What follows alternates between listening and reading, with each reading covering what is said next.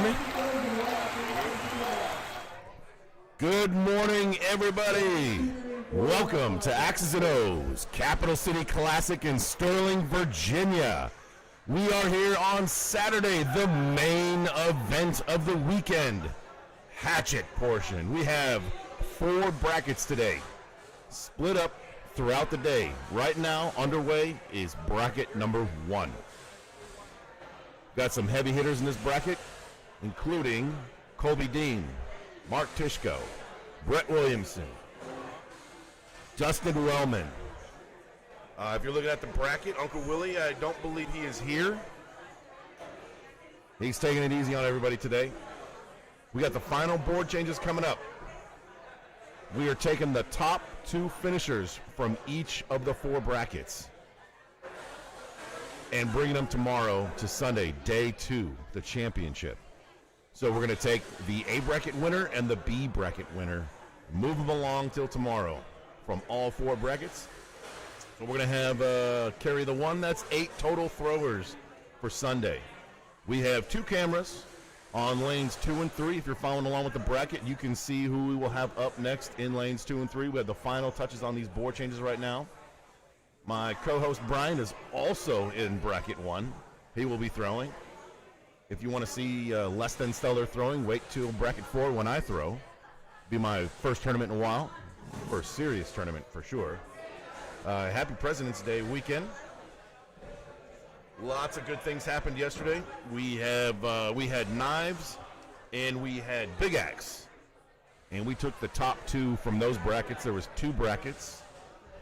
And the 4 throwers that are going to be throwing in the championship bracket on Sunday tomorrow is Tyler Flynn, Dustin Wellman, Brett Williamson, and Lucas Johnson. For knives, excuse me, that's for knives. And no surprise from those 4 throwers, all 4 throwers have been in the Big Show before. And the Big Show being on a broadcast on ESPN2. And then in the Big Axe now, the Big Axe portion for tomorrow, we have 4 throwers in the championship bracket tomorrow. We got Lucas Johnson, Dustin Wellman, Tyler Flynn, and Mark Tishko. Mark Tishko, I didn't know he could throw Big Axe. He threw the Big Axe very, very well yesterday. And it seemed like everyone that threw against him elevated their throws and threw their best games against him as well. Pretty impressive stuff by those throwers. We'll see them tomorrow. Tune in tomorrow for them for sure.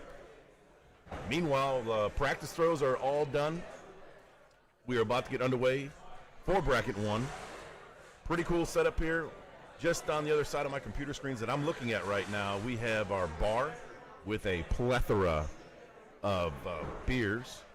We got a coffee bar on the other side of that with everything you could have for coffee, including the syrups, the foam. It's pretty good stuff. A little bit later on, we're going to have our cupcakes coming in, custom cupcakes. We want to give a special shout out to our sponsors, Elm City, Camel City, Sabal Food Service, Loudoun Sports Tourism. Good stuff going on. Pretty crisp day this morning. It's very sunny. It's a beautiful day. When I woke up this morning, it was 29 degrees. Inside the facility, it's cool and crisp and dry. We do have a good amount of people inside. This is only bracket 1, so not a lot of throwers from the other brackets are here right now. And we are currently looking at John Binks on the right side of our scoring screen with the gray shirt on, and Wayno Dub on the left in the black shirt. Those are the final practice throws before we get started here. You get 3 practice throws before your first match and 1 every match after that for practice.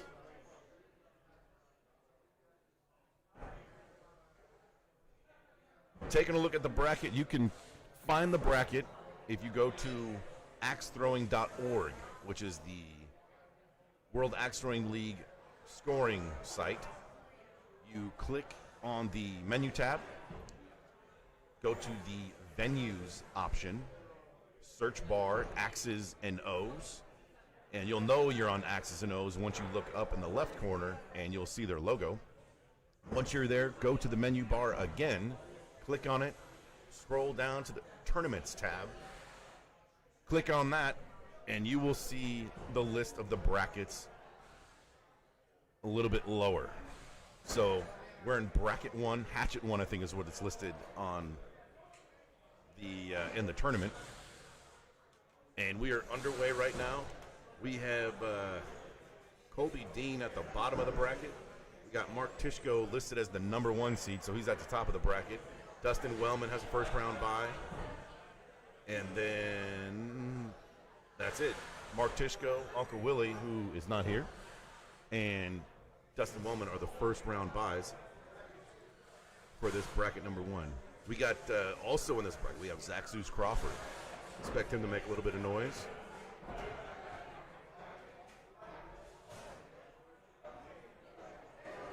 So after the first 3 throws, we got a 1-point spread in favor of Bueno.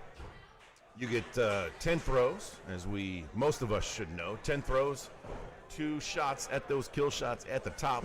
Those blue dots are 1.5 inches. The ones at the bottom are just for show, to make the boards a little bit more efficient. Those are not in the scoring play. I guess you could go for it if you feel so inclined, but you most likely will get a 1 or a 2 mark.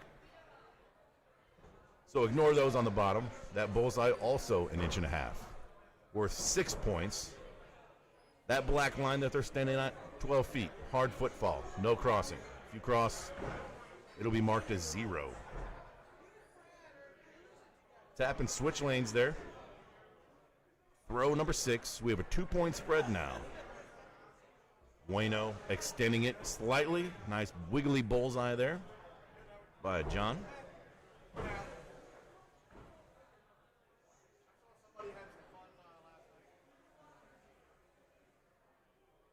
Shout out to the staff.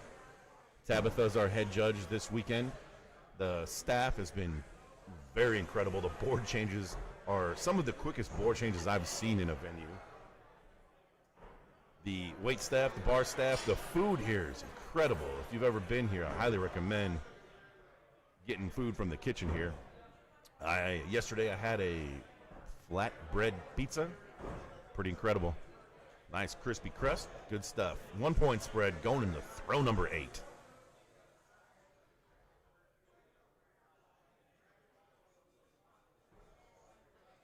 Nice bullseye from John.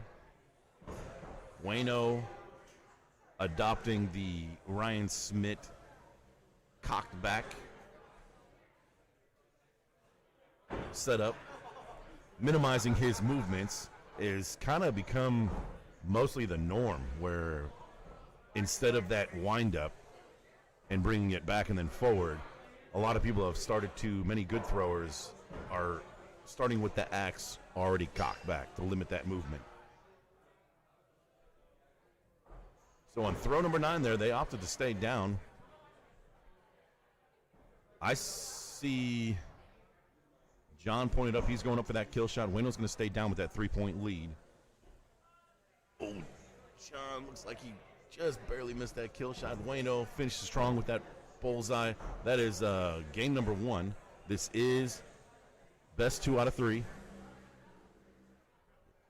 Half. This is best 2 out of 3, meaning they're going to play 3 matches possible. If Bueno wins this second game, then he will advance, and John will be bumped down to the B bracket. This is a double elimination, so you have to lose twice in order to be eliminated from this to join us over here at the bar bracket. Let's jump over to the other lane, see what's going on. We got David Lembo and Austin Johnson getting ready on those on that lane. Finishing touches being done on those boards.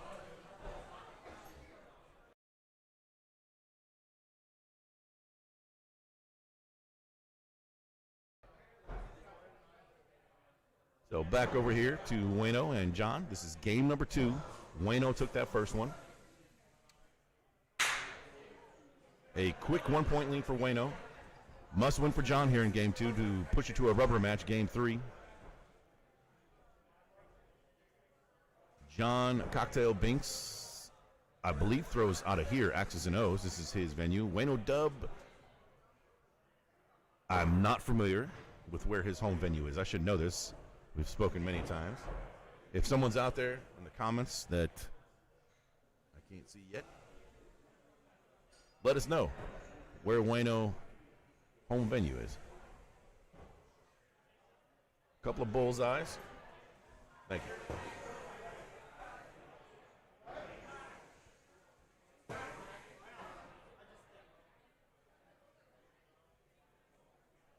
In lane 1, Brett Williamson, Paul Buckland.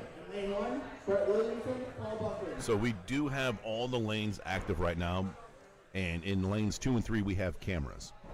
So if you want to follow your favorite thrower or one of your friends, I highly recommend hitting up that bracket to follow along. It's one of the things I like to do. I'm definitely a bracket snob. I pay attention to those things all the time. Wayno taking that slight lead right here in throw number 5. Staying pure with those 6s.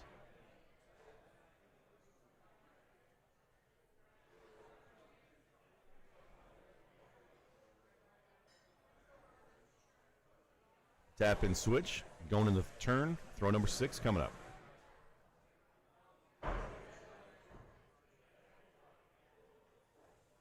In lane 5. Pops Melby in the house. He is here, going to be throwing in bracket 1 as well. I imagine he will join me over here in the broadcast booth at some point. He's one of my axe mentors. Pops has been around for a while. Some of you guys might know him from the 2019 Canadian Open run that he had. Put on a heck of a show. One of the 3 Philly folks that finished first, second, third. David Sykon being the defending and only Canadian Open champion thus far. He's the 4-time Canadian Open champion. 8-point lead here. Wayno in the driver's seat mostly, as long as there's no major hiccups. Important for him to stay focused and stay pure. This is a good opportunity, practice throws, if you will, for the future rounds.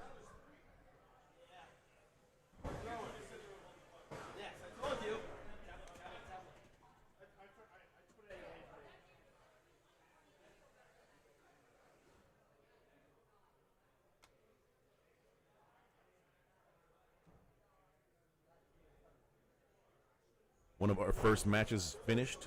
Ron Can Crusher advances in the A bracket to face off against Mark Tishko in the next round. We have Eric Rimblus also advancing, sending Chris Coates down to the B bracket. Currently, Wayno won game 1 in this match that we're watching right now. Wayno on the left in all black. John on the right in the gray.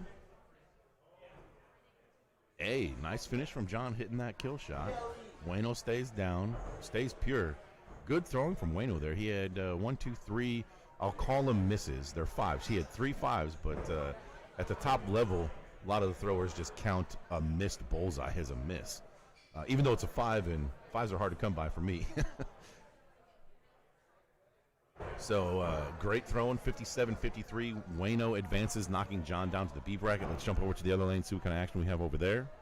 Here's Austin Johnson and David Lembo. Nick Wallace, Berger Lacey. In lane 2, Nick Wallace, Berger Lacey. Lembo in the jersey with the green and the Waddle logo on the front there on the left. Austin on the right in the all black and hat.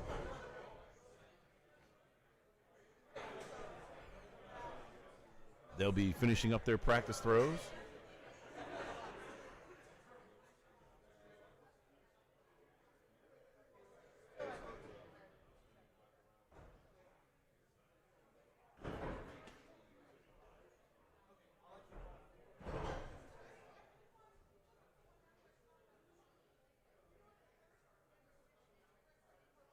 Getting in there tight, looking at that axe, scoring must have the scoring surface of the board on both sides of the axes in order to count.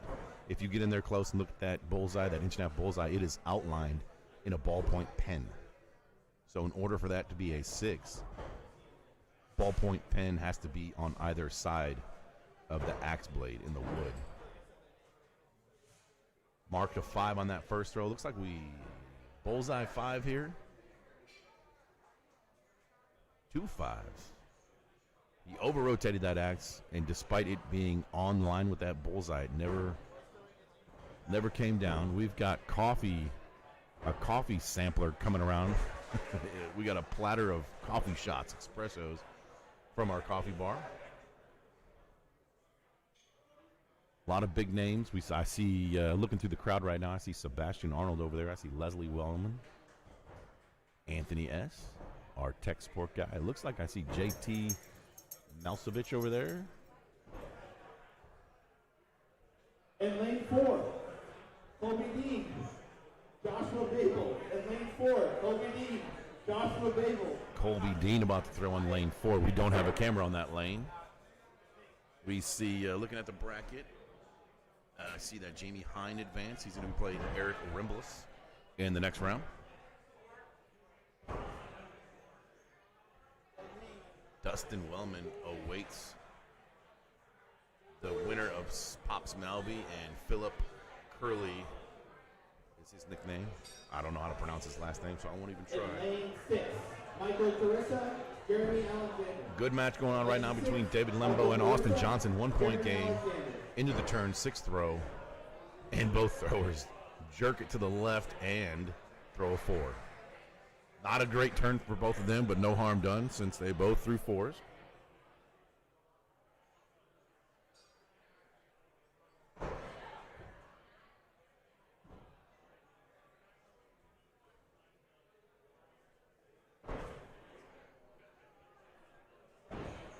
David extends the lead to 2 points, 33-31, going into the 8th throw. Bullseye smacked, and a dip down 4 there. David Lembo starting to become on cruise control right here. 4-point spread.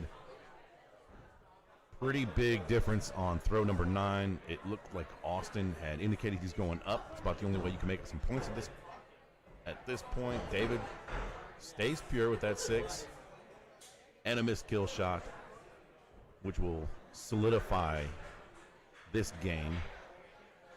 David will take game number 1 in this best 2 out of 3 match. Let's jump over to lane 2.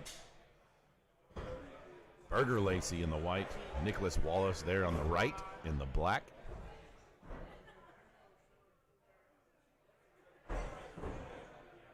Couple of bullseyes.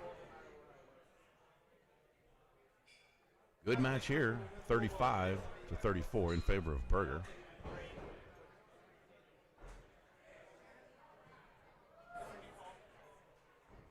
Second call for Jeremy Alexander. There's those different styles of windups.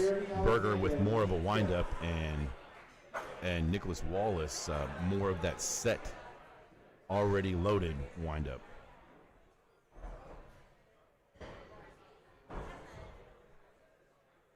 In theory, the less movement, the better.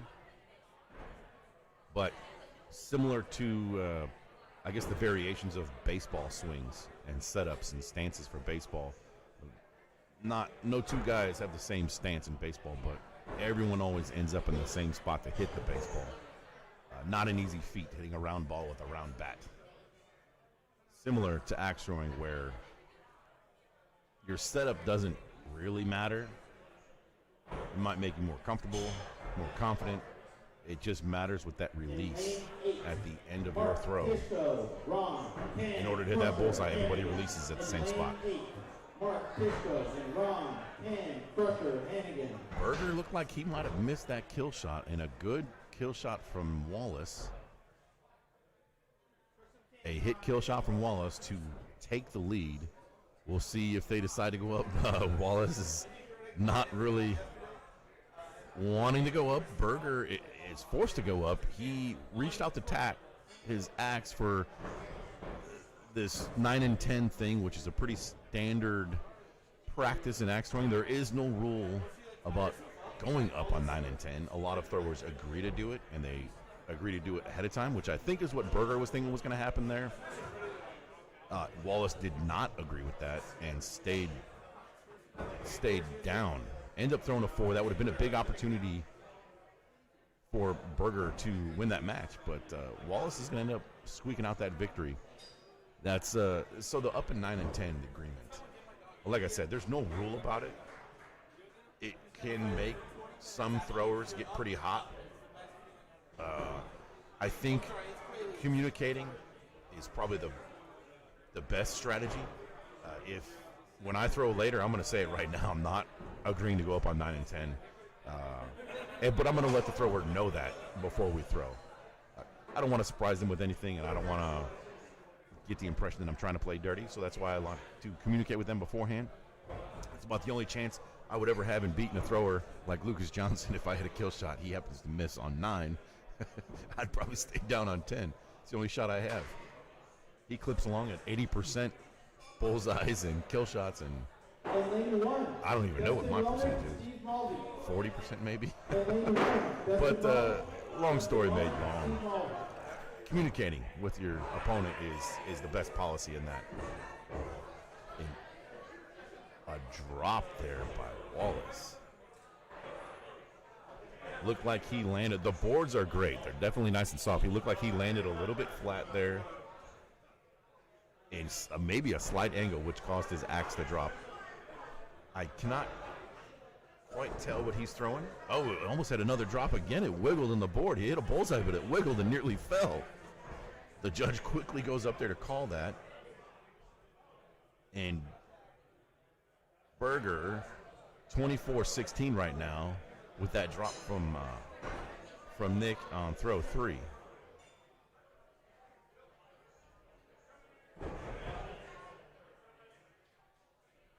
We got a couch being moved right now. So in the venue, there's a bunch of couches. There's chairs. We have tables all over the place. Plenty of places to sit. I know one of the deep tournament strategies and what we saw at Worlds and many of the big tournaments is there's so many throwers in the venue and not enough seats. So an advanced tip for throwers is you bring your own bag chair. You bring your own seat. Jeff, the cheese chick in the house. Happy birthday. Happy late birthday. Are you in this bracket? Bracket 2. We'll see him in bracket 2 making some noise. What's up with me? My Phillips partner got sick again. 2 different guys got sick for this tournament again. Remember the Willie story?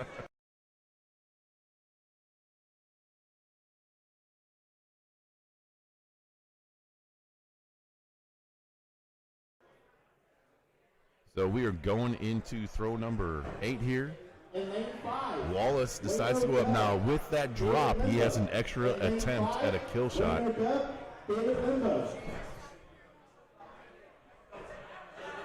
He missed that kill shot. He's going up again. Berger, 1 slight hiccup. 2 slight hiccups now, throwing a 4 there. In a commanding lead right now. Nick connects with that kill shot right there. Current score is a 10-point difference going to throw number 10. This game is out of reach. Berger, I'm surprised Berger didn't go for a kill shot there for a practice throw. But Wallace ended up taking game 1 when they agreed to go up on 9, but not 10.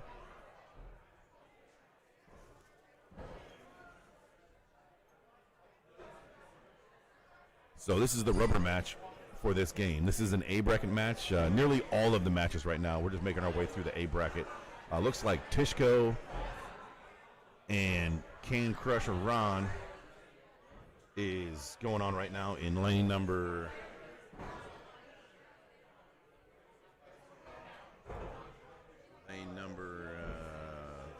8. That's on the back side of the venue.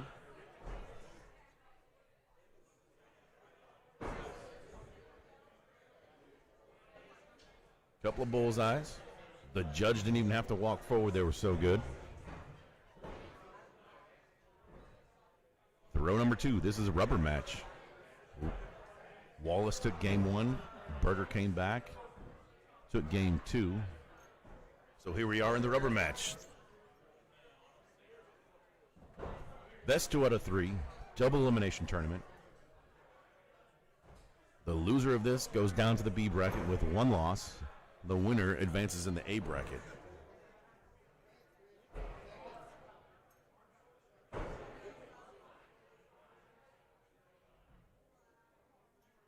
So the winner of this, this is kind of big. The winner of this was supposed to play Uncle Willie, who had a first round bye in the second round.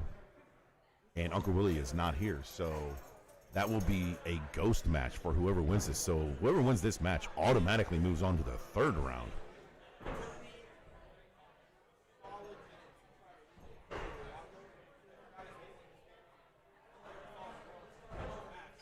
One-point game going to throw number 5.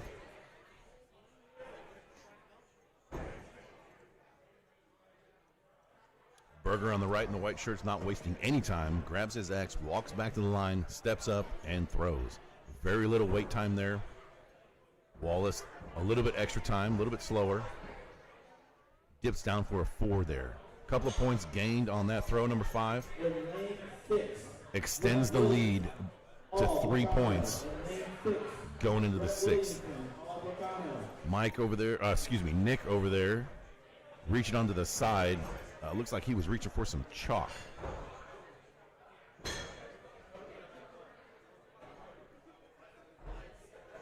Berger doing a little dance out there. Feeling the flow, feeling the groove, throwing 6s.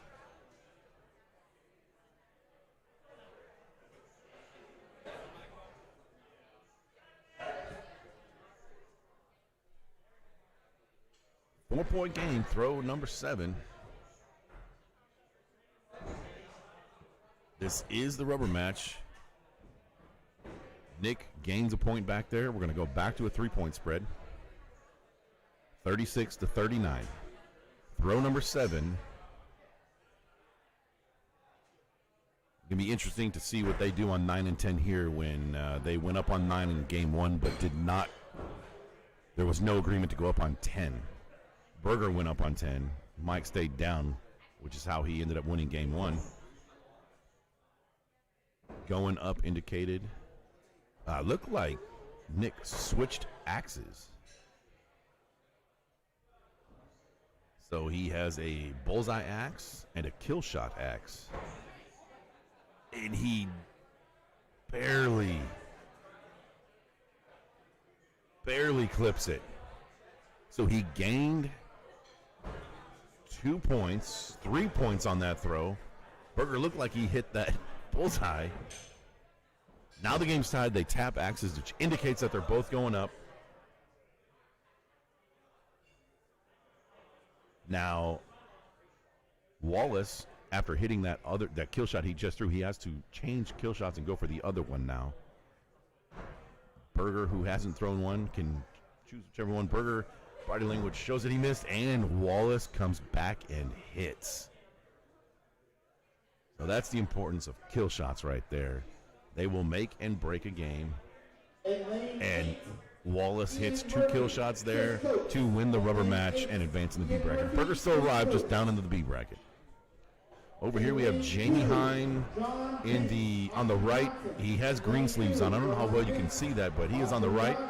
And then we have in the pants, and then we have Eric on the left with the shorts on.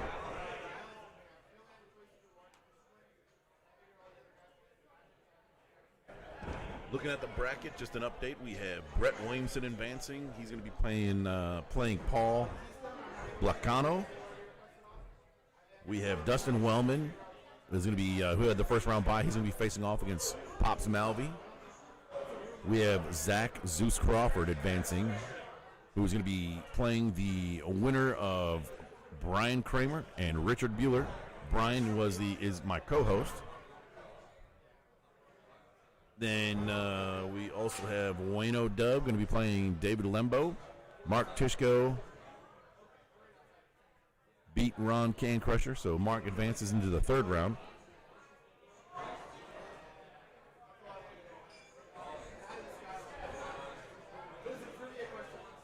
Good throwing right now through 4 throws. 5th one coming up. Jamie on the right side with the green sleeves and pants. Throwing second, taking his time. The slow windup hits the bullseye. A couple of bullseyes here. 1 point game, 30-29, going to the tap turn.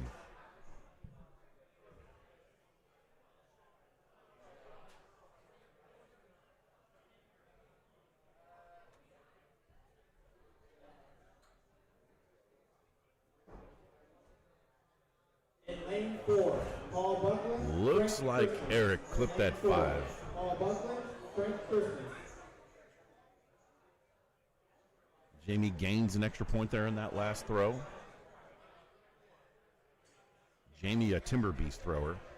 Timber Beast, located in Ohio, is home to a good grouping of throwers, including Zach Crawford, Josh Russo, Justin Reese, Tyler Flynn, and I'm sure there's others that I am having a brain fart with. But what a good group to get better and stout throwers that represent that area of Ohio.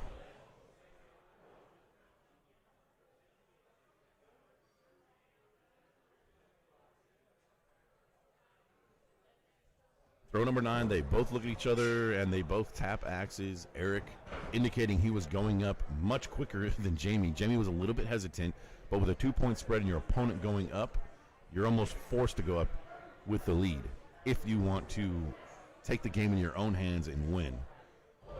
You can choose to stay down, but you risk hitting a bullseye and them hitting their kill to tie the game, or if you hit a 5, there's a lead change there.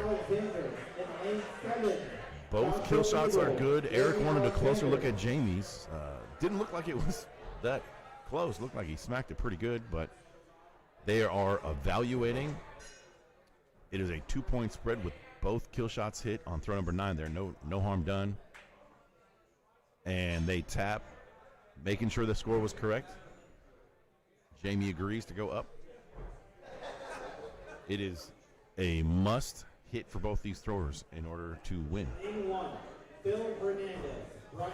It looks like Eric just smacked the kill shot, and Jamie, in a clutch fashion, comes through and nails the kill shot as well to carry a 63 out of 64 total points. One little hiccup there on throw number 8.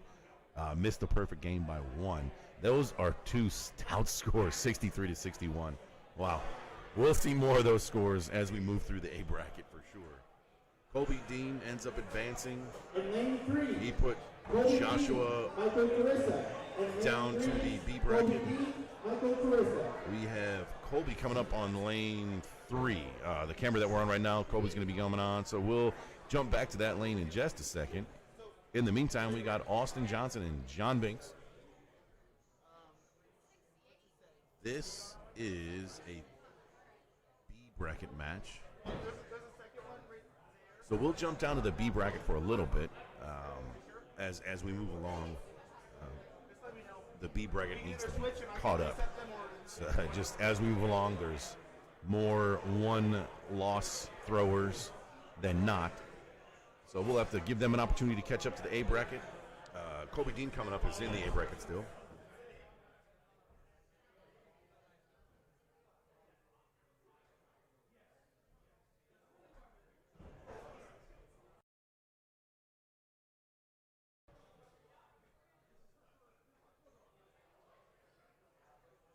So coming into the 10th and final throw of this game, 44-37, kind of a no-brainer to stay down.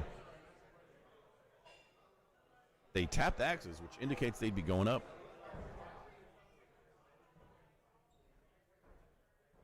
And a couple of missed kill shots, which means that John Binks will end up winning that game, going into game number 2, I believe. One practice throw before they start, if they so choose. And let's hope they did. Those practice throws are important.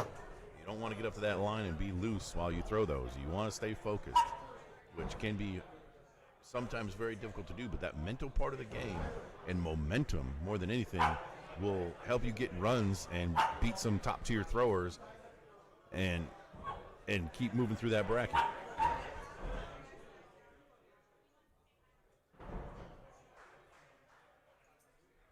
These headphones. Oh, there we go. Let's get that hat going. Trying to be festive for the Capital City Classic, which is a stone's throw from Washington, D.C. President's Weekend.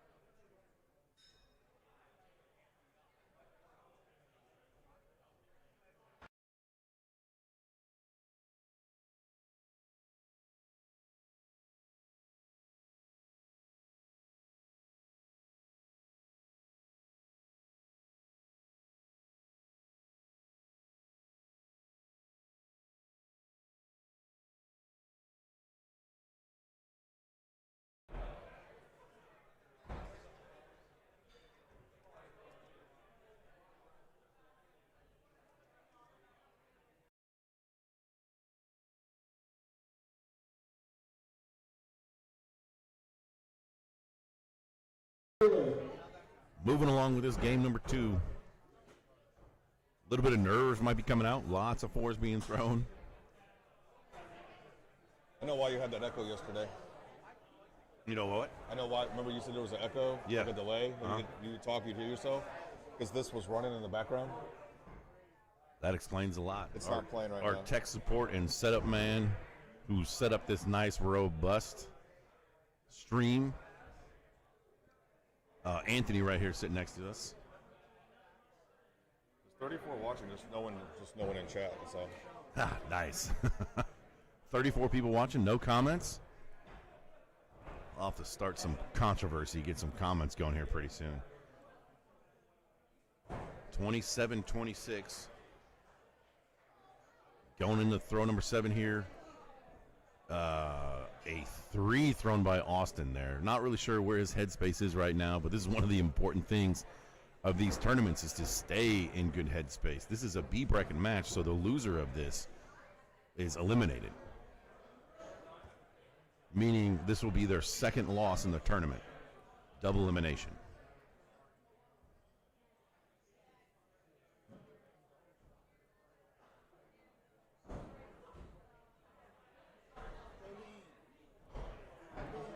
Two-point game. Kill shot called and just barely missed. So this game is now going to be not out of reach. I believe they tapped and kill shots were called.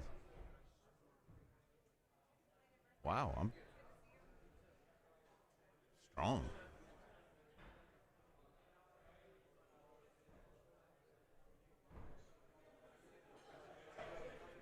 So John will advance into the B bracket further, and then we're going to jump over to Colby Dean in the blue shoes that just threw with the logo on his shirt. And then we got Mike on the left side of that screen. Will Galecko, Nick Wallace. And lane 2, Will Galecko, Nick Wallace. Yeah. It was a ghost match. Ghost match. Uncle Willie not here, so Wallace is going to advance into round number 3 in the A bracket from that gift. Colby staying pure through 4 throws. I was there too. Huh? One hiccup from Mike on that first throw. I imagine there might be a little bit of nerves from Michael, knowing what Colby's done recently, meaning second place at the World Championships to Dylan Teets late last year. Colby, I think, is probably most known, for more memorable known, even though he got second place. He is the man that beat Lucas Johnson by hitting 11 overtime kill shots to Lucas Johnson's 10. In lane 5, David Lembo, Berger Lacey. In lane 5, David Lembo, Berger Lacey. In lane 4, Eric Riblos, Frank Christmas. In lane 4, Eric Riblos, Frank Christmas.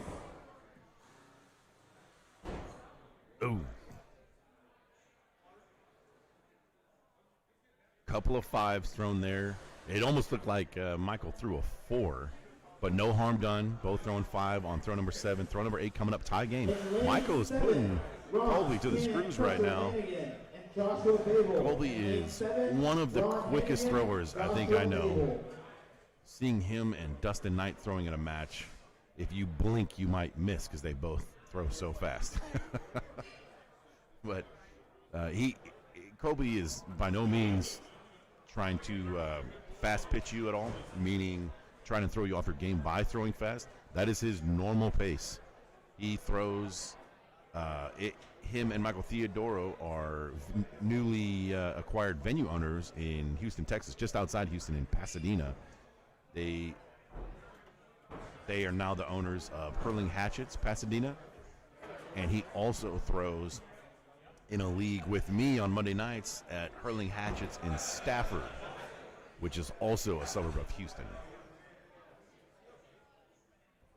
I had a match against Colby last week in Hatchet, and I somehow tied him. And I was thinking to myself, now I just have to hit 10 kill shots to have a shot. No pressure. 62-45. Colby misses a perfect game by 2 points. He will advance on into the A bracket further. Let's take a look at the other lanes. So right now we have games being called, we put on camera, which will give me an opportunity to look through the bracket. I have a puppy dog below my feet. So looking at the bracket right now, who we have left on the A side. Up at the top, we have Mark Tishko going to be facing off against Wayne O'Dub. We have Jamie Hine awaiting the winner of Zach Crawford and Richard Bueller. We also have Dustin Wellman, who took down Pops Malby. He will be facing off against the winner of Brett Williamson and Paul Blacano. Then we have Nicholas Wallace going to be facing off against Colby Dean. Nicholas Wallace gets that round 2 ghost match. And down at the B bracket, we've got multiple games going on right now. We have Mike. We have Battle of the Mikes. Duca and Barisa? Sorry, Michael, if I butchered that.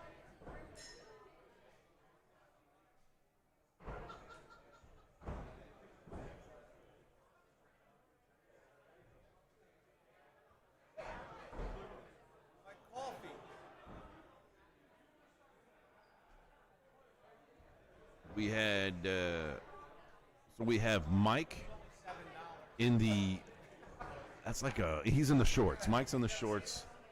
Michael is in the shorts. And Mike is in the white sleeves.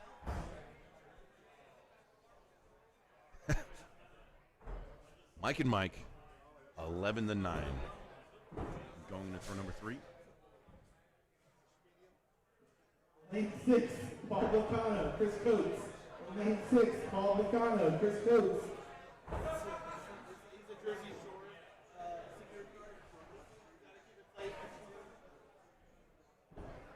There's the ghost match. Uncle Willie on the left there. Just kidding. Uncle Willie not in the house. So ghost match being thrown. Wallace cruise control. This is a good opportunity for him to keep that headspace pure. And he, despite not throwing against an opponent and guaranteed win, this is important for him to treat this as an actual match. And at the end of the day, although you have an opponent, a lot of throwers, top throwers especially, are mostly throwing against themselves. They know what they're capable of, and they have certain expectations and goals and what they want to do in each individual game. So even though you're throwing against an opponent, you're really kind of throwing against yourself.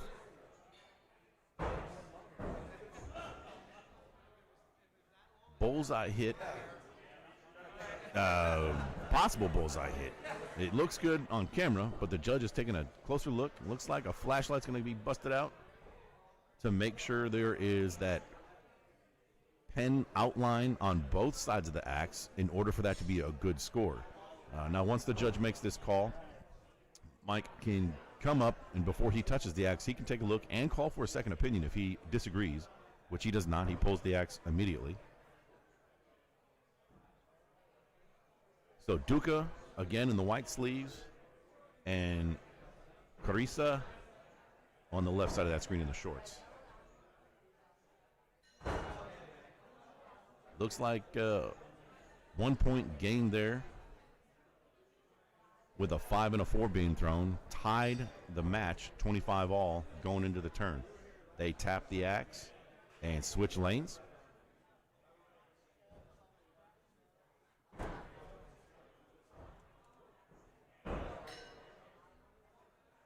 Another point. That looks like a 5. 5-5, yeah. Almost a 4 there from both throwers.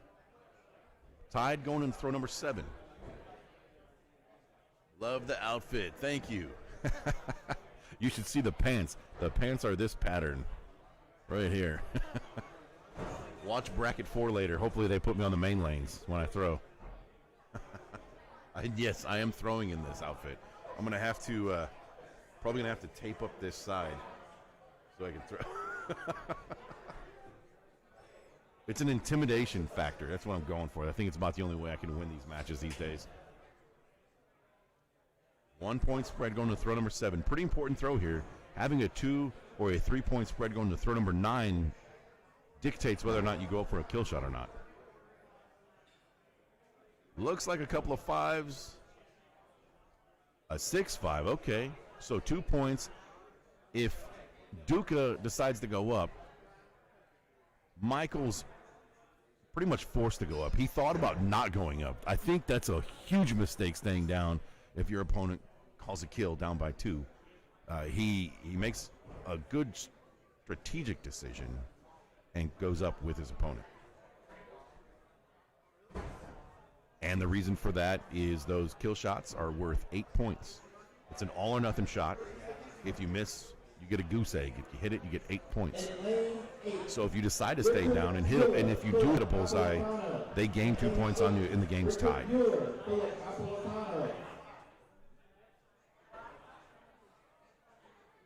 A kill shot hit there by Michael. A missed kill shot by Duca there. So Michael is going to take the win in this match, the first game.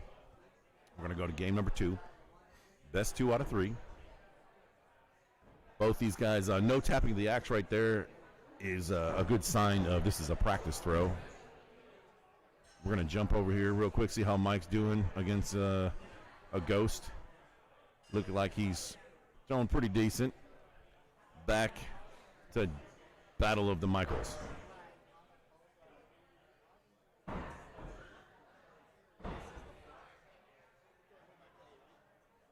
Bullseye from Michael. Duca a little bit off to the right for that 5, but stays within that 5 mark. Throwing 4s in tournaments is pretty difficult to advance. It's hard to keep moving forward in that A bracket if you're throwing 4s. 2 points is just, it's big. It's big on a throw. 1 points can be gained back. 2 is difficult. Consistency here, 6-6 versus a 5-5 for a 2 point difference going to throw number 3.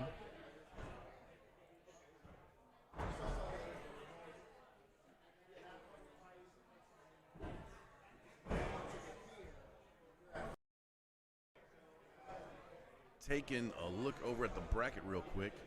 There's the big difference in 4s right there. 4s versus a 6. That's that 2 point difference on an individual throw that I'm talking about right there.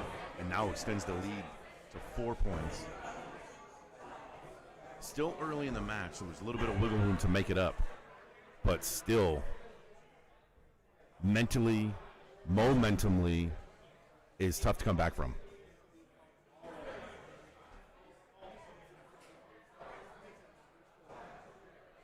Six posted by Michael, 5 posted by Mike.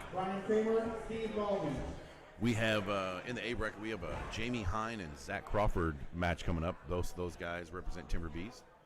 Dustin Wellman and Brett Williamson, I believe, was a rematch of the U.S. Open that was in Minneapolis, Minnesota. Colby Dean awaiting Wallace in the A bracket. And that's all that's left in the A bracket thus far. This portion of the tournament, bracket 1, started at 11. We're cruising along here at just about 10 till noon Eastern Standard Time.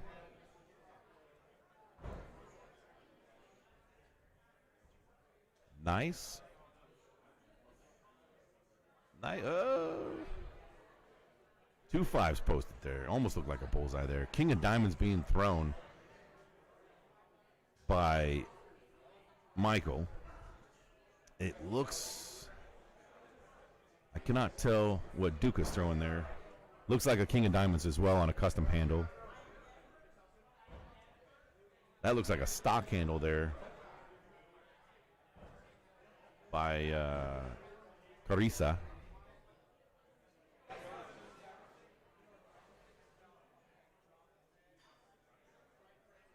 Going into throw number 8.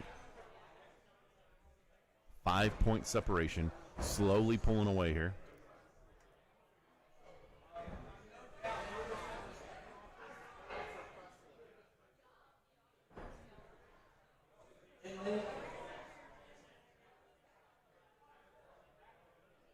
Five-point spread by a couple of bullseyes there. Throw number 9. Duca is going to be forced to go up. He almost. So it's definitely important that the thrower, it's the thrower's responsibility to make sure the judge knows that you're going for a kill shot. A kill shot must be called before your throw. If it's not, or the judge just, the communication's not there and the judge doesn't see it, then per rules, it's marked as 0. So it's definitely important to not assume the judge sees what you do and to confirm that they see you call a kill. I even make the judge say it back if just to make sure that communication's there. Kill shot attempt by Duca missed, and a kill shot attempt there by Michael, which also a miss. So 2 missed on the 10. Michael Cressada is going to advance 53-42 in game 2. And I'm going to take a small break. We're going to keep the camera live on, what do we got? Burger Lacey coming up. We'll keep the camera live. I'm going to mute right now, and I'll be back in just a short few minutes.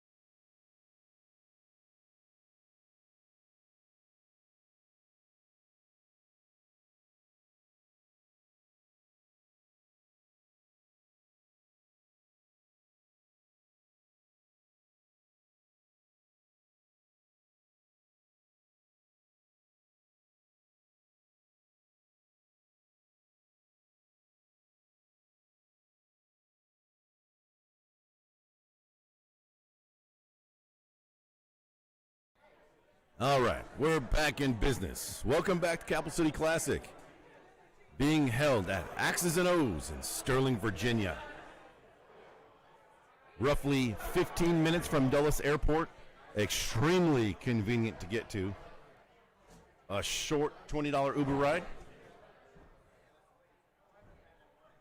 We're looking at Ron with that glorious long hair and Burger in the white shirt. This is a B bracket match. I believe this is game one. I don't think I was gone for that long on that short break. But let's do a little review of the bracket right now. We'll do a little bit of a review. We got in the A bracket side, which is kind of being in a holding pattern right now, letting the B bracket catch up. We have Mark Tishko and Wayno Dub on the top side of that A bracket. Then we have Jamie Hine and Zach Crawford going to be facing off. We also have Dustin Wellman and Brett Williamson throwing, and Nicholas Wallace versus Colby Dean. Oh, it's a stout A bracket that's left. We have 4 brackets total today. I trying to fix that hat right there, as you can see. President's Day weekend here, just outside our nation's capital. Sterling, Virginia is approximately 24 miles as a crow flies from the Lincoln Memorial.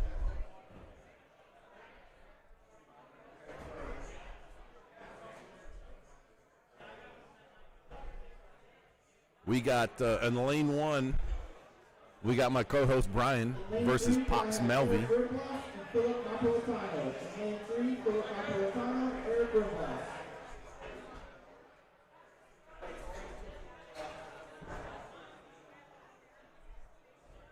43-42 going in throw number 9 here. We had a second opinion coming in. Tabitha, our head judge, with the flashlight, taking a very close look at that bullseye.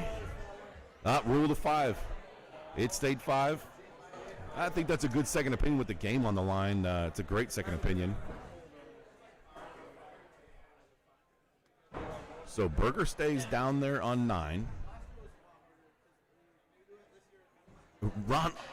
Ron also stays down on 9 and over-rotates. His axe hit the bullseye, but that over-rotation results in a drop. Now on cruise control with a 5-point spread on throw number 10. Berger stays down. A pretty decent throw there. It looks like he dipped down, maybe hit a 5. Ron throws high and misses the kill, but that is going to be the end of that match, 52-42. Now, a drop in these hatchet matches results in an extra attempt on a kill shot. However, that drop happened on throw number 9, so there is no extra attempt there for Ron, who is in the pants, the jeans, black shirt. So Berger will take game number 1 of this best 2 out of 3. This is game number 2. This is a B bracket match as well, so winner stays alive in the B bracket with 1 loss. And the loser of this match will now have 2 losses and will be eliminated from this double elimination format. Couple of bullseyes on throw number 1 there. Good start. A must win for Ron.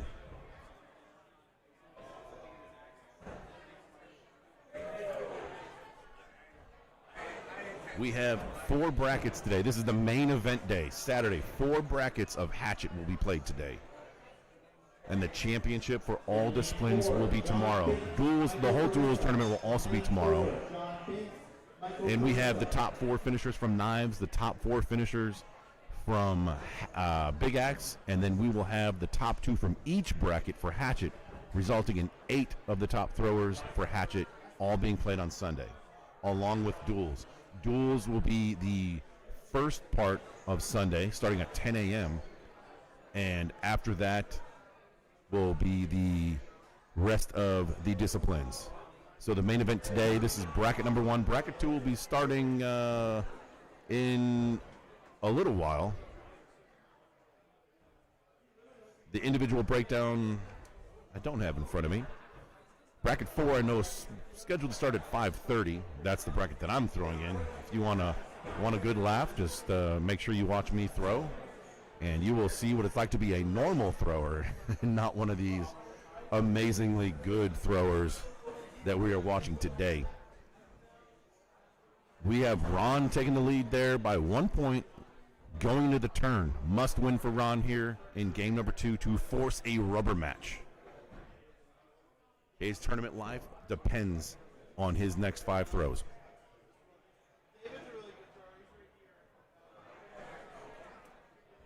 Ron Can Crusher Hangman. Hannigan, Hangman. I asked him yesterday how he got the Can Crusher nickname, and that was given to him when they were at Worlds in Appleton, Wisconsin this last year. One of his teammates from X's and O's, he's a local thrower here at X's and O's that represented them at the Worlds. One of his teammates was going through cans quite often, so much to where Ron felt the need to reduce, reuse, and recycle those cans. He reduced them by can crushing them.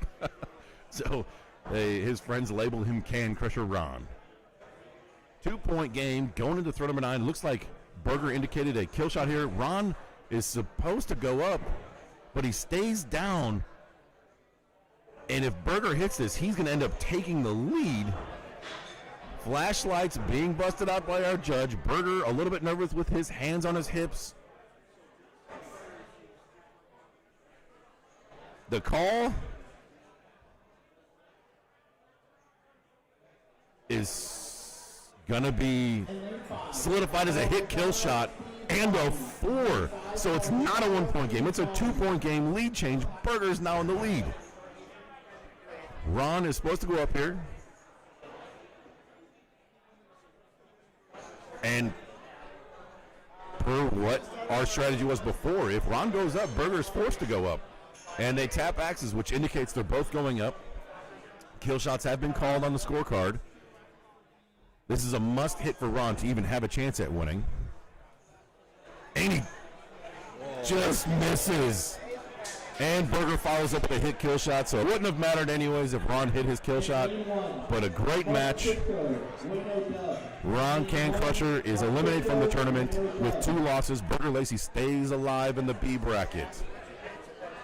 So let's go back and take a look. The A bracket is, we do have an A bracket match going on right now. It's not in a camera lane, but it is Mark Tishko versus Wayne O'Dub.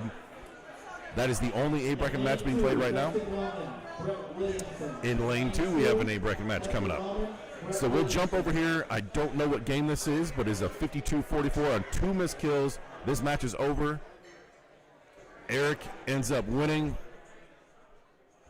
So we definitely need something on the scorecard that indicates what game we're on. I think that's an app thing, and that would be a great suggestion to send over to the axethrowing.org owner and manager and editor. That'd be a great feature to have for the people that do the live streams and the broadcasts. As we jump back and forth, it's very difficult for us. I am not actually looking at the matches live. I'm only looking at the matches live on camera. The setup is great. There's no delays in any throws or commentary that I know of. If you guys are hearing me okay, go ahead and drop some comments. Tyler Flynn, everybody. Tyler, come on over.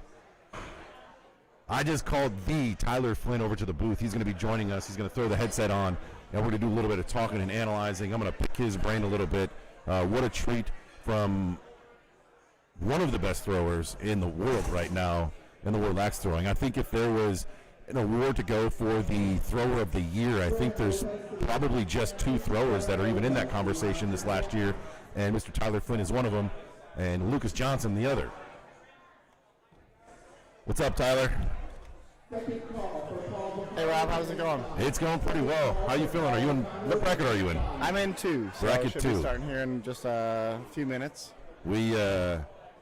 We're making our way. Congratulations on your throwing yesterday. You made it in both big axe and knives. Wild. I don't think many people would be surprised for the big axe or knives, really, because you had a decent showing last year in both. Did they have knives last year? I I did win big axe last year though, so it'd be really cool to repeat. But there's only 2 people in history who have won a major in all 4 disciplines. If I can win knife tomorrow, I will join Mike Philbaum and Lucas Johnson as one of 3 people to win all 4 disciplines. That is a heck of a wall to be a part of. So it's like the question is, would I rather win Big X and get the repeat victory and defend my title, or do I want to join like one of 2 people who have ever done this really cool thing? I hear that. Which one are you favoring? That's my problem. I'm like, I don't know. Like, I really want to defend. Like, I've been the Big X MVP the last 2 years. Like, I won this tournament last year. Like, it's kind of the thing I'm most known for. Yeah. But I don't know. I don't feel like I'm going to have a lot of opportunity to win a knife tournament. Yeah. And this might be my best chance. So we got a 2-point spread going into throw number 7 here. Eric took that first game. This is a B bracket match, so Curly is Philip's nickname. This is a must-win for him.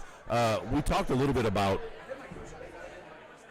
the infamous 9 and 10. Okay. What's your opinion on going up, agreeing to go up, assumed going up? never assume. I agree with that for sure. And I think that there needs to be strategy in the game, right? And if everyone just assumes Agreed. you go up 9 and 10, right, then there's no strategy anymore. I agree. I don't think, as the person behind, you should ever agree to it.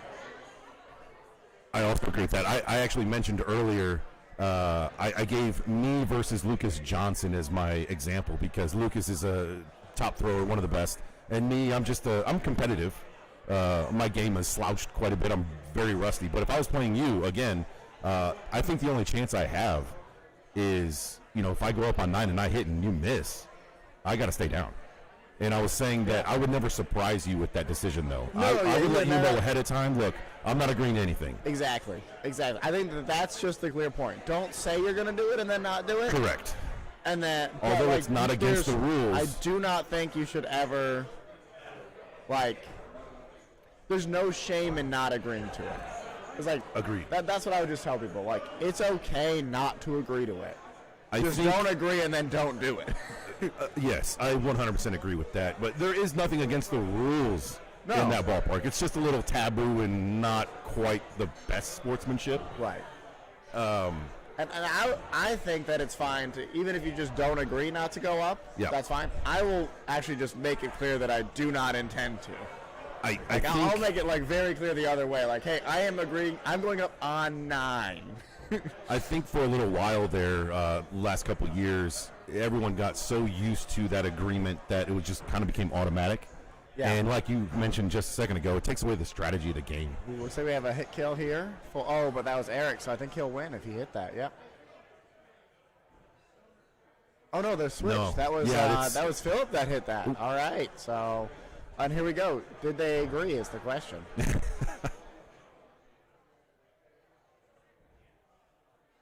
They did not. Okay, they did not. So Philip stayed down. All right, did the exact scenario we were just talking about, right? That was smart.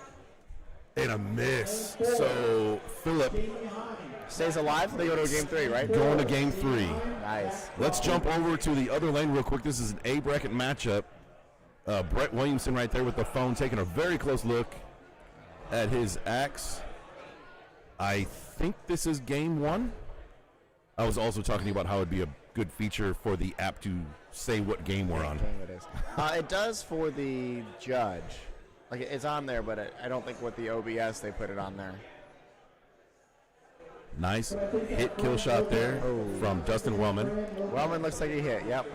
So Dustin will take that one. Dustin Wellman's in the black, and Brett is in the bluish color shirt with the blue jeans on. So the other thing about the assumed kill shots is, especially in big acts, people just assume that you're going to go up on 5. Yeah. And they think that that's the correct strategy, and I don't think that's always true. People were shocked. Even Manny assumed that he was up 1 going into throw 5. Yeah. So he assumed that I was going to call kill, and I had no intention of doing so. Yeah. And I didn't let him reverse the call. You're referring to the World Championship. Yeah. The match you guys had in the World Championship. And so I I let him reverse the call, which is technically not allowed to do that. Yeah. But because I was like, hey, you assumed I was going up, and I'm not. Right, correct. But like the first ahead, always wait for your opponent to call before you do. Yeah. Because you are technically locked into a call, and they are not. But in Big X, I have a great bullseye percentage. Yeah. Right? Much higher than Manny's. Yes. So I was like, there's a good chance if I stay down, then we tie and go to sudden death. Correct. The only scenario I win if we both go up What's is up, if Travis he Blank? misses and I hit, Yeah. which was like a 21% chance. Correct. So you're one of the few throwers like myself. I look at the brackets. I look at everybody's stats. Like Yeah, I know what your kill shot statistically- percentage is, and whether or not sometimes I'll decide to stay down based on that. Yeah, and he did hit a 6 there, so he did win. But I still stand by it. Statistically, I had a much better shot of winning the game by staying down. That is deep strategy right there, Tyler. I don't think a lot of people take that into consideration. Gotta look at the numbers. Yeah. Stats guy. So this is game number 3. This is an elimination game. This is B bracket match right here. So loser goes to the bar bracket. Winner stays alive to make their run in from the B. 5 and a 6. This is bracket number 1. Think The they'll tie us? first of 4 brackets on the main event Saturday. 5-5. Okay. So Philip stays up 1. What's up, Billy? We love you too, bud. Congratulations on making a melee team. I didn't get picked. Travis, yes, my kill percentage is better, but his kill percentage was higher than his bowl percentage. So I still needed him to miss the kill, and he was more likely to miss a bowl than he was to miss a kill. 1 point gained on throw number 7 there to extend the lead to 2. Throw number 8 coming up. This is a pretty big throw here. This kind of determines whether or not you are going to be going up on throw number 9 or staying down with 3-point lead possible. Ooh, 2 4s. The opening was there. Philip gave him the opening, and Eric said, no, thank you. That definitely was an opening. Philip opened the door, and Eric just shut it in his face, said, no, thank you. I will. Looks like he's asking if he wants to agree. I don't know if they did. I would assume no, because they did not agree on the last one. Correct. So Eric would be silly to agree here. Oh, he say down. So that's why tie it going into 10. Strong. Staying down with a 2-point lead, especially after throwing a 4 on throw 7. That's or 8. strong. That's strong. That's bold. Great kill shot there by Eric. But that I mean, it does make it more interesting going into 10 for us. Absolutely. So that looks like a hit. That looks good. This is game 3. Oh, And no, 2 hits. hit. We're going to OTKs. We're going to overtime. Game 3. How do you feel about who sucks less? It should change. Maybe I know someone who's working on that. Yeah. I definitely not a fan of who sucks less, but I understand the necessity of it. For sure. Right, At the higher level tournaments, though, there definitely should be an exception. Yeah, maybe there could be different tournament rules. And it looks like Philip got that one, and Eric is just outside. Yep. So. Wow. Oh, no, Philip missed. Sorry. So Eric takes the win. Oh, no, did they both hit? They both hit. That was a hit. Okay, that did not look like a hit from here. No, this is another thing I talked about missed yesterday. that. The OTKs, it's hard to see on the app and our current setup who hit, who missed, and who ends up winning. It happens so quick that if we don't judge it by the body language, that's definitely a miss there. That's going to be Philip's game. I mean, even if that's a miss, that's It way closer. does look closer. Yeah. Oh, he's still measuring it for some reason, but Okay, so Philip will take it. Curley advances. That was a great match. Game 3. That was exciting. Ooh, Jumping another over. tie game. Jumping back With over Brett with to kills on. Oh man, look at that! Brett got 5 points in the last 3 throws. Wow. To what tie a it up. swing. Looks like we had a second opinion on Dustin's axe.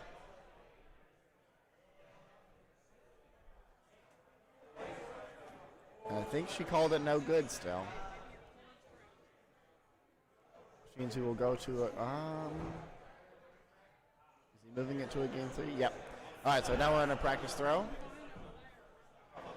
Game 3? Yeah. Man, Brett, that was wild. Yeah, that's huge. 5 points in 3 throws to tie it up and then to hit in overtime. The hit kill shots are very important, but the 2-point difference, whether it's a hit kill versus a bull or a bull versus a 4, 2-point swings on an individual throw is just a monstrous difference. This is an A bracket match going on right now on our camera. This is game 3 of this. Looking at the bracket, Mark Tishko advances, and he will play the winner of Jamie Hine and Zach Crawford.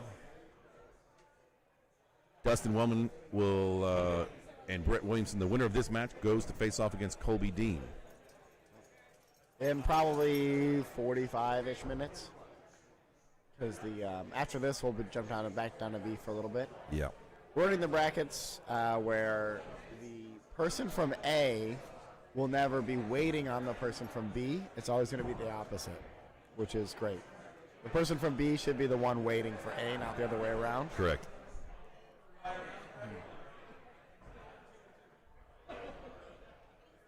So, just to recap, we have 4 brackets, top 2 throwers, winner of A bracket, winner of B bracket, will advance on to the championship bracket tomorrow. So we'll have 8 total throwers for Hatchet advancing on. And then 4 for Knife and 4 for Big Axe. And then Duels just is one bracket and it plays out tomorrow morning before finals. Yeah. Who's your duels partner? Justin Reese. Nice. Yeah, John couldn't make this one, so the Flow Bros. Get your Are you the Flow or are you the Bro? Ooh, that's a good question. You can get your own Flow Bros merch at flowbrosthrows.com. Is our cupcake? The cupcake lady is setting up right now. Did you have any cupcakes yesterday? I did. I was a little underwhelmed.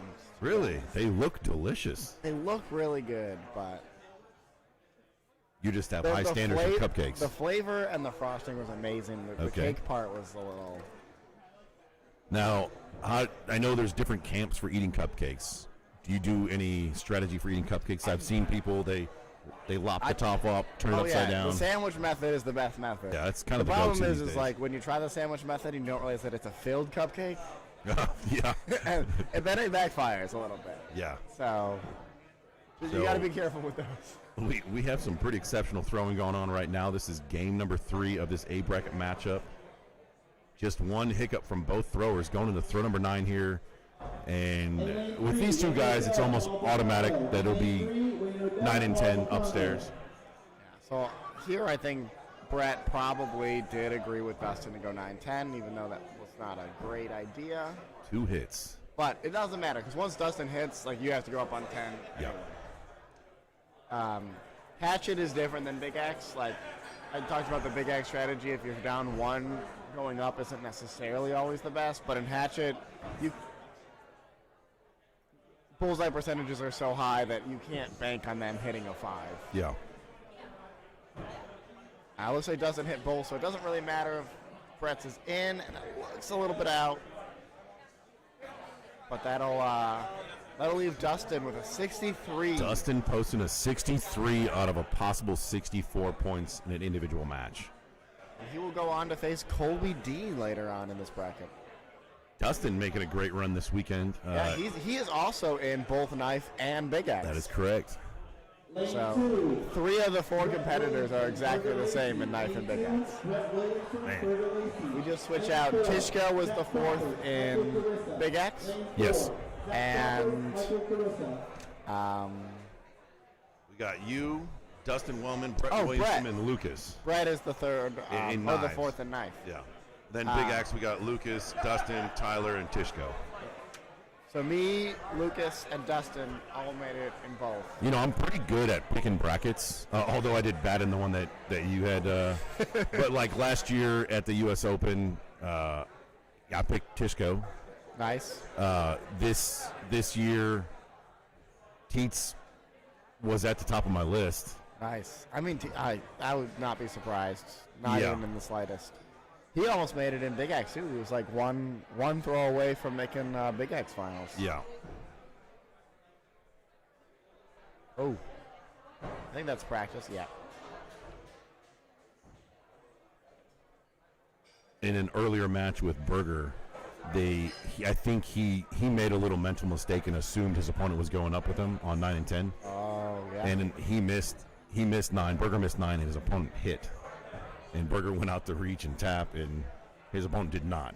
Yeah. I don't know if there was an agreement ahead of time or what, but based on his body language, it looked like he assumed I would assume it that there was not an agreement, but like that's what you said. Like there's that assumption, which there shouldn't be. There should not be an assumption of going up. And those are things that are really, an inexperienced thrower doesn't really know until it happens. Yeah. And sometimes it will leave a bad taste in your mouth. But and because they see the top throwers do it all the time. Yeah. That is your foot warning. If you do false, this is your warning. So it is definitely the friendly way to throw. But in a tournament setting like this, it's a mistake. Yeah, for sure. 7, David Sycon, James Blair. And we're getting bracket 2 started on the other half here.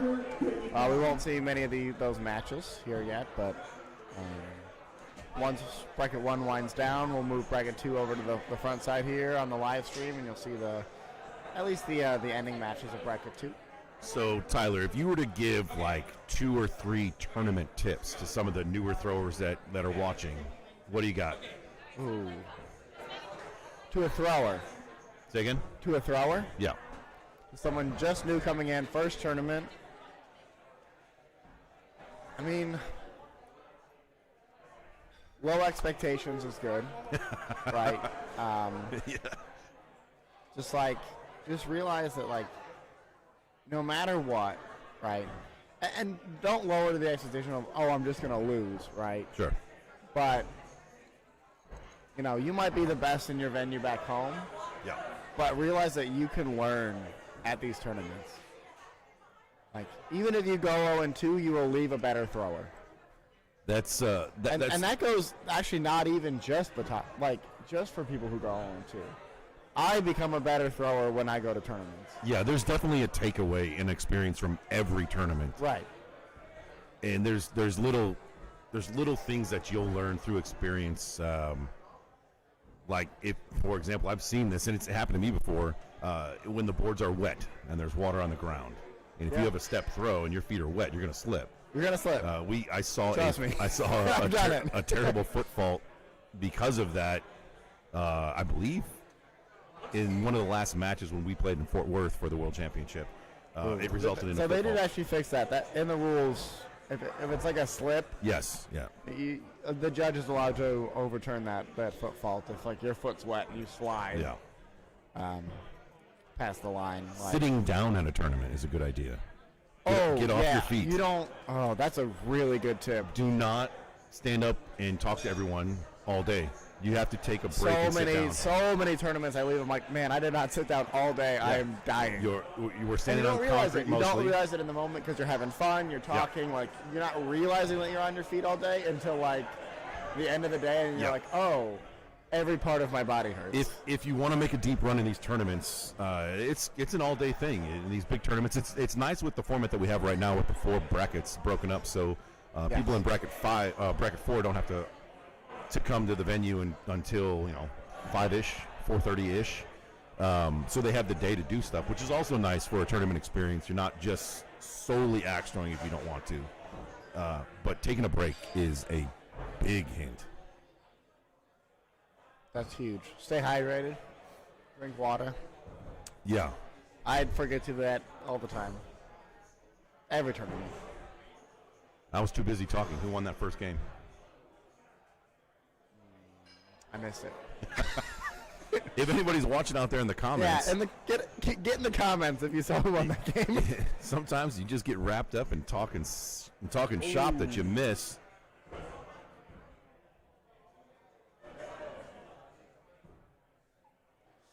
All right, looks like I think he only got a 5 there. It could swing it, or it could tie it.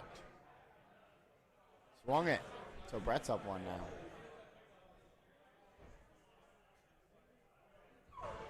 So you throwing it all this weekend? Or you? I am. Okay, excellent. This So you is didn't come up just to commentate, right? well, originally I did, and then Chris posted that he needed a duels partner, and on a whim I was like, yeah, I'll do it, whatever. Cool. Just Chris. don't have high expectations. Which Chris? Chris Adams. Oh, nice. So we're He's duels part of the partners. Murder Crows. Yeah, and so now this is my first league this season that I'm throwing in over 2 years. So I kind of got my feet wet again, All right. shaking off the rust. So I decided to jump into the Hatchet portion as well. What bracket are you in? 4. 4? All right, so you got some time. What's great is I don't know how they seeded me because I don't have an average. Did you do a single league last year? No. Oh. Yeah, I didn't. Did you do any tournaments last year? I did. I threw it in the Fargo tournament. Not very well. But I don't think the Fargo wasn't an official. Yeah, so that might not have counted. I don't think it did. So if I think my last tournament Burger won was. the first game. Thank you, Oh yeah, thank you. Noobs X Wilson.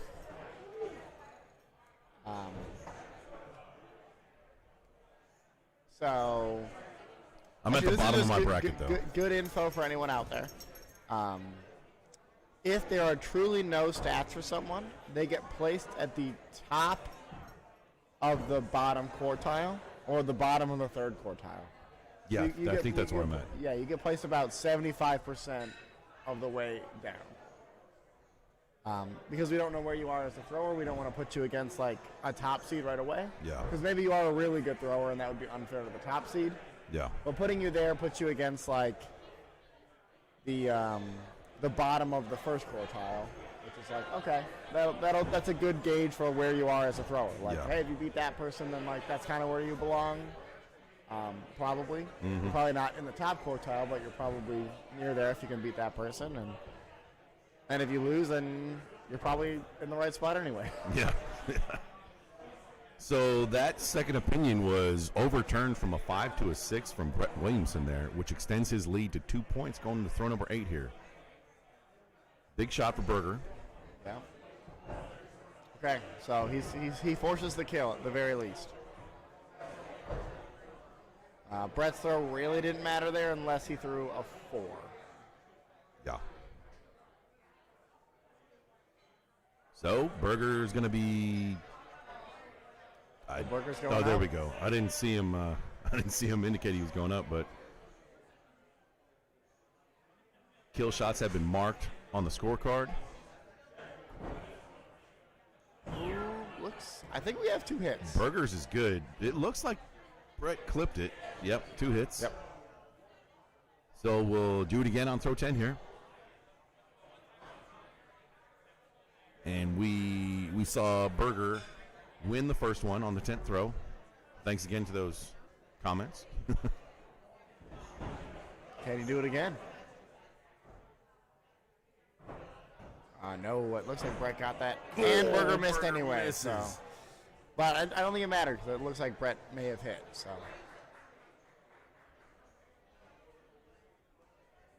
he did. So Berger, big brain move there.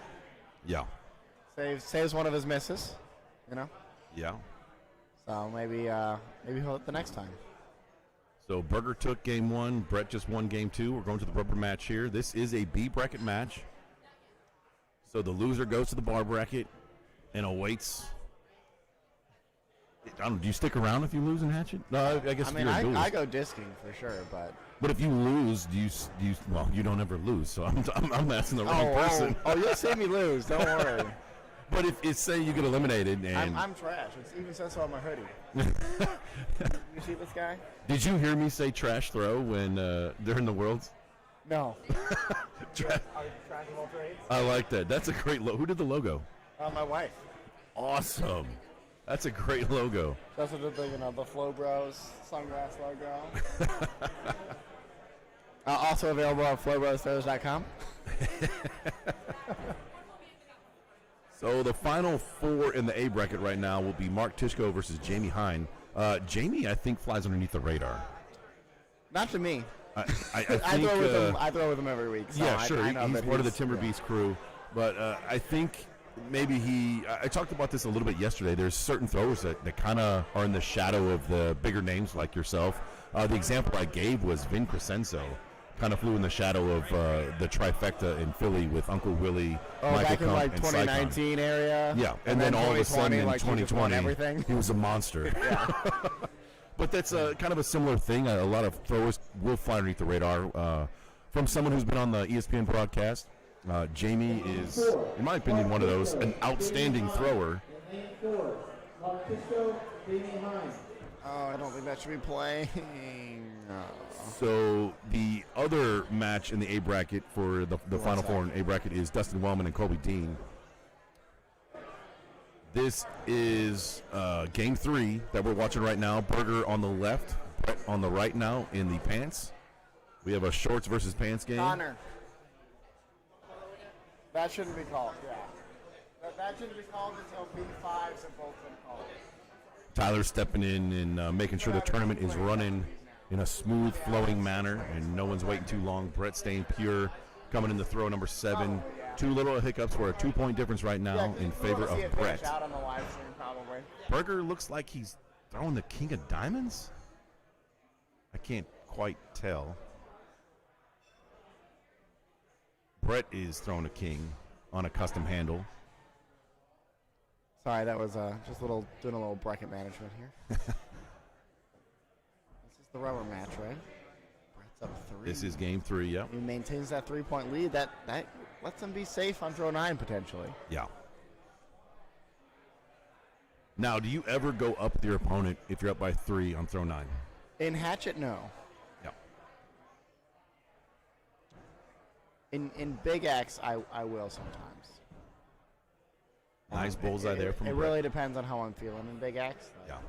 If I haven't hit a 6 yet that game, I'm probably going to go up.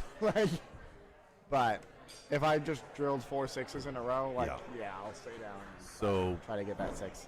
Brett going for a 63 here. Got it, I think. looks like it. The shadow sometimes can be a little tricky for us to see on camera. We're not watching these games live. We're watching them through the video stream. And 62.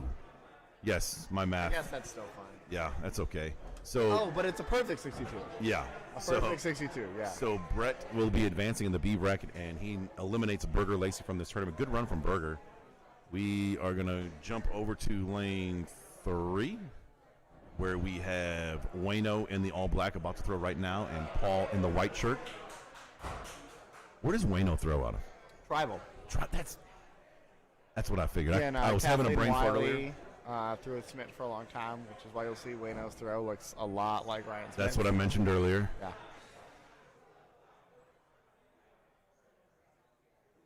He's a phenomenal thrower, too. Agreed. His Big Axe game's pretty strong as well. It is. I fully expect that we will at some point see a year where one of those guys that once he wins one tournament is going to win 6. Yeah. Right. And that's kind of how it goes in this. It's once you get the nerves of one tournament win or one good placement under your belt, then all of a sudden that's why you see people win a lot. It's the nerves of making it are gone. Yeah. I agree with that. The first time I ever had a chance to win a tournament was the first Angrywood. Okay. I came in second to John Bradley. Threw lights out all day. First 2 throws against Bradley were hard 4s. I think that was just because I'd never been there before. Yeah. Right, I'd never been on that stage. So it's just. Wayno hit that kill shot to take that game number 1. This is practice over game number 2 of a B bracket matchup. Did they start bracket 2? Yeah. Bracket 2 is underway. We won't have those on camera for a little while. Yeah, we're gonna bracket 2. Once this game finishes, bracket 2 will be on 6 of the lanes, but the 2 streaming lanes will stay on bracket 1 as we finish that up.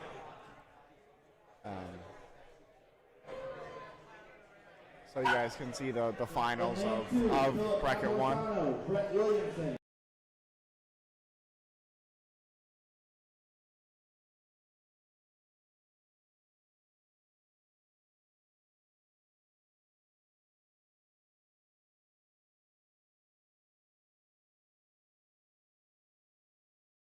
Russo. They're gonna Oh, be the okay. I chosen see what you're saying. In lane 5, Fran Lopez, Catherine Dowdy.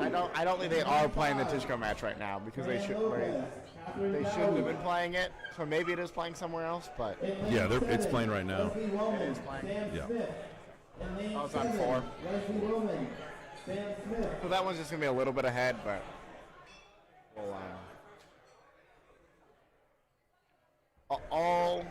all matches from here on out in this bracket will be played on the streaming lanes. Okay, that makes sense. Yeah, that's good. They're down to 2 lanes, so they're gonna make those 2 the streaming lanes. Yeah, that's good. So just a bracket running tip for people out there. However many games you have in the round of B that you're on is how many lanes you should have open for your tournament. And that'll prevent A from getting too far ahead. You should get paid for that. I know, right? Actually, just for that tip, I'm clocking in for 15 minutes, right? That's the minimum that I can charge for. We're billing Waddle 15 minutes for that one, that comment.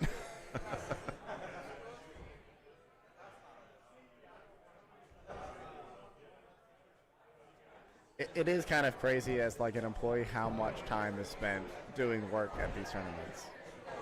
Like I thought I got asked a lot of questions before I was an employee. Yeah. And it pales in comparison. Yeah. Tyler's referring to recently joining the Waddle team as, what's your title? Is there a title? I think it should be Game Master, but I think it's technically like Logistics Specialist or something. Logistics specialist. No business cards or anything? You should have business cards. I should have business cards, and they're going to say Game Master on them. I'll just make them myself. No, but yeah, my next job is actually designing what the game looks like next year. Nice. So if y'all haven't filled out we actually put out a survey for people. So I talked about this yesterday. I had an idea, and you're a great person to earwig this. All right, let's hear it. We want to see a promotional pit crew matches, exhibition matches at the big tournaments. Oh, that would be hilarious. How great would that be? But we have to do board changes anyway. Correct. But, I mean, have teams. And, you know, the idea is there. The ramifications can be fixed and manipulated. Dude, so we could get sponsors then, too. Yes. Dude, Power tool sponsors. We could do a Ryobi team and like a DeWalt team and have them compete. Hello? This was my idea yesterday. Oh, this is great. I think it would be a great way to get the crowd interaction as well. And not to mention, it'd be a great way to have. But there was an inherent flaw in this idea is one of the pit crew here, who is doing a great job, the board changes and everything happened so quickly here at X's and O's in Sterling, Virginia.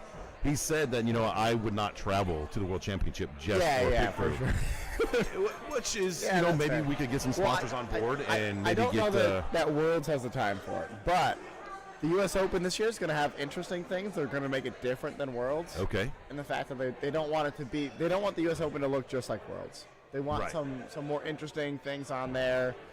You're gonna have your normal stuff, but you're also gonna have some like more fun events on ESPN. Yeah.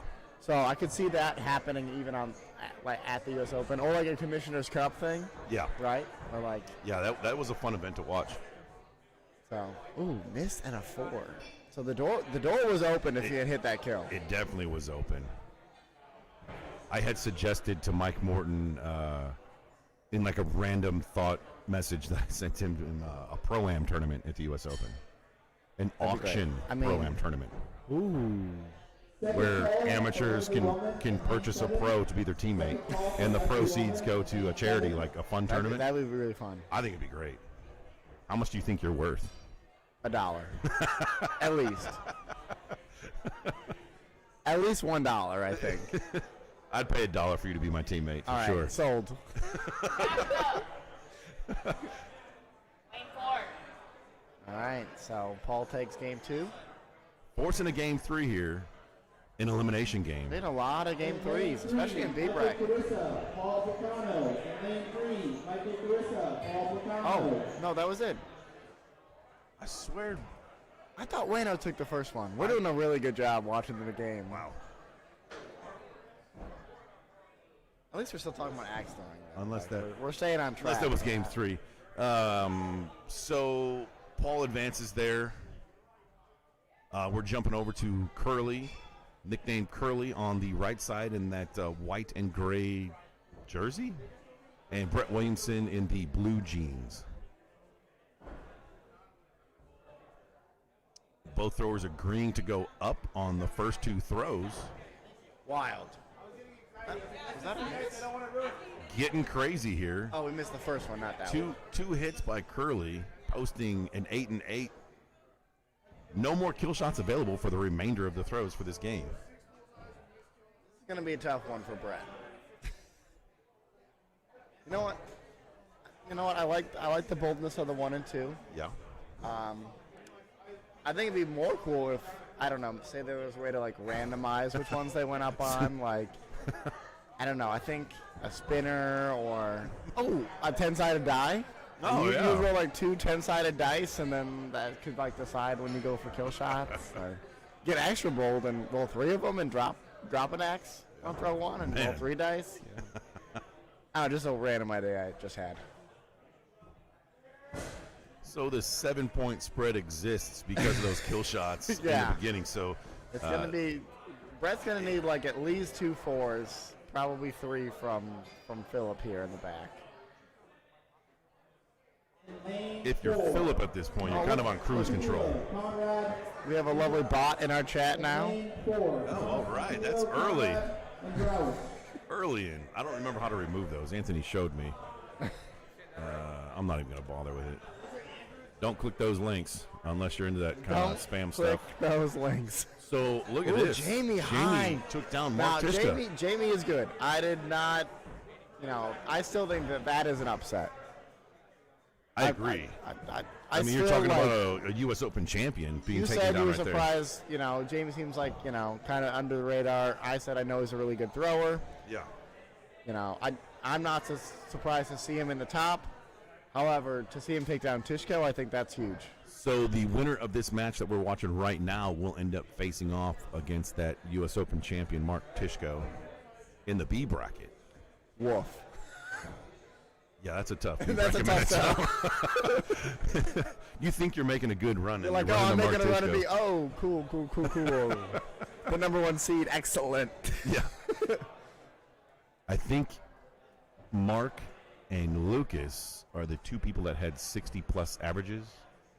That's disgusting. From last season. It was 60-point something. It wasn't 61. That's gross. Yeah, I mean, there was a bunch of people with 59 point whatever. But there was only 2 with 60-plus. I don't even know what my average is at this point. I just throw. Yeah. I do know. I did just set the world record for a Big Axe season.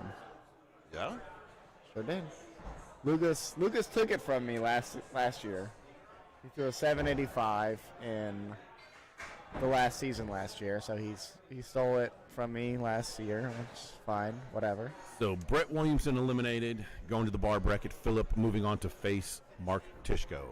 We have another lane here with finish Paul B6 before any more A's. We have Paul on the right in the white shirt. Oh no, sorry, B6. We're gonna listen in on Tyler giving a little insight on the bracket. Yeah, so call that one now on the other open lane, and then call both B6s at the same time. That was English, if you were listening. So another 15 minutes on my time card. So Paul in the white, and Michael is in the dark. Oh, I thought that was a black shirt at first. That's a maroon-ish, a deep red. He's in the dark-colored shirt. Yeah, I think it's a red. 3-point game.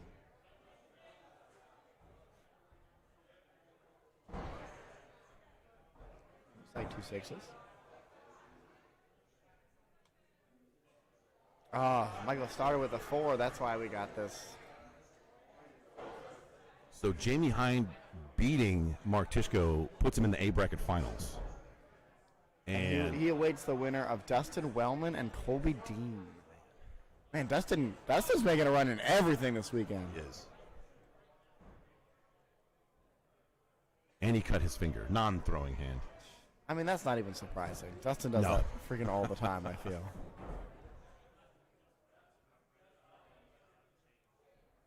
2-point spread going in the ever-important 8th throw.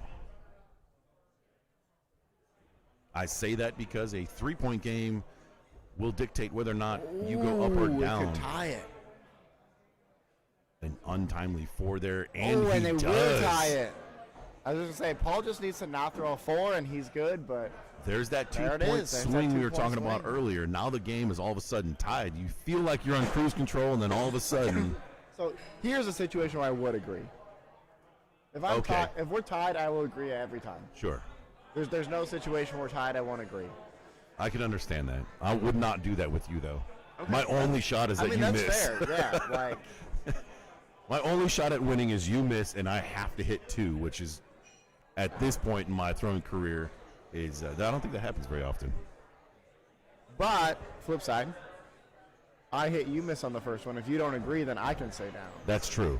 I mean, You could potentially have a second chance yes. of me missing and you hitting. Yeah. That's a good point. A hit and a miss. Did they tap to go up? Yes. It looks like it, because that is not where Michael was lining up before. A reset there by Michael. Looks like a hit. Might have turned out. Michael's right up against that fence. Yeah. Oh, but he still gets it. So, an advanced strategy from Lucas Johnson, who has learned to throw his kill shots more from the middle of the target to avoid situations that we just saw Michael, where he was pressed up against that side to go for that left kill shot. Sometimes the venues are not built out big enough. Most venues aren't built out big enough for me because I'm a big dude.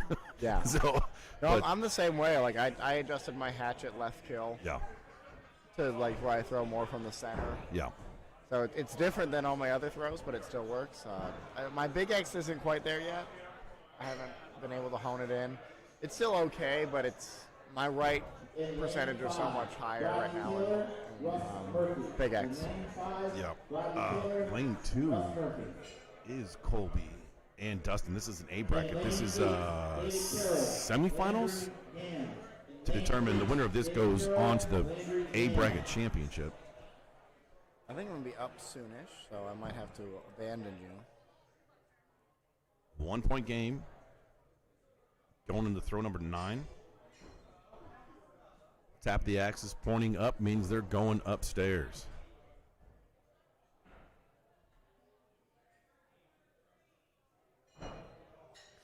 A no doubter from Colby. Dustin, the judge is taking a closer look at Dustin's. He didn't look long at it. Yeah, he said miss. Probably saw some white. Dustin agrees. So that'll be out of reach then.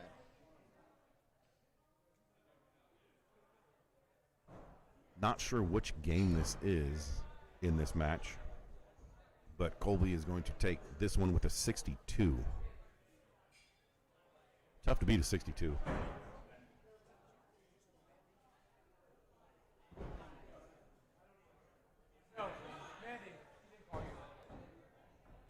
Now, in this match, they probably did both agree to go up. Yeah. Because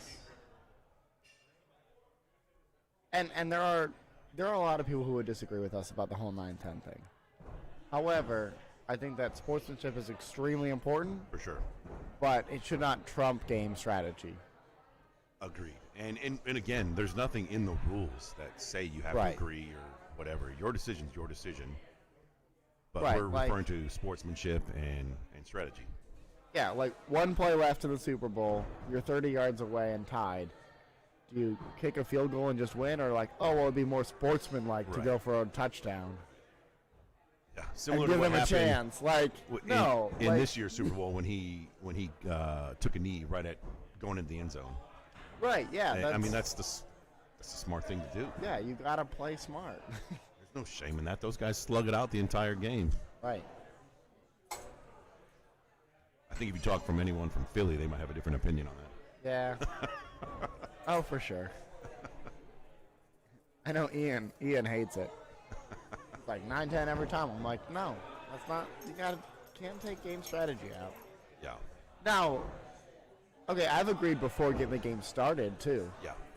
Not knowing what it's going to be. Like maybe I'm up, maybe I'm down, maybe we're Sure. tied. Like, sure. I think that started becoming like the common thing, which I don't like. Well, it used to be a thing with 5-10, right? Because you could only go up on 5 and 10. Sure. So people would agree to like, hey, let's go up on 5 and 10.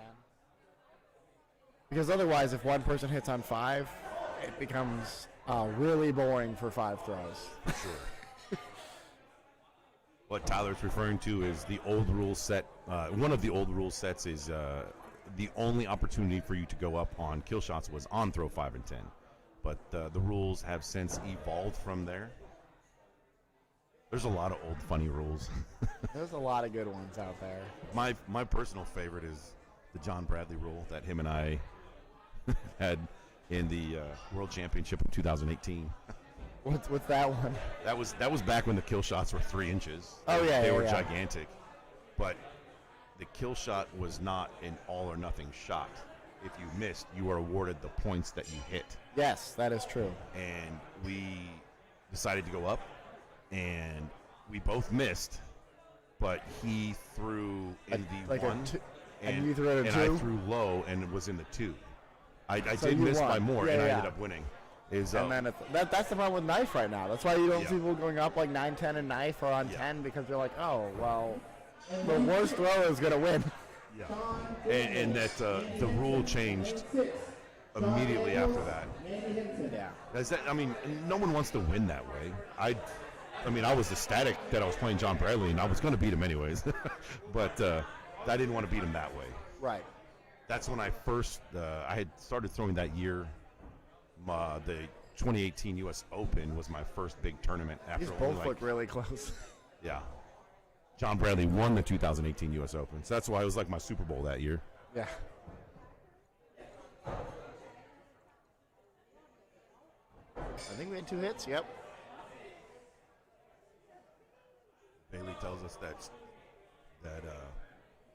Stephen Neal's been going up on his first 2 throws in the league.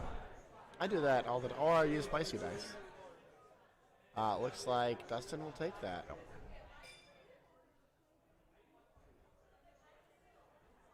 Right. Rubber match? I think so. Unless this is only game 2, but I think they played one off camera. I think so. I think you're right. Speaking of camera, let's jump over really quick.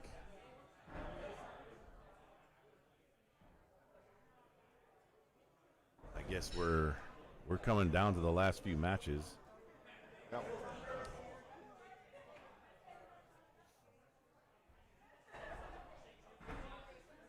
I'm actually going to talk to Connor for a minute, and then I'm going to go find my axe because I'm going to be up in a sec. Oh, that's I was going to tell him to call, so I don't need to do that. But I do need to make sure that my axe is here somewhere. That's probably a good idea. I face either Leslie or someone else. Bit outside there from Dustin. 1 point lead going into the 4th throw. Well, Leslie and Sam Smith still going, so see, I get one of them in my first match. This is an A bracket matchup right now. The winner of this will face off against Jamie Hine in the A bracket championship.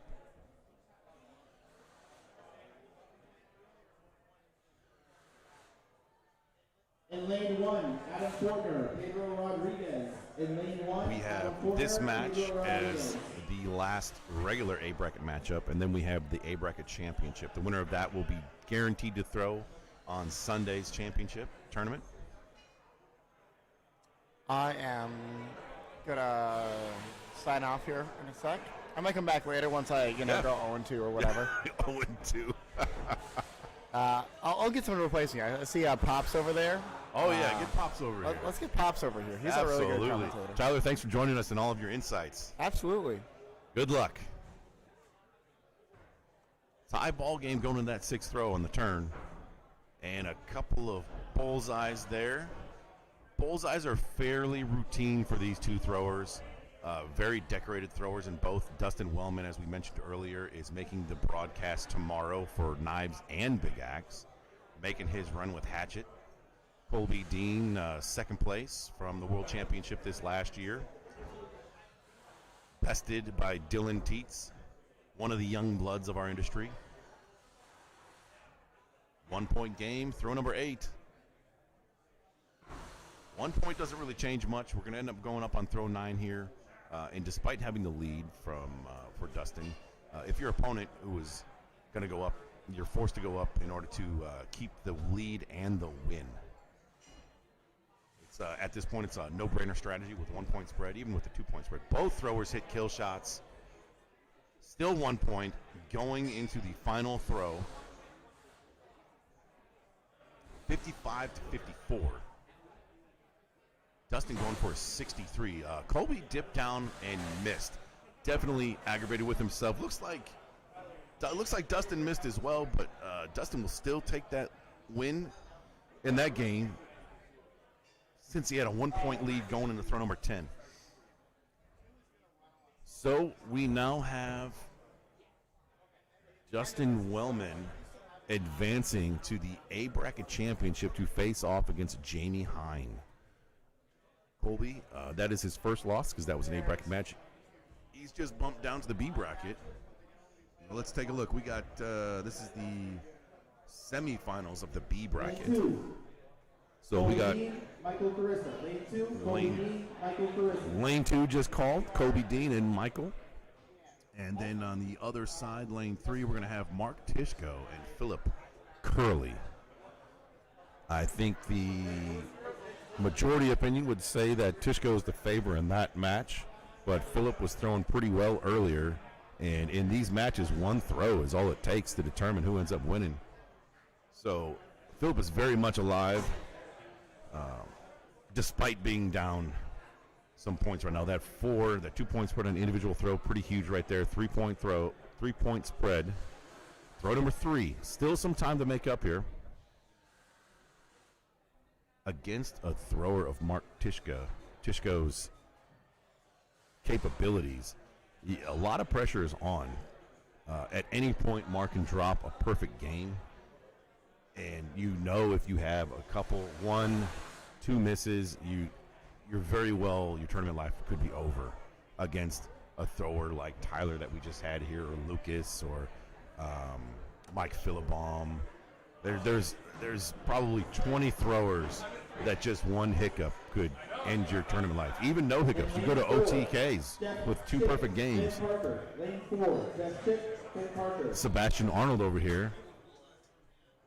He is looks like he's making his way around to come into he's going to give a little commentary. All right, Sebastian Arnold is one of my new axe throwing crushes and knife throwing crushes. He is a decorated knife thrower at this point. He recently came back from Fort Worth, Dallas for the Pro League Series, and he took home the win there in the knife. And the great, I'm just touting, I'm boosting your ego right now. Oh boy. If you want to talk, pull this microphone right in there and talk right into it. But I'm stouting your stats and your accomplishments right now. The Pro League Series was a great accomplishment because it wasn't just like a normal tournament. It was an invitational.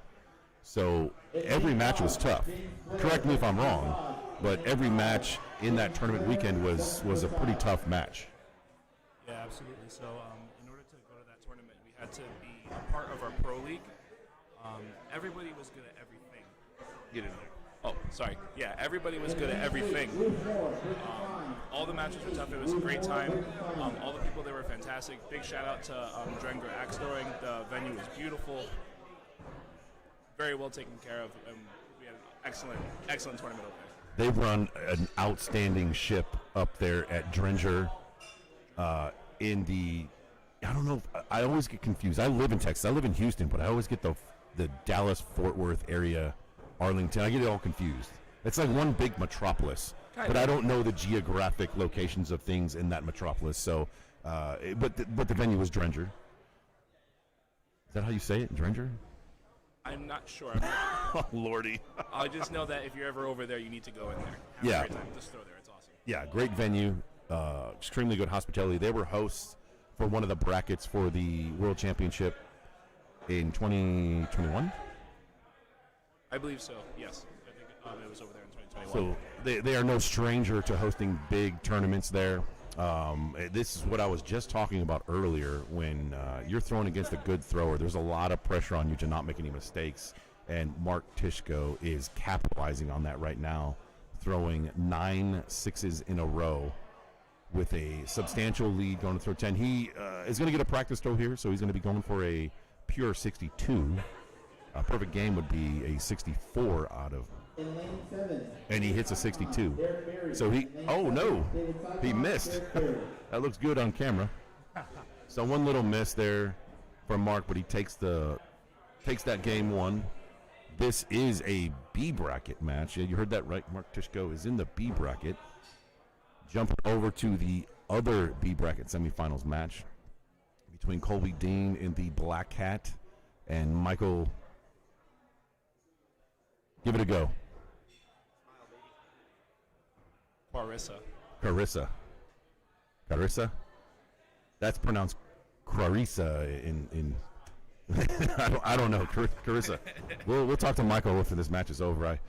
I meant to ask him. I ran into him just a second ago and I forgot to ask him. But this is a B bracket matchup. This is game number 1. As fast as Kobe throws, this could be game number 2. If you blink, you might miss his game. Bullseye hit there by Colby.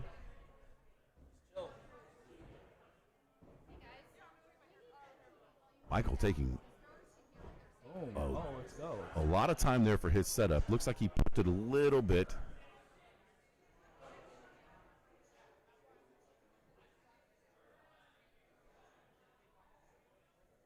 Mark to 6. Oh, Mark to 5, excuse me. It was Mark to 5. He did look at it just for a half second to make sure that there was no paint on the other side of that. In order to be scored a bullseye, there is a pen, a ballpoint pen that outlines that red. So despite there being possibly some bleed, which you can kind of see on that right bullseye, there is a ballpoint pen outline. That ballpoint pen is what scores the bullseye. And you have to have that pen mark on both sides of those blades in order for it to be good.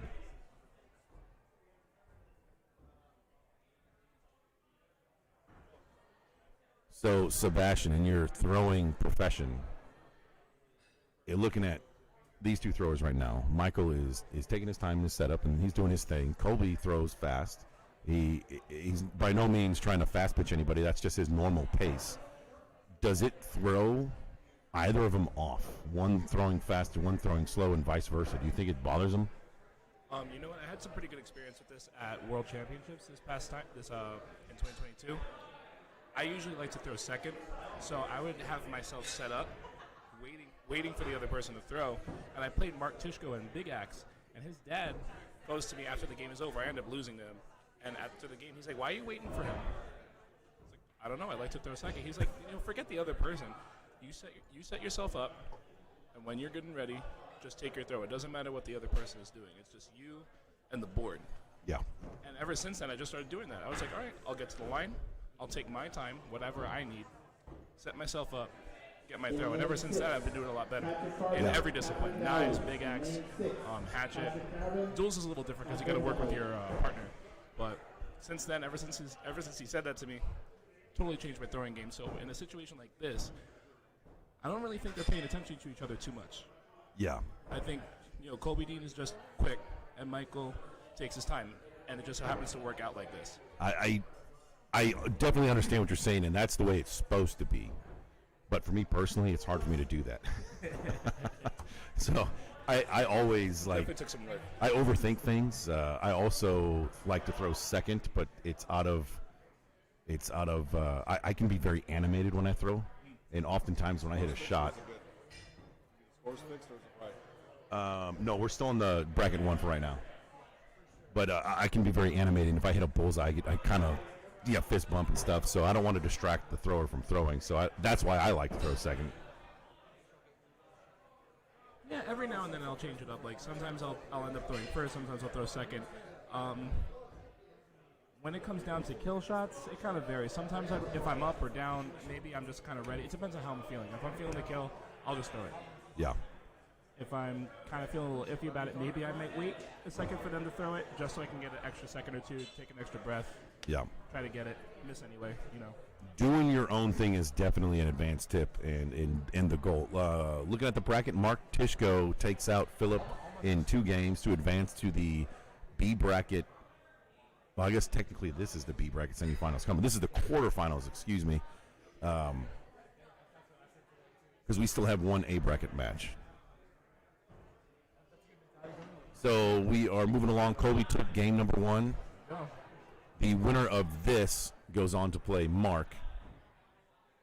And then the winner of that will move on to play the loser of Jamie Hine and Dustin Wellman in the A bracket championship. That should be a really good game to see. We're whittling it down here. Bracket 2 has started. We will not have any games on the stream yet from Bracket 2 until Bracket 1 is over. So once Bracket 1's over, we're going to have some pretty good matches to be seen on our cameras from Bracket 2. 4 brackets total for today's main event, Hatchet. I call it the main event because it is the most popular discipline in the fact that the most people throw in it. I don't know. I think the skills are different between big axe and knives and duels. I mean, everybody's introduction into the sport is Hatchet. Like Correct. You go to a venue. You're not going there you didn't sign up for big axe throwing. You didn't sign up for knife throwing. Everybody goes for a hatchet throwing party or an axe throwing party, and then the stuff kind of trickles in. Yeah. So the skill gap is super tight. Everybody's totally awesome. Everybody can hit kills. Everybody can hit bulls. Yeah, you start off with Hatchet, then you get addicted. The next thing you know, you have 30 axes in your garage. Oh my god! You're traveling the country, these tournaments. Then you're doing commentary. You're winning tournaments. Oh and yeah. You make the broadcast in the World Championships. I'm not talking about me. I'm talking about Sebastian making the broadcast. It took me a second to catch on to that. Yeah. How long have you been throwing? About 2 years. About 2 years. So you're, I guess you're fairly new. Fairly new. 2 years of just competitive throwing, but only 1 year in Waddle. I would definitely not call you a freshman anymore. I would put you in the sophomore class. Yes, I guess so. Yeah, sophomore. Sounds I'm in the senior. I'm like the 5th year senior. Not in skill level, just in age and experience. So Colby Dean putting some pressure on Michael here with a 6-point lead going into throw number 8. Pretty much in the driver's seat for this game.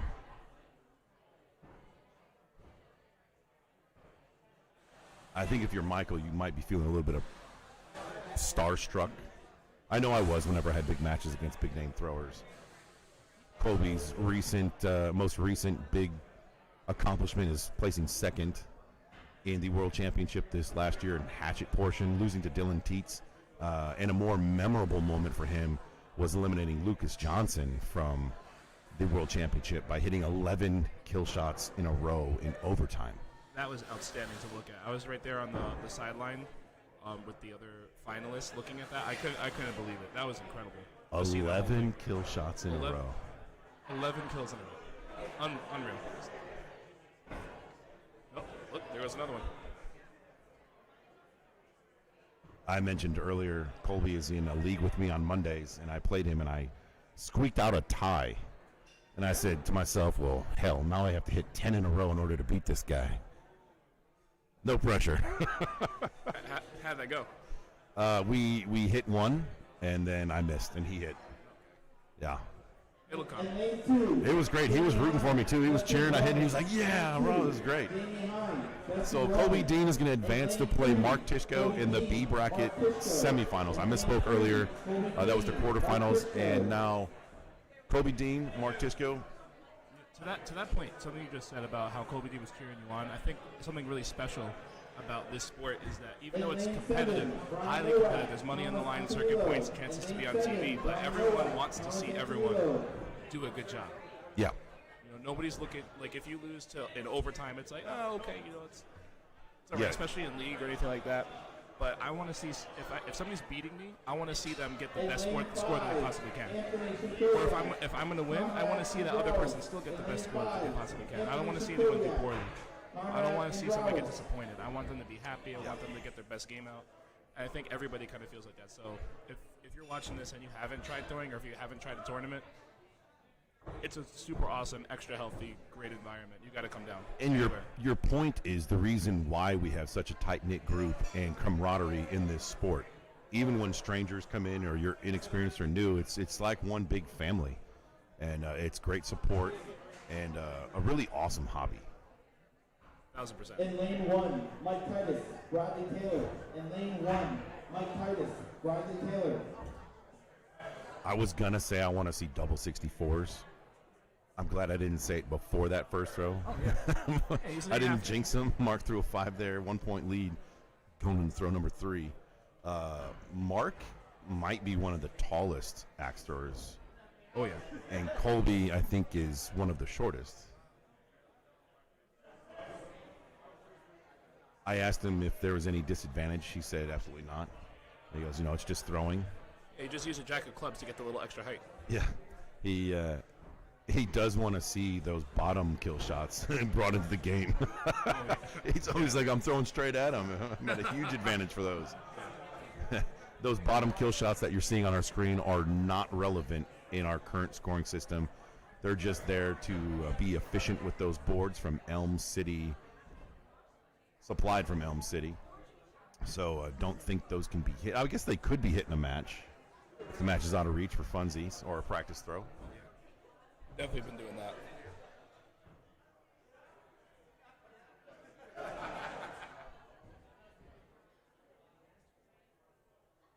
I love this judge. He's super animated, super excited every Sheep Toast.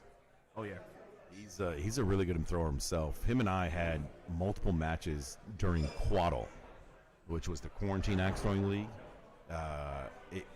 That was a really good time for everybody at that time. It was pretty great. Everyone was throwing outside. I live in Houston. The summer for me in Houston, there's a lot of rain. I had many of matches of me holding a golf umbrella and throwing to throw through a storm. It was a lot of fun, but I played a lot of matches with him. I don't remember where his home venue is. Somewhere in Canada, Ontario, maybe?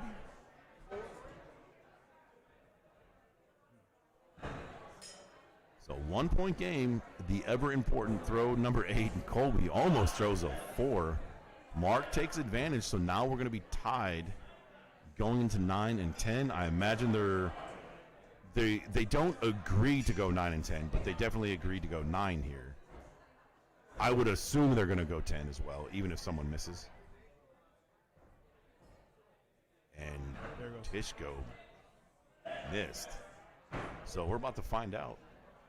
Knowing Colby, I imagine he's going to tap. They do.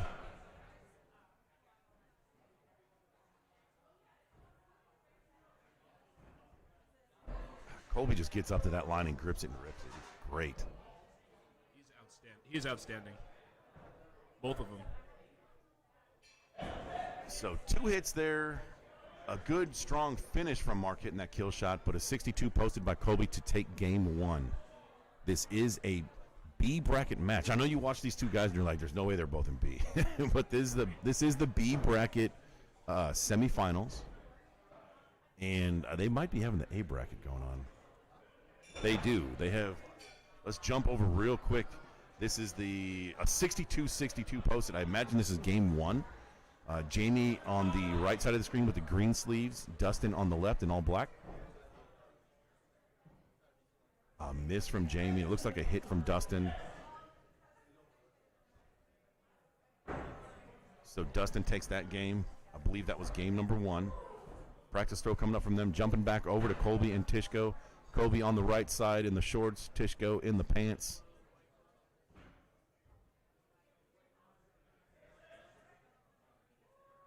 Tishko, I believe, throws one of the shortest handles in the hatchet discipline. I believe it's 14 inches. It is a half hatchet, which is also not a very popular hatchet these days. It is his grandfather's hatchet. I didn't know that. If you watch the ESPN broadcast from the U.S. Open that Tishko won, I mentioned it. It's his grandfather's axe many, many times. Too many times, I think. I didn't watch it. I'm sorry. Wow. But generally, the length of the hatchets, I'd say, pretty standard is about 16 to 17. What's yours? Do you know? Oh, mine is 17. 17. I think that's pretty standard, being thrown from the 12-foot footfall line, which is that black line that you see him standing at. Longer the handle, the further back you have to stand. Just depends on how fast you rotate, how you grip it. There's a lot of factors in there. Mark's got a really long arm, so maybe he makes up for the hatchet being shorter with his reach.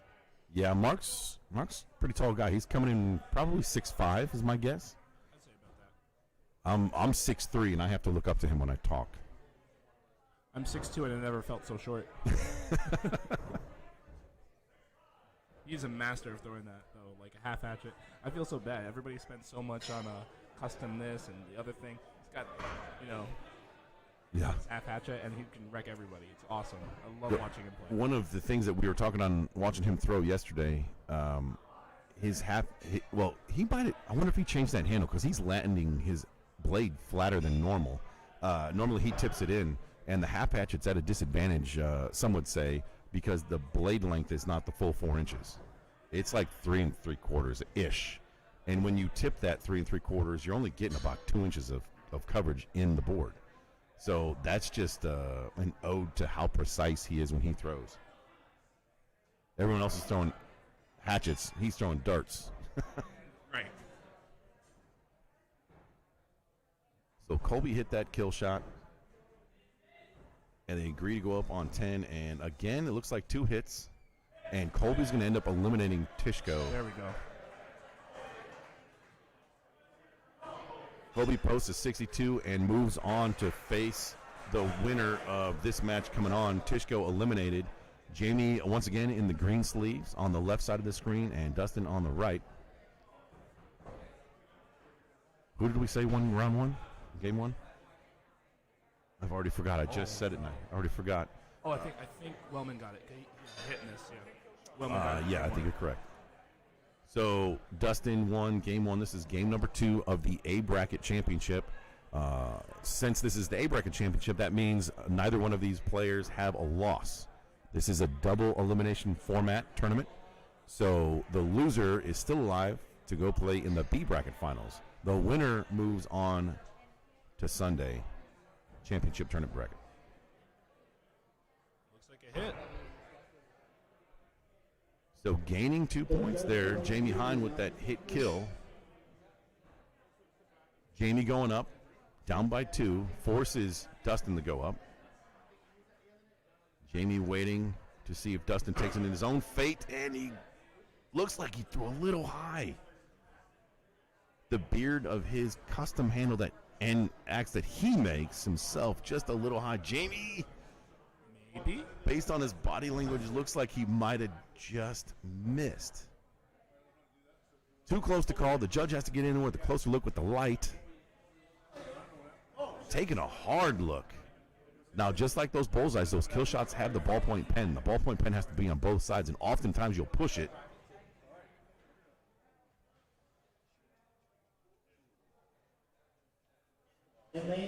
They need a step stool. Now, once he touches the axe and pulls it, you cannot do a second opinion.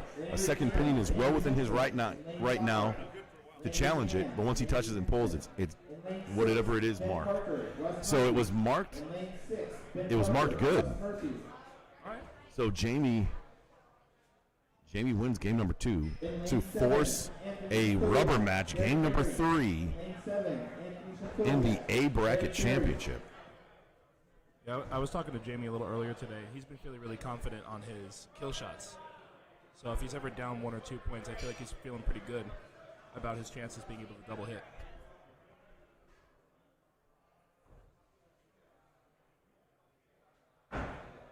So these next 10 throws are pretty important.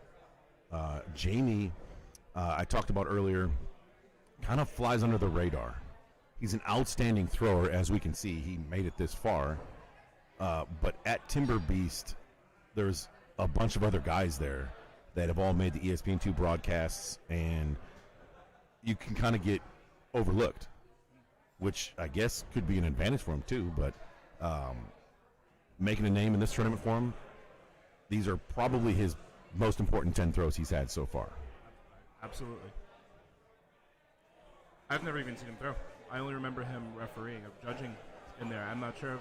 I don't know if he threw in that tournament or not, but I didn't see it. And it's really impressive to see how well he does here. Like, this is incredible. Yeah.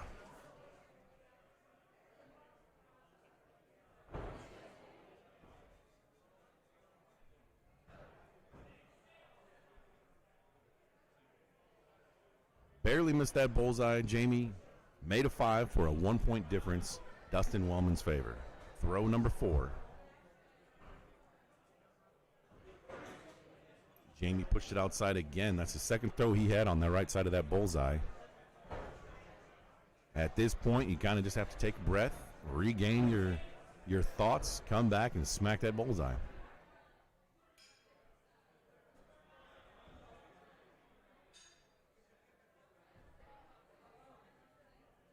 Peppering that right side of that bullseye again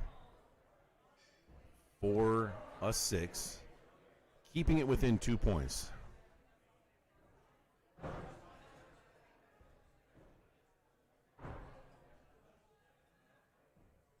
Dustin looks like he's feeling good. Nice follow bullseye by Jamie. 2-point spread going into throw number 7. 7 and 8 are big throws. You need to keep it within 2 points going into throw 9 and 10.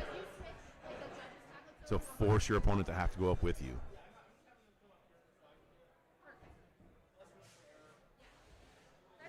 That was pretty good. And now we have a 3-point spread. So this is what we were just talking about. Dustin hits a bullseye here, and he pretty much solidifies the victory in this game. Jamie's got a little. So we're saying, I'm about to say Jamie's got the yips right now.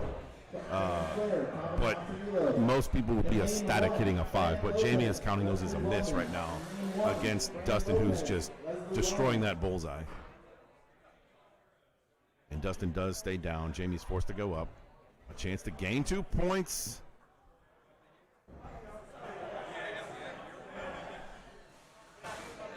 And a miss, which will put this game out of reach. And Jamie will be sent down to the B bracket.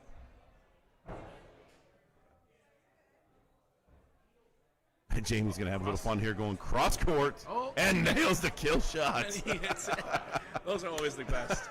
That was excellent. That throw was just for funsies. And that shows right there his skill set. A longer throw, hitting that kill shot, what he was aiming for, that was great. So Jamie's still alive. He's not out of it. He just gets bumped down. Dustin Wellman is now in the broadcast for Sunday in all 3 disciplines so far. Congratulations to him. He's been throwing excellent all weekend so far. What a weekend for Dustin Wellman so far. He is the bracket 1A bracket representative, so he's guaranteed to throw on Sunday. And now we have Jamie, who we just saw throw, is going to have to face off against Colby Dean. This should be pretty good. But I'm going to go take a look at some of my guys. Yeah, thanks for joining me, Sebastian. We'll see you a little bit. Just a reminder. Bye, everybody. Sebastian Arnold, everybody. So now we are going to watch this match.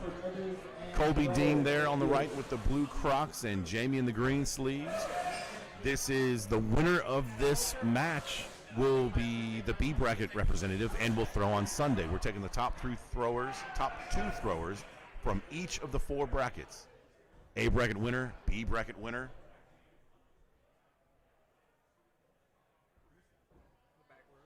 That's awesome. We just had Dustin Vaughn came by showing us he's got a baby monitor. Him and Danielle brought their daughter Piper, and she is sleeping in the back room, sound asleep with all this racket and hatchets hitting the wall and everything. That's I guess that's the definition of sleeping like a baby. So our head judge right there, Tabitha, coming in there, taking a closer look on that second opinion call. And it looks like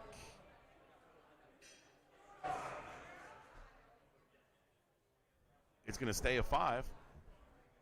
Second throw coming up. Colby smacks that bullseye. Colby throws the jack of clubs. He made the switch from the Butcher not too long ago. Good switch for him, earning second place at the World Championship and throwing 10, 11 kill shots in a row with it on the big stage and the bright lights in front of everybody, in front of 300-ish people in the crowd at the World Championship in Appleton, Wisconsin.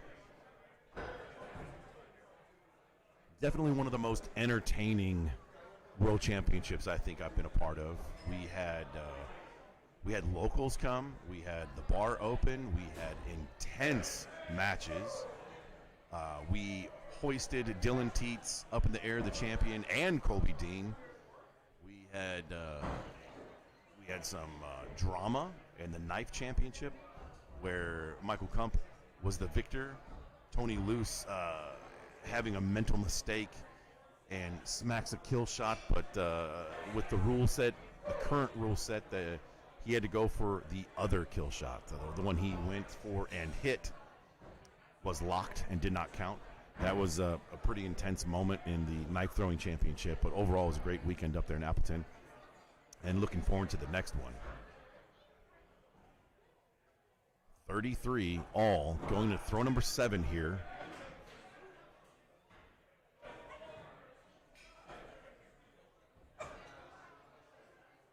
Bailey, I did not see your question. Yes, I do leagues at Hurling Hatchets in Stafford, Texas, just outside of the Houston city limits, and that is Nick and Garrett's place, yes. I throw on Mondays. My first league in 2 years, and I am definitely rusty.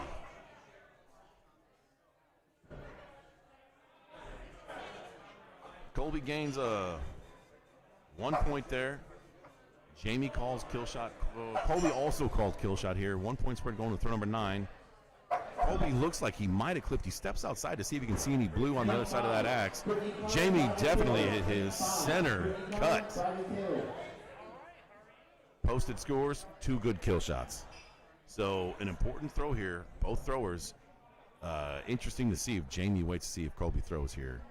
If Colby hits, the match is over, and it is. Colby hits. Strong finish here from Jamie with a hit kill shot as well, but a little too late. A 61 1-point game on that final score for this game, 60-61. Stout scores, perfect game, 64. Not a lot of room for errors in these deep runs in these tournaments.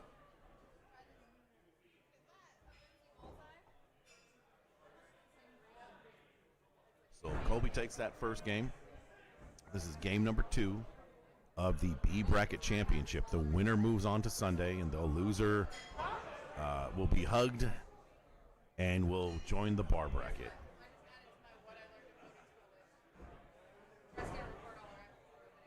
Colby is very nonchalant in his throwing. He walks back to the line very chill. Jamie has a little bit of a different tactic where he walks backwards to the line. My co-host Brian coming in. Joining us on the mic. Brian, we've had a pretty intense tournament thus far. This match right now is the B Bracket Finals between Colby Dean and Jamie Hyman. Oh, hell yeah. I came right in time. Colby took game 1. This is game 2, and we're tied going into throw number 3. Oh, you said it's the A bracket finals? This is the B Bracket Finals. The B bracket finals. Dustin Wellman won the A bracket. So he's in the broadcast on Sunday for all 3 disciplines so far. Dustin is killing it this weekend. He's a smoke show right now. He's just on fire. 100%, yeah. He really is. And Colby Dean, I mean, he was just on ESPN in 2022 at Worlds, and he killed it as well. It was 11 kill shots in a row. That was amazing. That was something to see. So 1 point gain by a little hiccup by Jamie. And once again, a hiccup is just a missed bullseye at this point. Yeah. And if that's a 4. No, it can't be. They marked it a 5. It looked like it almost was a 4. A 4 would have been devastating at the this death point. of this game for him. Absolutely. So I mean, 2 points. He's still within striking distance. You just have to go back and reset and throw your game. And each throw is a new throw. But he was throwing fire earlier, and there was a moment where something happened in his head, and I'm going to ask him after this, where he's off a little bit. And he got bumped down to the B bracket, and and it's being shown right now. Game 1, he was a little bit off. Right now, he's just slightly off. Could be the pressure of having to beat someone who throws all sixes. All sixes. Literally, he's on track for a perfect game right now. I don't want to jinx Colby right now, but that's one of the big aspects of the axe throwing tournaments is knowing when you're going to be playing a stout thrower, as I talked about earlier. And the pressure of making only one mistake could cost you your tournament life. And Colby's allowing no mistakes right now. He's not giving him any wiggle room at all. No. So Colby is staying down. It's a smart move in a three-point game. Jamie has to hit this to make up some points to even have a chance at winning. Big shot for Jamie. Ooh, he might have just clipped it. I think he got it, right? Looks good. Marked an 8. Yep. So now it brings it within 1. So now it forces Colby to go up. He has to match Jamie in going up here. So if Colby hits this, it would be a pure 62. There we go. So although a perfect scores, and Jamie's going cross court again here, having a little bit of fun, and he almost lands a kill shot again. He did that in his last match. Cross court, hit the kill shot. And hey, if you're gonna go out like that. Go cross. What a run by Jamie. Coming up a little bit short, the bubble boy in bracket 1. So now congratulations to Colby Dean and Dustin Wellman for making the big show on Sunday. Epic run by Jamie. I think I mentioned this earlier. He flies under the radar because of his axe housemates. Is he through out of Timber Beast? Yes. Yeah. Okay. So there's a lot of big names there that will take the light away from other great throwers like Jamie. 100%. But Jamie right there made an epic run in bracket 1. And bracket 1 is now over. Dustin Wellman, A bracket winner. Colby Dean, B bracket winner. Both those guys will be throwing on Sunday. So now bracket 2 is underway. We need Anthony. We need Anthony? Let's find him. Where did he go? He's all around. Anthony's going to come over here. So currently this is bracket 2, and we're making our way through bracket 2. We will not have the graphics to match because I don't know how to do it. And Anthony, our tech guy. Do you want to get to bracket 2? Yes, let's look at bracket 2. Here, you you drive the mouse. I got you. And so currently the visual on this game is bracket 2. And however, the scores, that's obviously not Colby Dean and Mark Tishko. So just bear with us and enjoy that visual. If you feel so inclined, bust out a pen and paper and take some scores for us. All right, we got up bracket 2. Bracket 2's been going on for a little bit. They are pretty deep in the A bracket right now. I'll give you just an update on the A bracket while we still look for Anthony. What do we need Anthony for? To fix the graphics. Oh, sorry. He needs to refresh bracket 2. Oh, refresh bracket 2? All right, I'm going to go find Anthony so we can refresh bracket 2. I'll be back in just a moment. Thank you, Brian. So just an update on this bracket right now. If you're not looking at it online, in the A bracket, we have Adam Fortner versus Jeff the Cheese Schick in the top part of that A bracket. And then moving down, we have Justin Prasad and Josh Russo in the match. Then we have Tyler Flynn versus Conrad. Then we have Mike, the Demon nickname, some they don't know his last name. He's going to play the winner of Sean Daniels and David Carroll. Sean Daniels, I saw him throw big axe yesterday. I've never seen him throw. I introduced myself to him yesterday. He has a extremely smooth big axe throw. He's been throwing for roughly a year. Blackwater axe house, somewhere in South Carolina. I was very, very impressed with his skill set. I can't wait to see him throw Hatchet. That wraps up the A bracket. Left in bracket 2. Making our way through the B bracket. There's too many games to list right here, but right now this is we're on lane 3.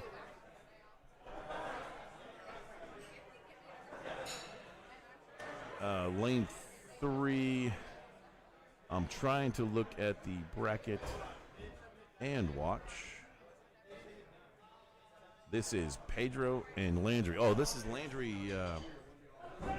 This is the young man. I believe he is. I talked to his father earlier. I believe he's 14. 14 now, 13. He threw against his father was telling me he threw against big name thrower in Atlanta. Oh, he threw against Mario. Maybe not a big name thrower, but a big name in the world of axe throwing. He threw against Mario in a big axe match in Atlanta at the World Championships. So Landry is definitely one of the up-and-coming future generations of axe throwing. He is the young man on the left of our scoring screen. I do not know the score right now. Here comes Anthony, our tech support, and set up in the brains and mastermind behind this robust setup that we have.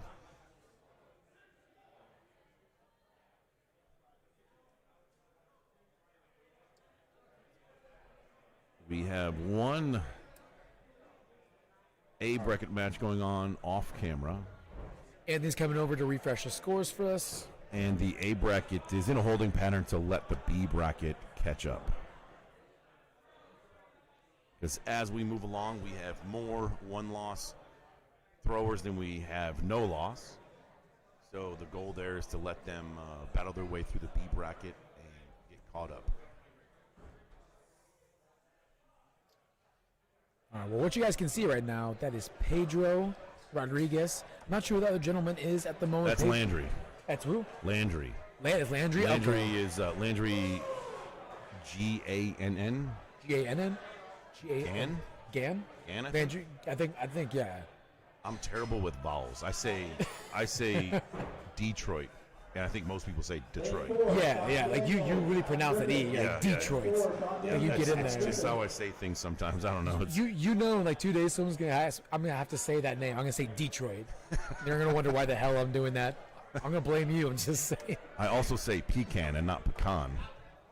Okay, that's tough. It depends where you're from. Well, there's a depends where backstory you're behind from. that. Well, I say pecan because one of my first dinners I ever had in Texas is at in Houston at a very popular Texas-themed steak restaurant, and the name of the restaurant slips my mind. But anyways, it came time to dessert, and my mom wanted some pecan pie, and the server kind of poked fun at her for saying it that way. Really? Which, automatically just makes my blood boil. So ever since then, I've made it a point to say pecan You're pie. like, no, it's not even an accident. I'm going to say pecan. You Yeah. told me to say pecan. You be can held take, you can today. take that pecan pie and put it somewhere where I else? can't Yeah. mention. Yeah. It was very good pecan pie, too. Oh, there you go. Yeah, And I'm it- from Chicago. I didn't even know what a pecan was until I moved down there. Like the actual nut, like you didn't know what it Yeah. was, like really. I didn't know what a Do you not have crawfish those was. I over didn't there know in what brisket Chicago? was. Do you know what? I didn't know what brisket was. I didn't know what a crawfish Brisket? was. Yeah. Oh my We just had a God. crawfish boil at my house for Super Bowl. It was great. Thank God you're living in 30 Houston. 'Cause 37 you're learning pounds all of types of crawfish. things. You had a crawfish bowl? That sounds amazing. Oh, it was great. It was my first one ever doing it. Did you do it yourself? Yeah, I cooked them myself. And it went well? Yeah, I bought a huge pot. It's like 63 quarts. It's a monstrous pot. Did you just dump it out over and you guys We went dumped for it on the table and we went and got it. It was a beautiful day, Super Bowl Sunday in Houston. That's how you do it. That's how you do a Super Bowl, man. Yeah. You know what? I think the pecan debate, it is up for debate from where you're from. I sometimes change it. It's not really up for debate. It's pecan, I know it is, but I make it a point. Who am I to judge someone for saying pecan? All right, who am I? All right, I can't even use my right arm. You can't poke fun at Ma. I don't care. I don't care who you are. Poke fun. They're just gonna keep saying it even more out of spite. Man, I wish we could see the scores right now. We got Landry and Pedro. Pedro's actually he's not only a local thrower over leagues at Axes and O's. He's also the Axe coach. His actual official title is Axe Master. He's been here for about 3 years now. He's throwing great today. Got a chance to stand by one of his matches. He's throwing very, very well. He actually was going against Adam Fortner, who's a great thrower, Yeah. and he pushed Adam to game 3. I was impressed. Fortner's the number 1 seed in this bracket. Is he? Yeah. Fortner's the number 1 seed, you know? And I got a chance. I just stopped what I was doing. I watched that game, and I'm glad I did because he threw very, very well. Hitting his last kill shot, pushing things to game 3. He's doing well. Where did Anthony go? He was just standing here. I told him, no, we needed him. I wonder if is he in this bracket? He is the laziest tech wizard ever, anywhere. Oh, Jesus. Imagine if, like, Dumbledore, like, Harry wasn't in dire need of him. Dumbledore's like, no, I need a beer. You can figure it out, Harry. Worst Harry Potter book ever. Hey, good run, Jamie. There he is. All right. Yeah, Anthony's here to fix it. Jamie Hine just walked by the broadcast booth, and we were congratulating him on that run, and he's pretty proud of himself. That was a heck of a run, bro.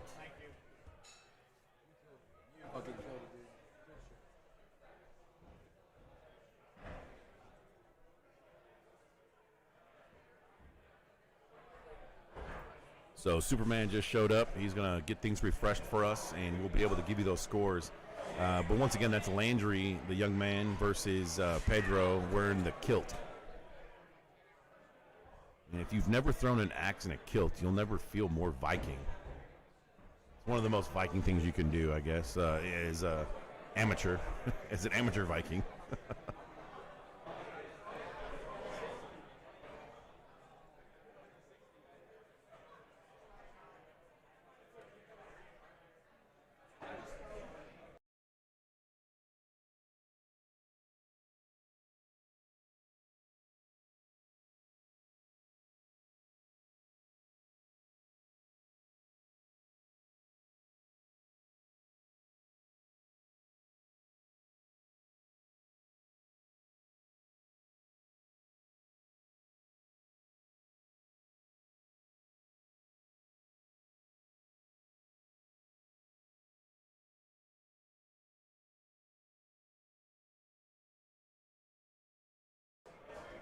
So thank you, Anthony, for those refreshing. And right now we're looking at a score of 50-41. I'm not sure what game we're in, but Pedro is in the lead.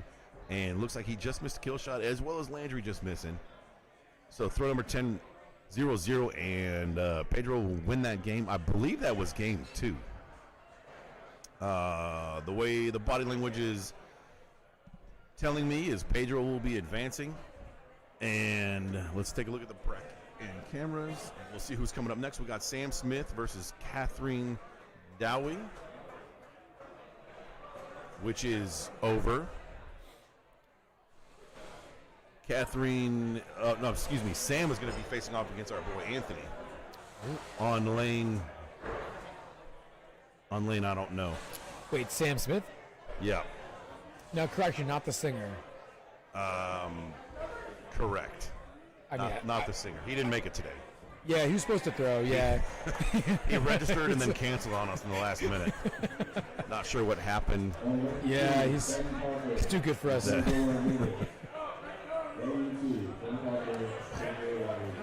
So just to review why we do not have any games going on right now. Board changes happening right now. We have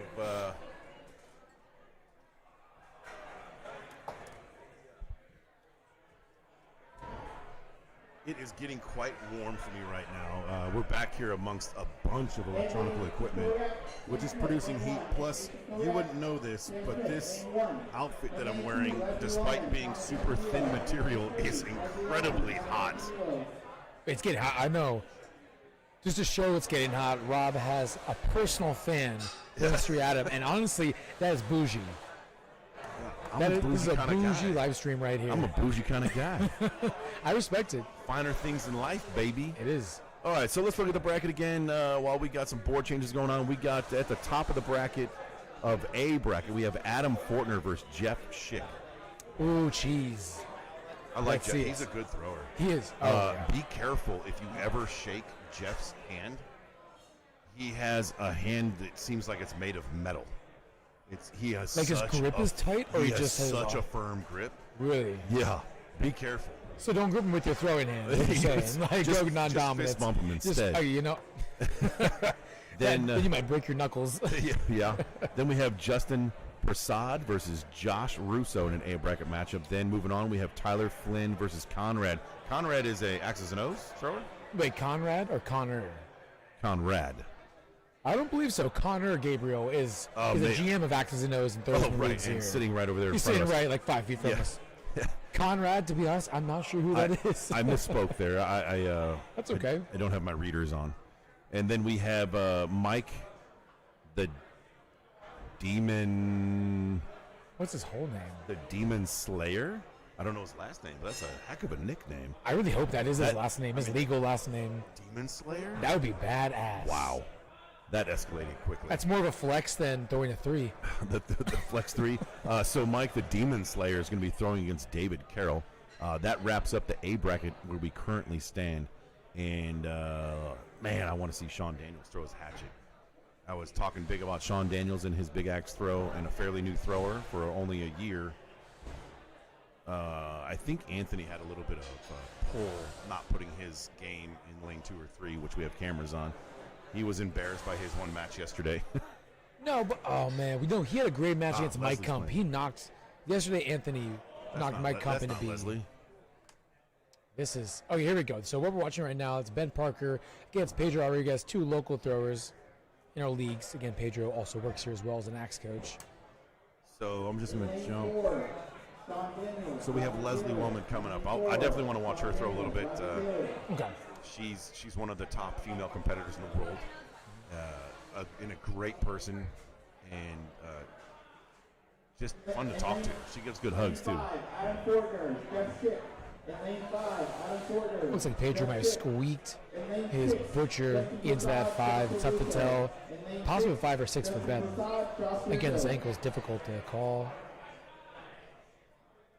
Yeah.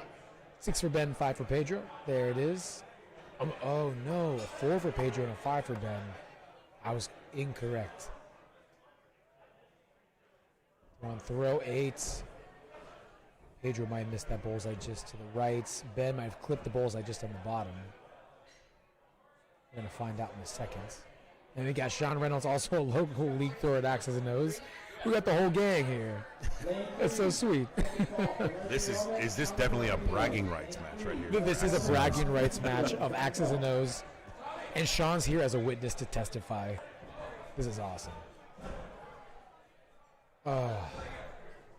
Pedro misses that kill shot way low into the left. Ben looks like he clips again the bullseye just beneath.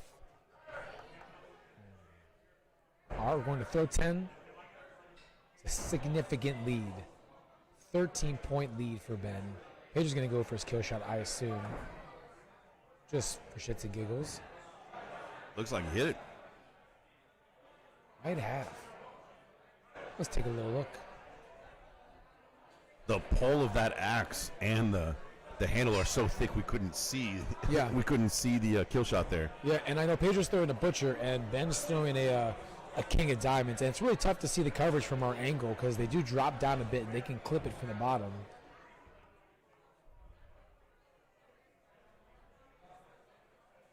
So Ben took that game number 1. This is game 2. B bracket matchup. Haven't got a chance to see Ben throw a lot today. I've been busy running around doing some throwing too, but I know Pedro has been throwing pretty well today. Again, I don't want to jinx him, but Paul in our comment section says that Mike Titus is the Thorn Slayer. who is? Mike Titus. Mike Titus? Man, Titus is even a badass last name. That's a strong name. That's a strong name right there. Paul, where does Mike throw out of?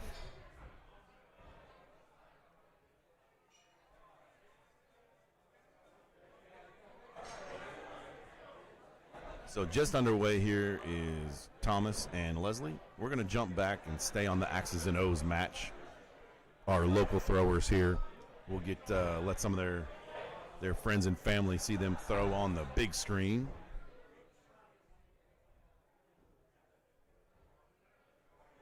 And honestly, this is great, though, because actually I think last year we did this. None of our employees actually got a chance to throw it, which is totally fine. It was a big tournament. We wanted to make sure everyone was on top of it, running smoothly, so we're all working. And Pedro was actually the head judge last year, but we actually got a chance to have some of our employees throw this year, which is really nice, too. And of course, we have league members throwing. Got that 6 for Ben and a 4 for Pedro. Pedro's throwing a lot of 4s. I think he might be getting to his head just a little bit. Axe Throwing Society in Pompano Beach, Florida. That sounds like a great place to live. I know. That sounds nice. Sounds beautiful. Yeah. I just imagine just blue skies, green grass all the time. Beach is like 5 minutes away. If that's not how it is and it's not the greatest place to live, don't let me know. Oh, Adam Fortner's venue. Oh, okay, I didn't realize that. I never put those together. Oh, I knew Adam Fortner was from Florida. I didn't realize that's where he was from. Okay. Yeah, okay. It's good to know. Thanks, Paul. Appreciate those fun facts. You guys in the live stream, we appreciate y'all because you guys are helping us out, keeping us straight. Paul, how's the audio? How's everything sounding right now? Is the audio quality good?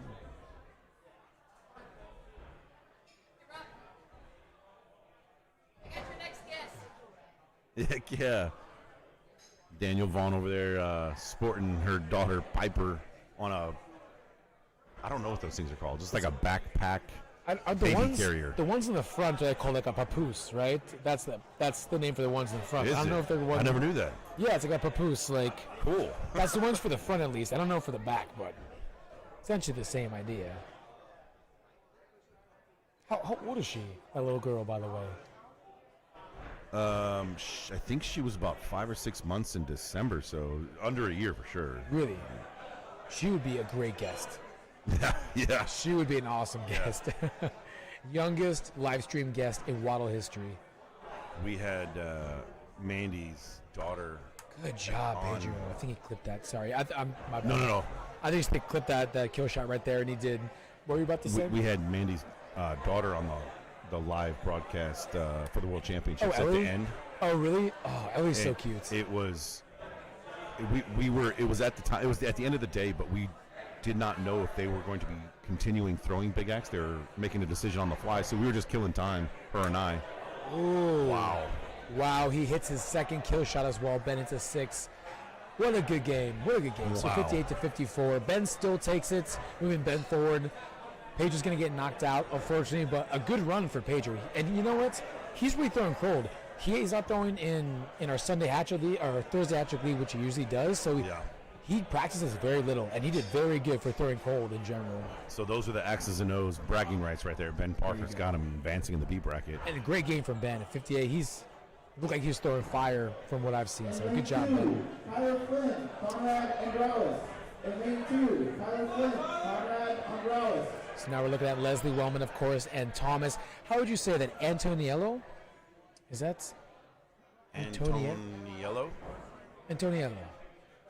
I mean, I pronounce that, since I'm from Houston, a lot of the like Spanish comes out.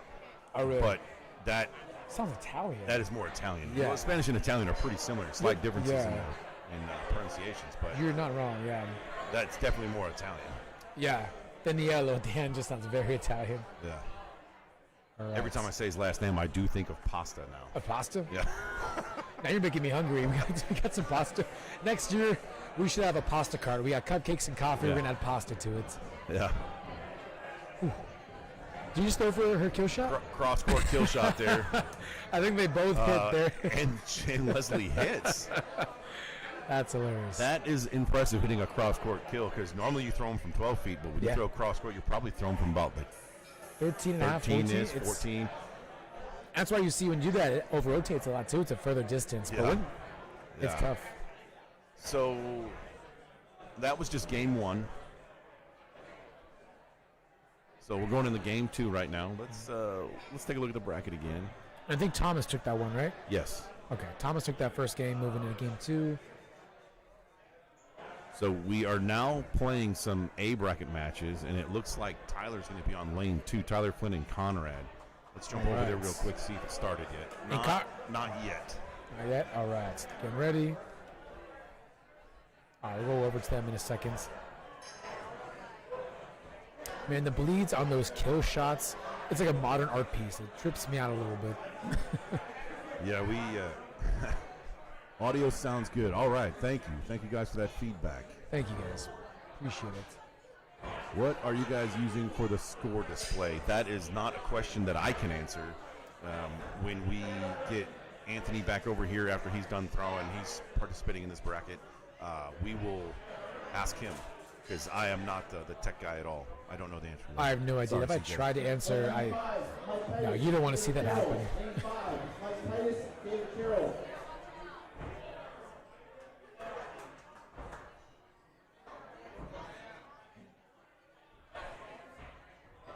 Leslie, one of the very few two-handed hatchet throwers. I can only think of one other off the top of my head. And Fran? who? Fran throws two-handed. Hatchet? Yeah, she throws everything two-handed, Fran. Okay. Frandimal, yeah. Who were you thinking of? I'm thinking of my friend Mike Bond in Houston. He throws two-handed. Two-handed hat, yeah.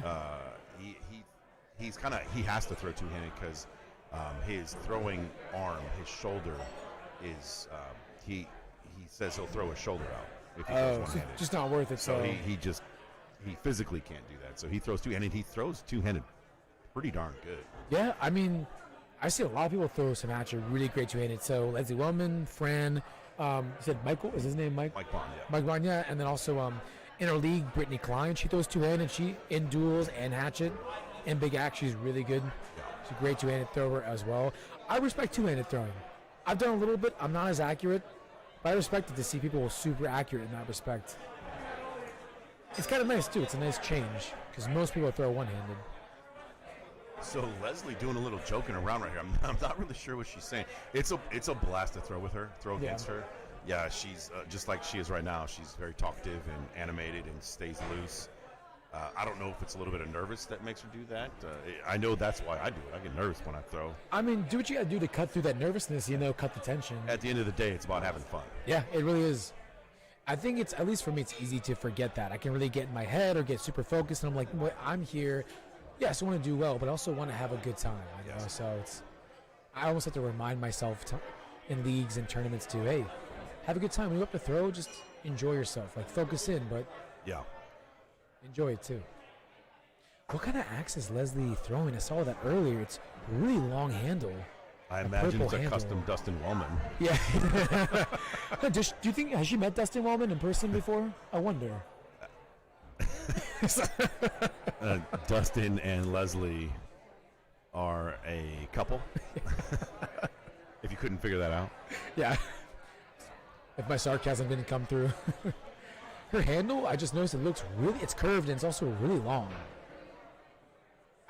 From afar, I almost thought it was like a big axe. I was like, dang. Get some good leverage out of that thing. Well, when she does throw her hatchet, it does loft up pretty big, much like her big axe. Her big axe, it matches so like that. That might be the reason for the long handle. That makes sense.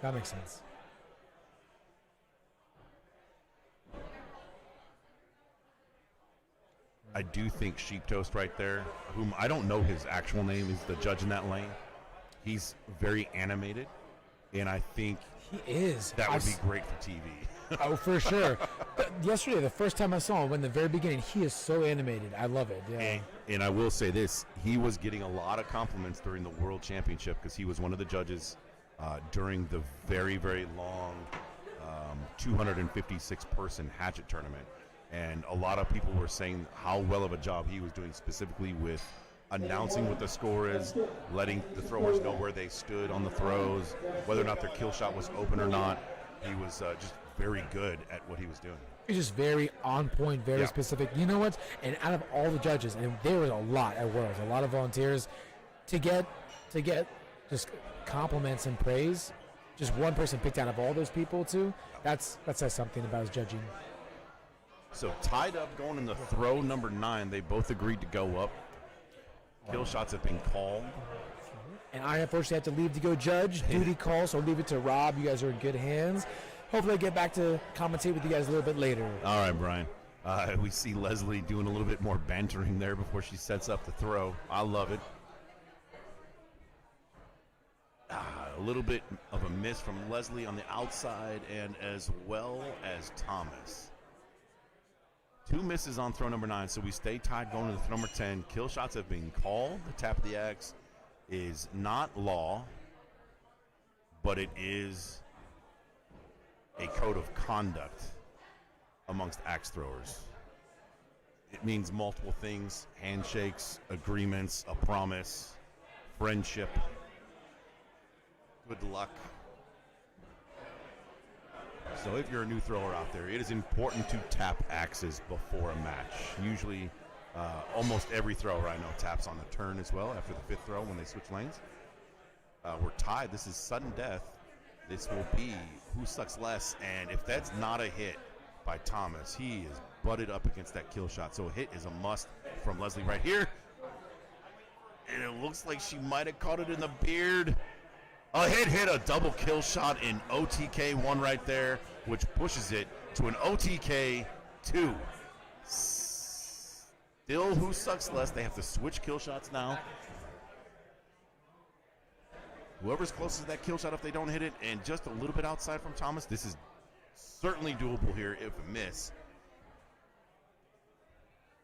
Leslie's attempt is a hit, question mark.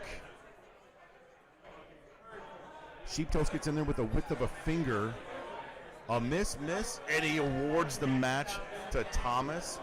Second opinion, don't touch it, Leslie. A second opinion might be called here to measure with an actual measuring device. Or what might have just happened is the throws were so close that it's under the judge's discretion per the rules that it could be a rethrow. And since a measuring device was not used there, I think that's what was determined, that it was that close that it's a rethrow. Because even if you use a caliper or whatever measuring device, there is a little bit of margin of error. So I think that the limits is a good thing to have when you are measuring. So I think that's a great call by that judge for a rethrow. So that was OTK 2. This is technically OTK 3. Both missed on OTK 2, but it was relatively the same distance. So who sucks less? And it looks like Thomas is closer there. If that's not a hit, it's a hit. So Thomas ends up taking that in 3 overtime kill shot attempts. And we'll end this match. Let's jump over to lane 2 where we have Tyler Flynn already advances. Wow. Tyler Flynn wins in 2 games, beats Conrad, bumps Conrad down to the B bracket. Tyler moves on to the B bracket semifinals. Tyler is awaiting the winner of David Carroll and Mike the Demon Slayer, who we were informed is Mike Titus, throwing out of Axe Throwing Society down there in Florida. On the other side of the A bracket, we have Adam Fortner awaiting, who is the number 1 seed in the B bracket. I mean, excuse me, in the bracket 2 rather. Adam, the number 1 seed over Tyler Flynn. Interesting. That just dawned on me. I'm thinking to myself out loud. So Adam Fortner is awaiting the winner of Justin Persad versus Josh Russo. And right now we're looking at a B bracket match. Making our way through the B bracket. We still have a lot of games left to be played. Sean Daniels stays alive. I hope we can see him. Jeff Schick and Anthony, our tech support and hardware setup, the preferred live streamer of Waddle. With, I don't know if you can see that banner, Camel City Axe Club. Tyler Flynn coming over here to do some consulting work with the bracket. His knowledge of the bracket is invaluable. It's not only, he doesn't even have to think about it. He just knows already ahead of time, which is a good addition to the Waddle team.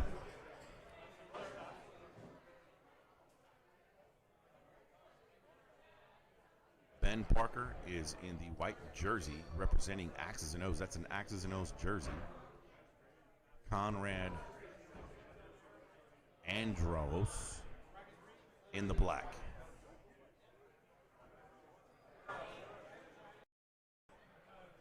This is game 1 of this B bracket matchup. Right now it's a 3-point spread in favor of Ben going into throw number 5.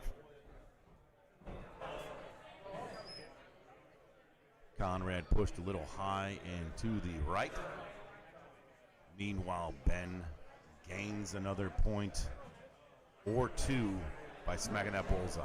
Oh, it's not a bullseye, just off center for a 5. Still gains a point with Conrad's 4, extending the lead to 4 points on the turn. We're going to jump over to the other lane just to get an update on the next match that's going to be coming up. Still being posted. 6th throw, bullseye from Ben, and a 5 marked for Conrad. 3-point game coming in the throw number 7 here. Just a little bit of a miss. What's up, sir?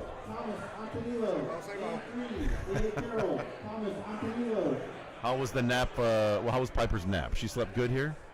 Full nap. What, an hour and a half or so? About an hour. An hour? Wow, that's incredible. And she is Almost 7 months. 7 months, okay. So I was right. I was saying I think she was about 5 at the Worlds. Yeah, she had just turned 4 Okay, months. okay.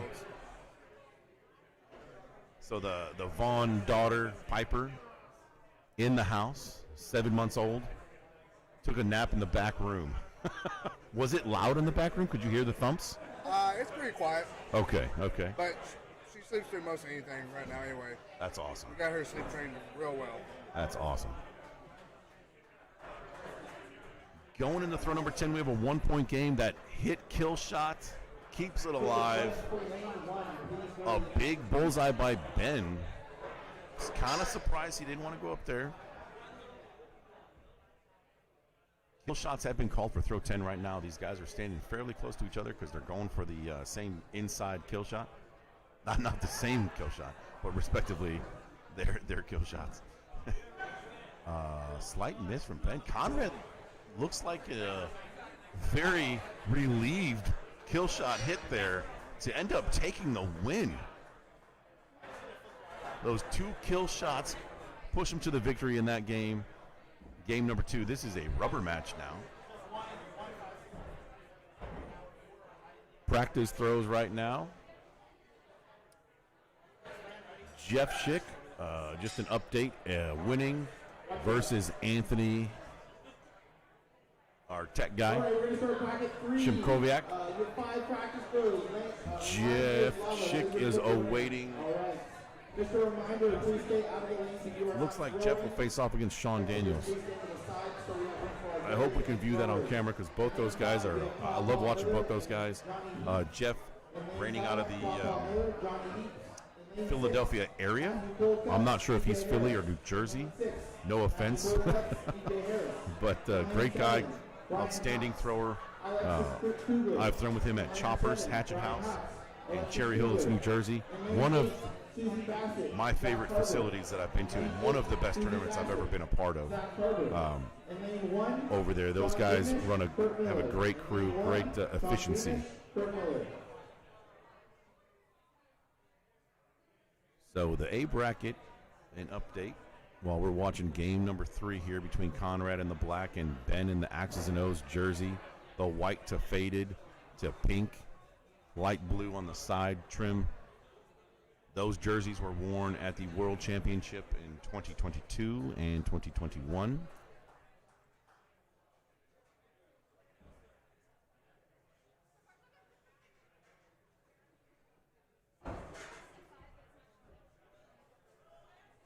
So the results of the Mike the Demon Slayer versus David Carroll, we have Mike Titus advancing. The Demon Slayer is now about to face off against Tyler Flynn. Sort of a tall task against Tyler Flynn. We'll see if the Demon Slayer can take down Tyler.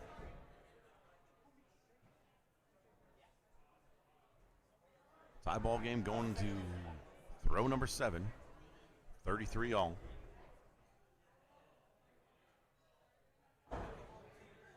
Anyone out there know Conrad and where he throws? The man in black.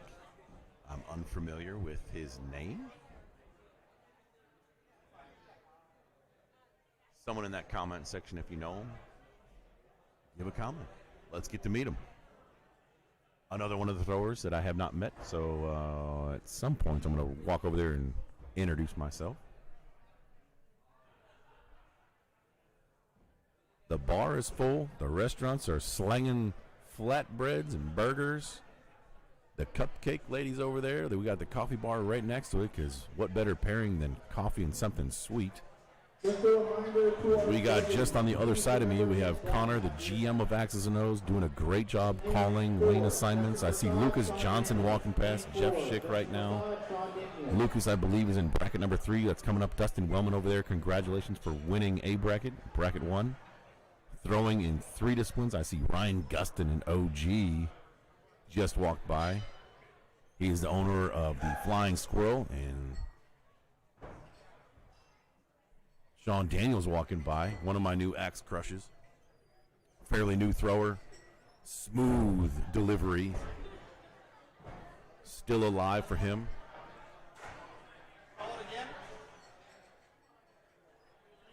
61 posted by Conrad. Ben took game 1. Conrad took game 2 with an epic 2 kill shot hits on 9 and 10 in game 2, and then he does it again in game number 3 to edge out Ben Parker with 2 hit kill shots at the end. Strong finish from Conrad, staying alive, bumps Ben Parker out of the tournament, the Hatchet portion.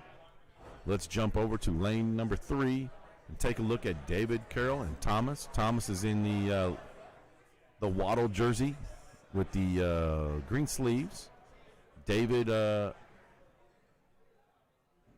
in the dark colored jersey. So we got Thomas in the shorts. If you can't see that very well, Thomas is in the shorts on the left side right now, and David is on the right in the jeans. I believe this is game 1.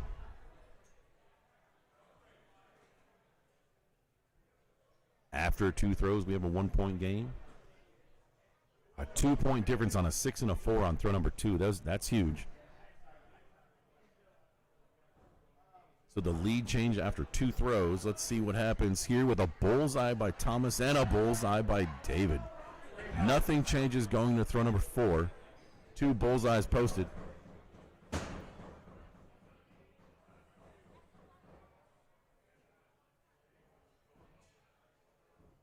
The setup at this venue at Axis and O's in Sterling, Virginia, at the Capital City Classic, it's a pretty great venue. There's lots of space. There's couches for people to rest and plenty of tables to set drinks on. We got a setup from our professional photographer, Jesse Hummel with Throve over there. We also have, looks like I see some Gorilla Boy backpacks. We have some jewelry. That looks like maybe some Jenna Johnson jewelry. Ryan Gustin talking to Dustin Wellman, Kyle Rickenbach. Gustin will be hosting the second series of the Pro League Tour at his venue at the Flying Squirrel. I believe that's in April. Conrad just walked by with a huge smile after that last game. We witnessed 4 for 4 in his last 4 kill shots to take the win over Ben Parker. Throw number 7 right here results in a 6-5 1-point game to tie the game up in 39 all, going into throw number 8. As long as these 2 throwers maintain their normal throws, I imagine we'll be going up on throw number 9 for kill shots. Looks like a 5 hit and a 6 hit. So 1-point difference in favor of David here. If you're Thomas, you don't have to go up. I would say it's smart. Thomas points up. David, a slight hesitation before he agrees to go up. So kill shots have been called on throw number 9. A missed kill shot by Thomas, disappointment in his body language, and a clipped kill shot by David. So we'll see if they are going to go up again. And they do agree to go up again. So this is one of those things where some might question this strategy, but it is a friendly culture that has happened with 9 and 10 kill shots. And both missed, so no damage was done on that last kill shot. And David will be advancing. Stays alive in the B bracket. Lane 2, David Carroll, Conrad Rouse. Lane 2, David Carroll, Conrad So we just saw David Carroll throw. We also, just before that, we saw Conrad throw. They'll be facing off right now on our screen in lane 2. We'll see if Conrad can stay hot and fuego hot, hitting those kill shots like butter. over here. A little bit of a holding pattern, waiting for another match to be called. So we'll take this opportunity to look at the bracket. Keep you guys posted on what's going on up here at the A side. Still a holding pattern. Oh, no, not a holding pattern since the last update. Josh Russo bested Justin Prasad. So Josh Russo now will be facing off against Adam Fortner in the top of the A bracket. And the bottom of the A bracket, we have Tyler Flynn versus Mike the Demon Slayer, Mike Titus. And the winner of those two games will face off in the A bracket championship. So we're getting down to the pressure matches. Making our way through the B bracket still. Justin Prasad, who recently lost to Josh Russo, got bumped down, is now playing Sean Daniels. The winner of that goes on to play Jeff Schick. So David Carroll, the man in the blue jeans with the white graphic on the front, and Conrad is on the right side, all black.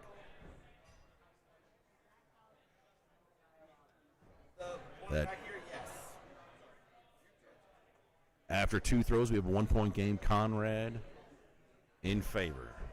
Conrad it looks like he's feeling good. He's got a little pep in his step, moving his body movements in a very confident manner after that last victory.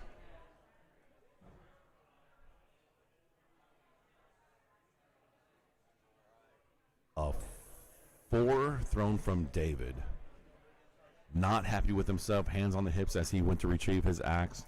The good thing is the next throw is a new throw. And it's an opportunity to make up some points, which he needs to do with a 2-point spread going into throw number 4 here. And he gets one back. The beard is posted a 6, so the beard of his axe did clip the top of that bullseye to cut it within 1. 5th throw right now. I see Hayden Brown over there. Excuse me. Ian Malpass in the house.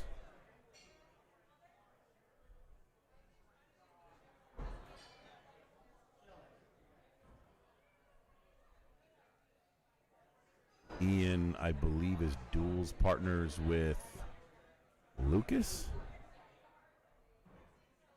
Despite Hayden being here. Lucas and Hayden are the defending world champions, not only from last year, but the year before that, as well as the year before that. That's right. You heard it right.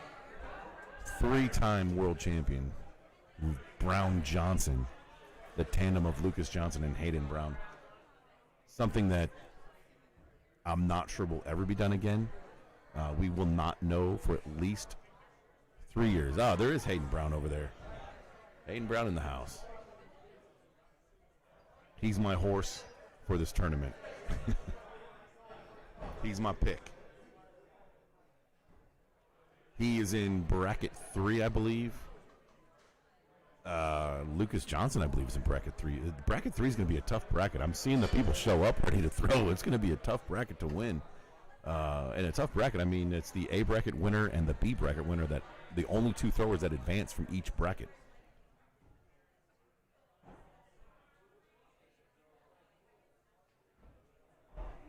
Kill shots called, and Conrad stays hot on those kill shots and smacks one. Both throwers agree to go up once again.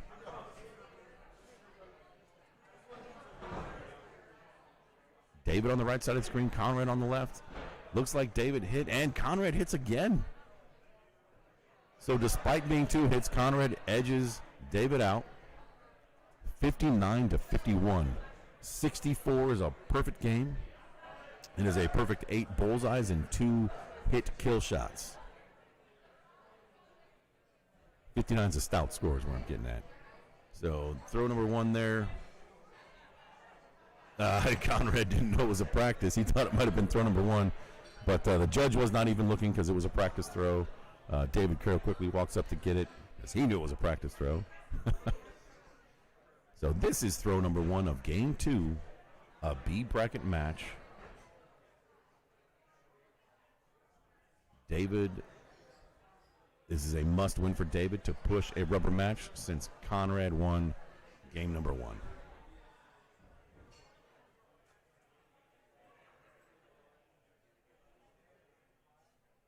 In lane 6, Barely squeaked in a. David They marked it a 5 at first, and it was changed to a 4. Martinez.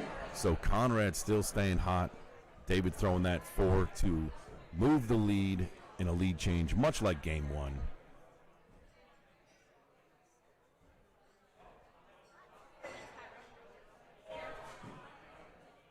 Looking at these two throwers when they line up right here. Let's take a look. Close look at their throw before they set up. The body language right now that Conrad is showing versus what David's throwing is different. David looks like he's almost beating himself up a little bit. Conrad looks like he has a very confident mannerisms right now. It's important that David stays focused here and keeps this game close so he can squeak out a game 2 to force that game 3. In lane 3, Sean Daniels, Jeff Schick. Double bullseyes. Staying tied, going into the turn. Oh, that was not called a bullseye. Excuse me, that was ruled a 5. That's probably why the judge went up there and took a closer look. So it is a 1-point spread in favor of David. David smacks that bullseye again on throw number 6, as well as Conrad. Double bullseyes.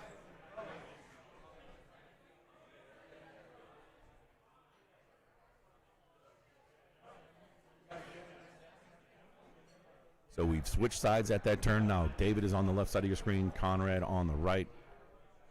Another set of double bullseyes. Feeling the flow on the backside here. Throw number 8 coming up. An important throw right here with the 1-point difference.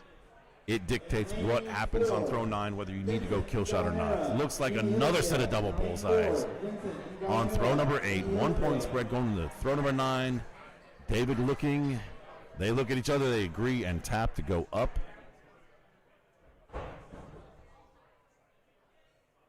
In lane 5, Sebastian Arnold, Jimmy Johnson. In lane 5, Sebastian Smack kill shot by David and Conrad. Another kill shot in a row. I believe this is number 7 in a row for him in his last 2 matches. Tap of the axe, 1-point game here. Kill shots called. Once those kill shots are closed, after a hit, you have to move to the other side to throw. Looks like David might have just edged it out, and Conrad might have blew through it. Oh, David did squeak it in. So well done in game 2 there by David. He scoots off to the back. I'm assuming to take a little, wet his whistle, maybe dry the hands, because we're going to step back up and go to game number 3. Conrad with his first kill shot miss there in 8 throws allowed David to squeak it out.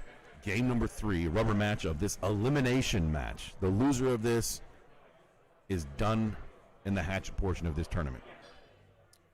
Tap of the axe, throw number 1, a rubber match. Sean Daniels at the bracket. Looks like he squeaked out Justin Prasad. He is Sean Daniels is now going to be facing off against Jeff Schick in a B bracket matchup.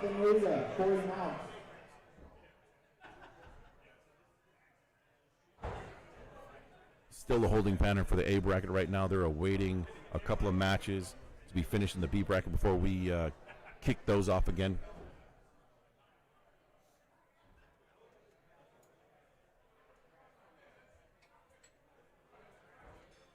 So for the 3rd game in a row, a 4 has been thrown on throw 2 for a lead change. That's the first 4 that Conrad has. Wow. If that's a second 4 there, that could be pretty huge. The judge goes up to see if he can see any white on the other side of his axe to ensure that it is a 5. The mark on the scorecard is a 4. He opens up the door for David, who now has a 3-point lead going into axe number 4.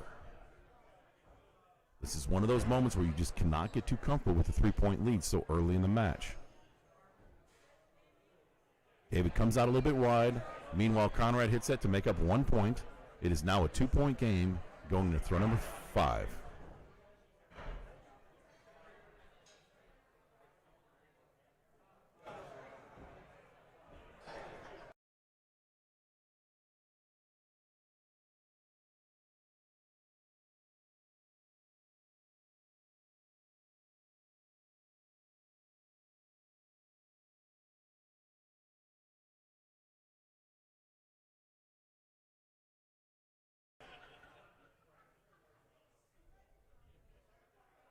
What a matchup right now between David Carroll and Conrad.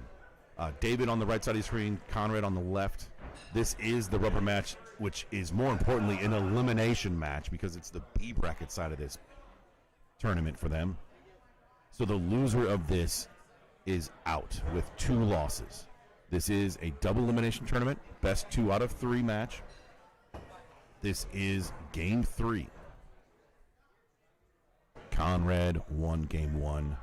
David with a good comeback in game 2 to force this one right now on throw number 8 is a 1-point game in favor of David.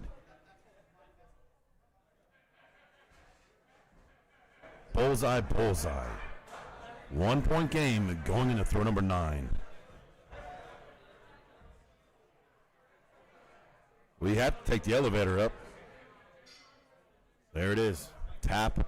We are going upstairs for the kill shots.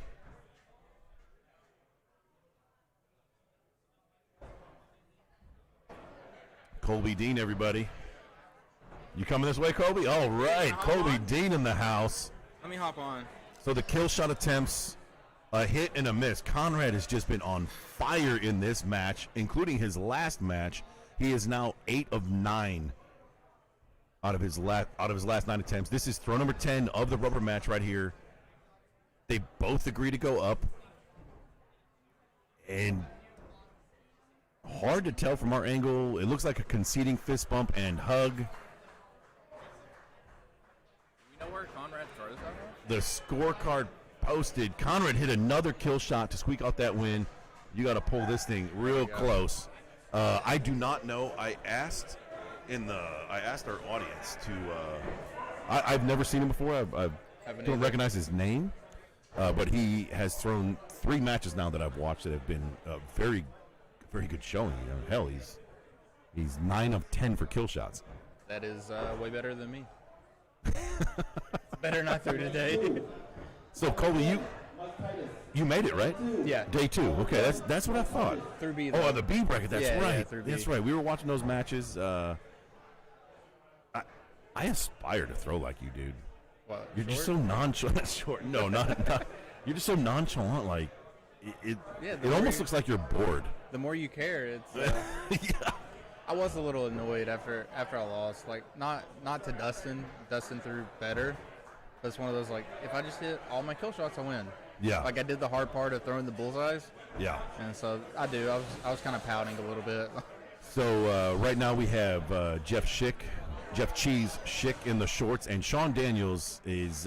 I watched him. I had not heard of Sean Daniels either. Have you heard of Sean Daniels? Yeah, he beat me in knives yesterday. Oh, okay. But before then? Nah, not to my knowledge, no. So I watched him throw his big axe, and his delivery is silky smooth. So I was excited to watch him throw Hatchet. He's only been thrown for about a year in South Carolina at the Blackwater. Wait, is that where Melody throws out of? Yes. Oh, okay. Yeah, because I told him, I said, I'm not familiar with that venue. He goes, Melody throws out of there. I said, oh, Yeah. oh hell. How did I not know that? But this is game 1. And hit? Okay. a hit. Tapping and going upstairs.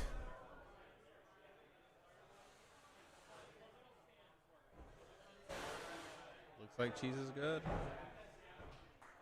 Looks like 2 hits. All right. That was definitely a double hit fist bump right there. 61-61. Just 2 little hiccups. 3 little hiccups off their match. 64 is the perfect score. Now we're in OTK right here. OTK 1, which looks like 2 hits. People are too good. They were such good hits that the judge didn't even move.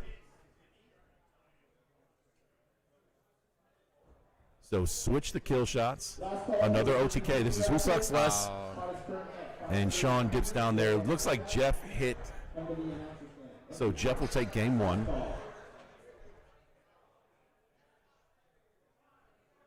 Or was that game 2? I stand corrected. Jeff just took game 2. He wins in 2 to advance in the B bracket. Sean Daniels has been eliminated. Good run by him in his fairly young axe throwing career. So Jeff and Conrad should be coming up Oh, right now, here, look at this. An A bracket match. Josh Russo and Adam Fortner. Another A bracket match. Okay, we're caught up a little bit. Tyler Flynn over there in the black with the white hat. I guess they both have white hats. He's in the black. And they're both tall. Yeah. Mike Titus, the Demon Slayer, in the bluish color shirt. Throws out of Florida. Yeah, it throws at Adam Fortner's venue. That's what I was educated on earlier. Yeah. I didn't know that.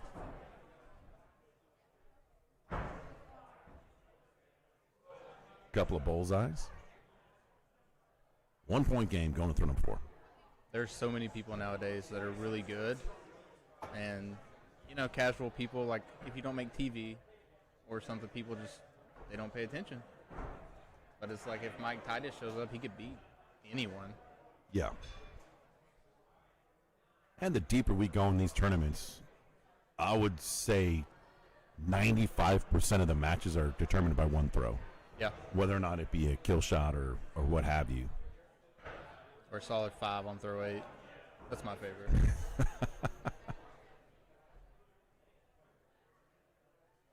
Second opinion. I think the second opinion look at the axe, I think there's like a standard stance, hands behind the back while you look. Hey, don't want to touch it. Which Tyler just did. I think it's almost universal.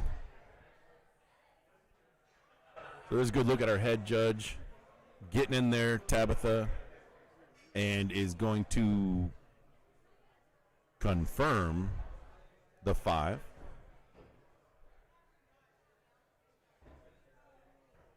When you were a fairly new thrower, did you feel any pressure or starstruck when you threw against one of the bigger name, well-known throwers? So my first tournament was the Arnold, like way back when. Sure.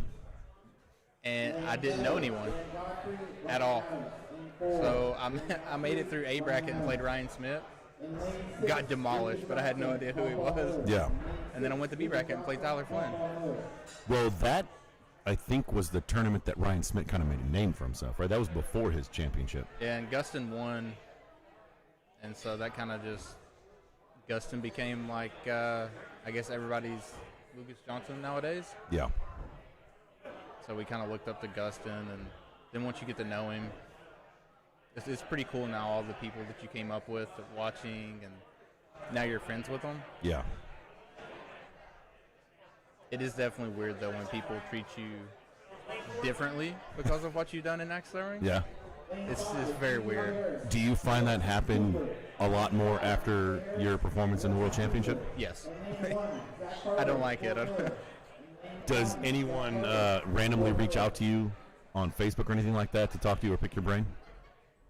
Yes, from time to time. I actually had a dude I played high school football with. I hadn't talked to him since he graduated. He messaged me. It was on TV. Yeah. And he sent me a screenshot. I was like, dude, that's so awesome to see you on TV. Yeah. And I mean, it was like a month later. It was. So it happens from time to time. It's really cool. I don't think I'll ever get used to it. But, I mean, I'm washed up now, so all downhill. Yeah. We'll let Sunday determine that. Yeah, well, hopefully I can hit a kill shot. That'd be nice. I'm still trying to figure out what kill shots are. I throw out the low ones. That's my wheelhouse. So here we go. Throw number 10 in game number 1. Mike keeping it close within striking distance.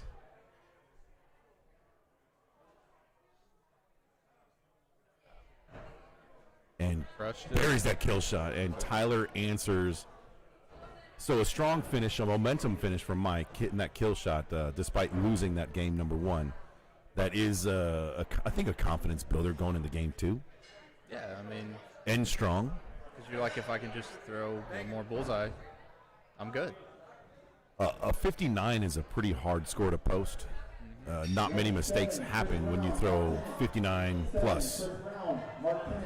It is. It's very aggravating when you throw, 60, 61, and you lose by 1. Yeah. It's like, I just needed one more 6. So let's jump over real quick and find out where we're at over here. This is, I don't know if this is game 2 or not. But we got Russo in the white shoes, and we got Adam in the orange shoes. Is that a 4? A 4. Wait. It's a 5, all right. Okay. Squeaked in a 5. That would have been a big 2-point difference right there.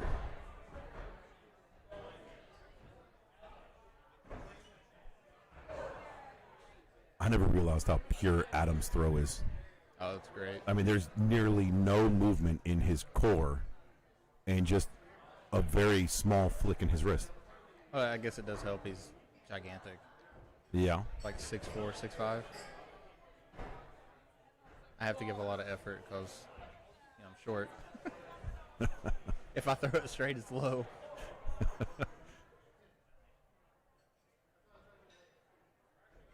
So will we see 9 and 10?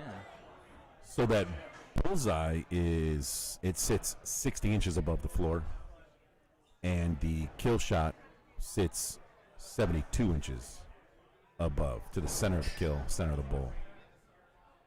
I'm definitely not 72 inches tall. Well, both are an inch and a half in diameter, but yet that kill shot is more difficult to hit, despite being the same. I've actually calculated the difference with the height, and it's really negligible as far as distance from the throwing line. Yeah. But yet it's more difficult to hit percentage-wise. I think for me, part of it is just the height. Like, to get that amount of height, I have to do small changes to my throw. It's not the same as my bullseye throw. And, you only go for it twice. Yeah. So you practice bullseyes more because if you're behind it, you already lost. So, if you're at them, it's eye level. Who just took that first game? I blinked. Adam did? Yeah, they both hit. All right, so this is game number 2. We're going to jump back over here to the final 2 throws. Tyler is going to stay down here with a 3-point lead and a must-hit kill shot from Mike. Tyler's smart, but he doesn't throw 5. Just a bit inside on that kill shot attempt.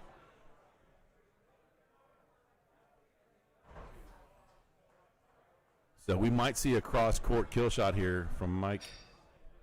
Nope, he doesn't play that. He's going to take this practice throw and... Oh, we are going to see a cross-court. Hey, what a call. What a hit. So Tyler's going to walk away and advance. Does that put him in A final? That puts him in the A finals.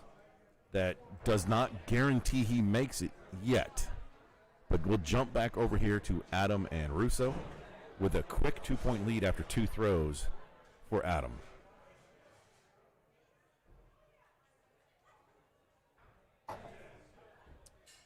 Bailey, they are taking the top 2 throwers from each of the 4 brackets. So the A bracket winner and B bracket winner, do that times 4 is 8 hatchet throwers for Sunday.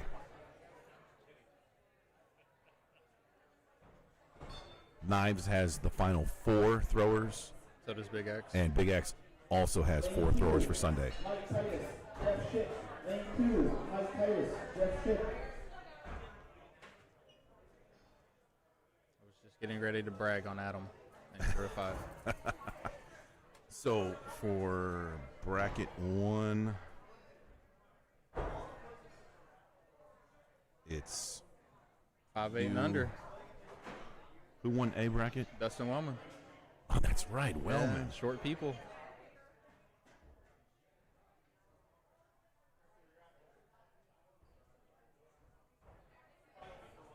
Man, Dustin's having a great weekend.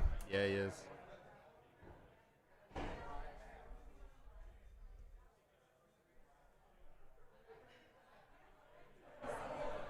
So I like that move there by Adam. I'm a big advocate of confirm with your opponent. Yep. Like, just, hey, what do you think? It's close. Just come take a look. What do you think? And, call a second opinion if need be. That's the way everybody wants to win. Yep. Yeah, you want to win correctly, not... And I think there's no better example of that than on the biggest stage in our industry at the World Championship when Mike Philibon called his second opinion on himself. On himself, yep. on himself on ESPN2. It was posted as 6, and as Philibom went up to pull his axe, he took a close look and called a second opinion without even looking at Teats. And it was ruled a 5. Hardest on himself. Yeah. He's not going to give himself any points. Like, if somebody's thrown in league with him quite a bit, that's always the case. It's not just like an ESPN show or anything. Yeah. Like, it's who he is. He's actually in California throwing right now. Oh, at Mighty Axe. Yeah. I think Vale's over there too. Vale. Thousand Oaks, California. Beautiful venue. What are we looking at here? That looks great on camera. Looks like it might have dipped down. If that board is soft and you hit low, you could sometimes blow right through that bullseye. Russo getting in there taking a closer look at his own axe, which I don't think is allowed. Pretty sure he's supposed to step back behind the line. Yeah. Which we'll have a second. So. And he does start with Tabitha. Tabitha will tell him to move. Oh, he's accepting it. Okay.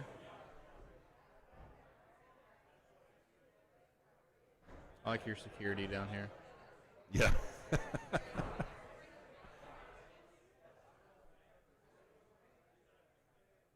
That's big, though. Puts Adam up 4. Yeah, this is a huge... Oh, man, Adam, that was the chance to put the nail in the coffin there. Russo might have hit a 5. Russo makes up 1 point there. That was a big throw for Russo.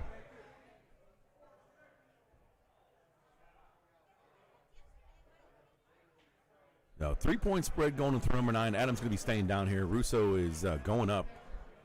That's kind of how the situation happens. All right. Adam understood the assignment. Great throw there by Adam. Great throw by Josh. Russo answers as well to keep his option of winning alive. Now, 2 kill shots here. Hit by Adam will end this game. Lane 5, Hayden Brown, David Gann. Which he Adam does. Brushes it, yep.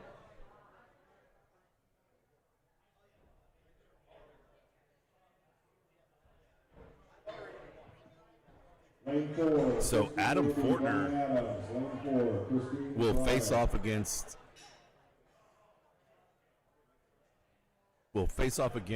Tyler Flynn in the A bracket championship. The winner of that is guaranteed to play on Sunday. Right now in the B bracket, we have Jeff Schick on the left side of our screen in the dark Widowmaker jersey. We have Mike Titus on the right side of our screen in the blue color shirt. Looks like it hit. Not sure what game this is. Mike missed. I thought he had enough with the king.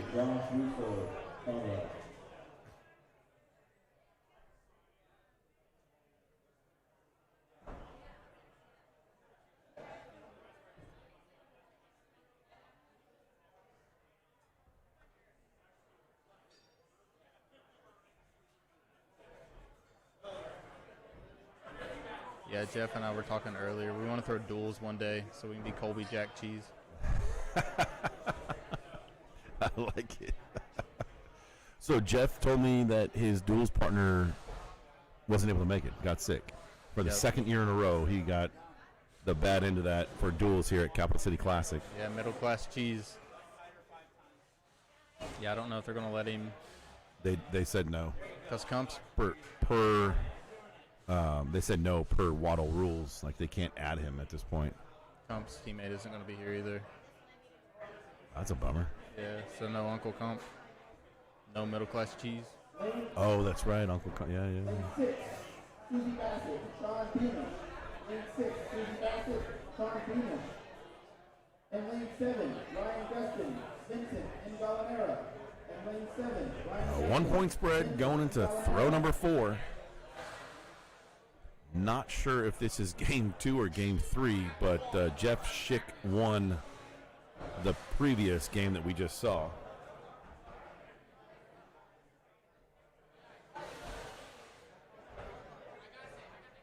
So either way, this is a must-win for Mike, whether or not it's game 3 or game 2.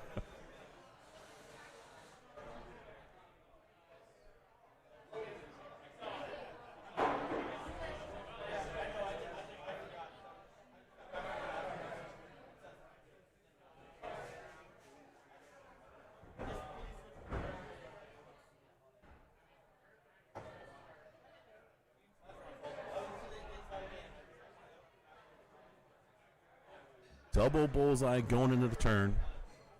2-point difference.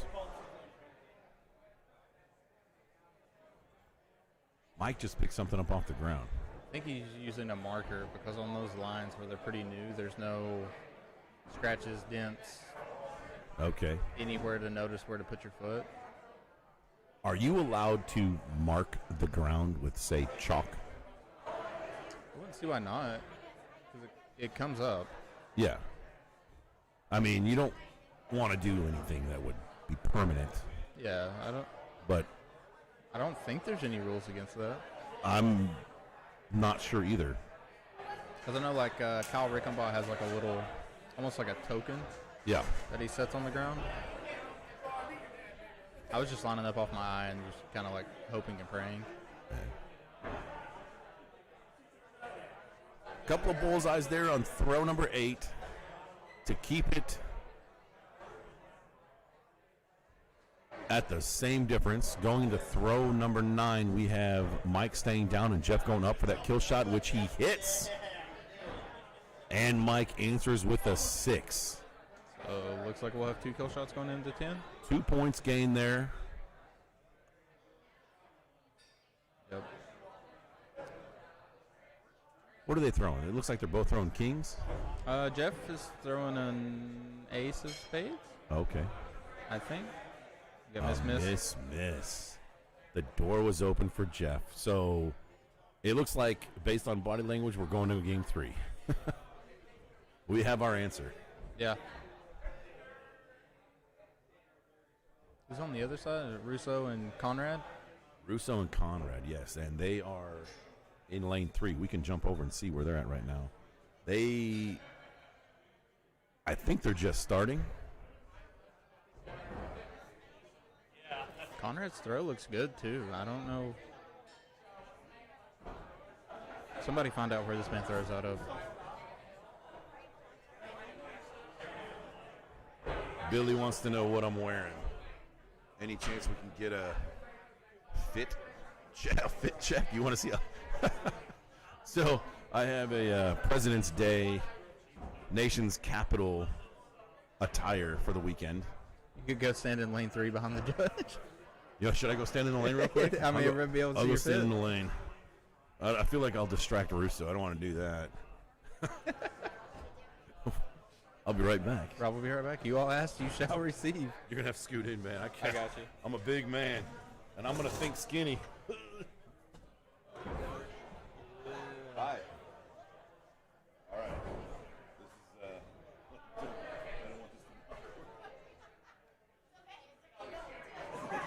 is, Rob had to sneak by security there.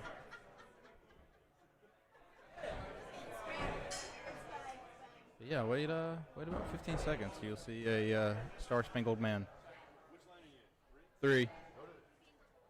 Russo and Conrad. Go to 2. All right, we're on 2. So game 3. Looks like 6-6. Yeah, so Mike will take the lead, switching sides.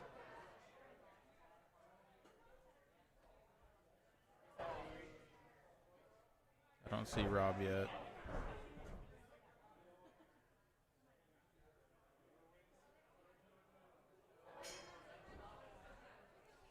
Six, 5. Okay, 2 points.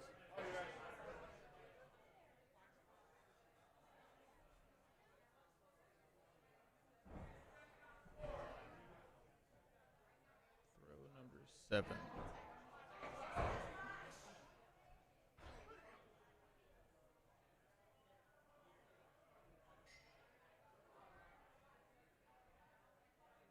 All right, we got a 1-point game going into throw 8.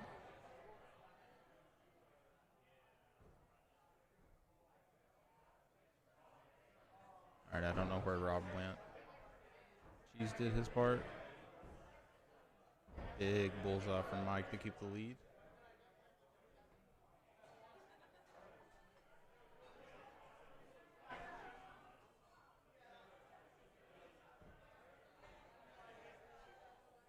I don't know. We lost Rob, everyone. I don't know where he went.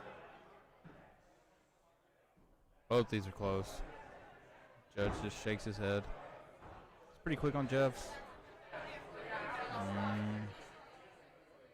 What do we got? Hit. Cheese is looking, so I'm going to assume he called it a miss. In lane 8, Sebastian Arnold, Jonathan Morita. In lane 8, Sebastian Arnold.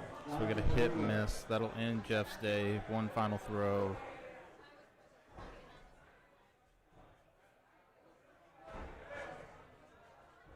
Mike stayed down. Didn't really need to. He was up 9 points, but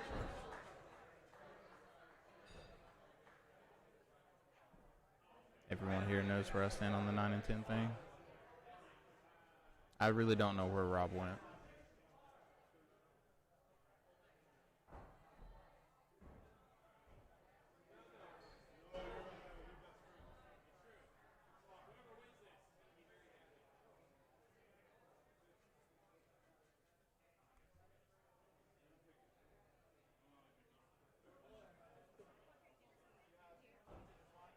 I'm not sure, so we'll go to lane 3. Show you Conrad and Russo. Looks like Russo went up on 8 and missed.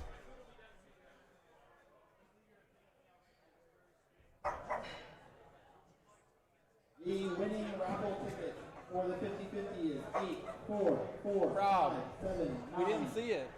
8, 4, Nobody 4, saw it. 5, Go back. 9. All right, hold on. Get ready for Rob's outfit. Oh, there he is. He's talking to Jesse. Yeah, so there's Rob and Jesse. There's your fit check. In lane 5, Rander Marquez, Noah Jones. In lane 5, Rander Marquez, Noah Go back Jones. to lane 3. Throw number 1.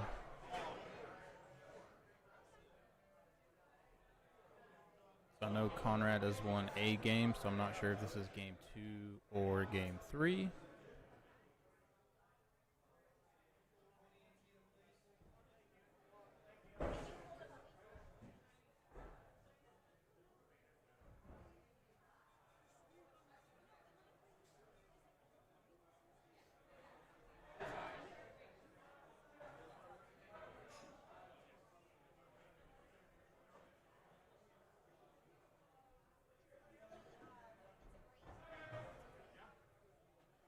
Yeah, Rob is definitely President's Day ready. 6-6. Going in to throw 4.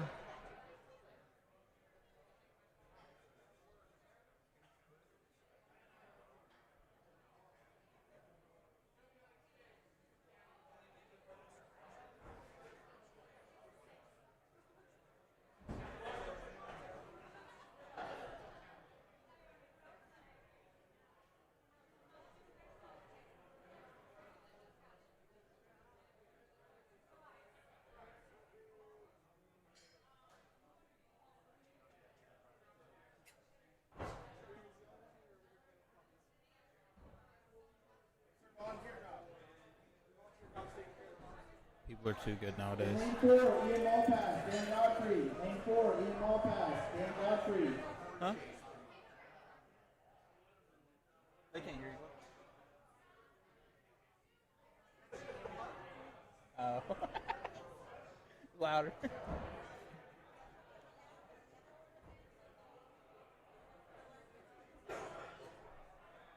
4-6. That pushes Russo's lead to 3. 3 points is a big deal because on third 9 you can stay down most of the time.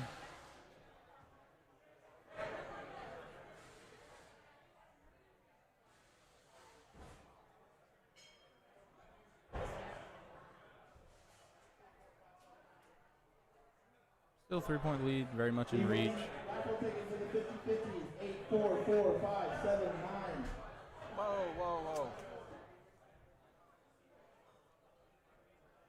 In lane 1, David Gann, Amy Hillsdale. Lane 1, David Gann, Amy Hillsdale.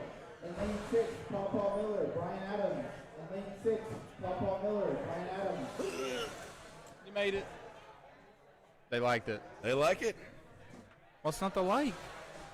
So I'm wearing this outfit partially because it's my only shot at beating an opponent these days. Like I have to go for like a distraction level. I don't know. I'll throw in league with you. You've been doing pretty good. I mean that's debatable. So Conrad misses kill on 9. Conrad did win the last game, so I'm not sure if this is game 2 or 3. This is game 2. Conrad took game 1. Okay. Conrad, I found out, doesn't throw any waddle. He has thrown axes before. He lives in the Baltimore area, and there's not really any waddle venues in that area, I don't think. So that's why he hasn't thrown. This is his first waddle tournament. People are so good. Yeah, right? We were talking earlier about how, like, I'll refer to generations. Yeah. But, like, Gustin and I and Pops and a lot of the guys from 2017, 18, 19, we were kind of learning on the fly. Yeah. And I didn't know what I was doing. And nowadays, these young kids and the new throwers get to step right in and see what works really, really, really well. And took us a couple years to figure out. Yeah, that was me. I mean, we threw on Pine. I threw two-handed with an S-wing. Like, I didn't... Yeah, that's how we all started. You couldn't look up YouTube and, like, see past World Championships or, like, you know, they interviewed the throwers and stuff. We didn't have that.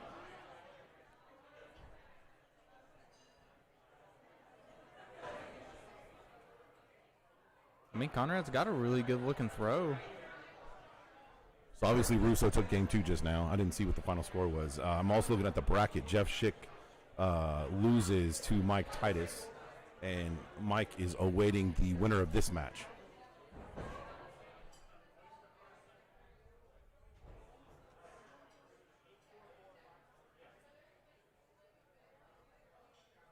Up in the A bracket, we're waiting to watch Adam Fortner versus Tyler Flynn in the A bracket championship. The winner of that's guaranteed to play on Sunday. Day 2, if you will.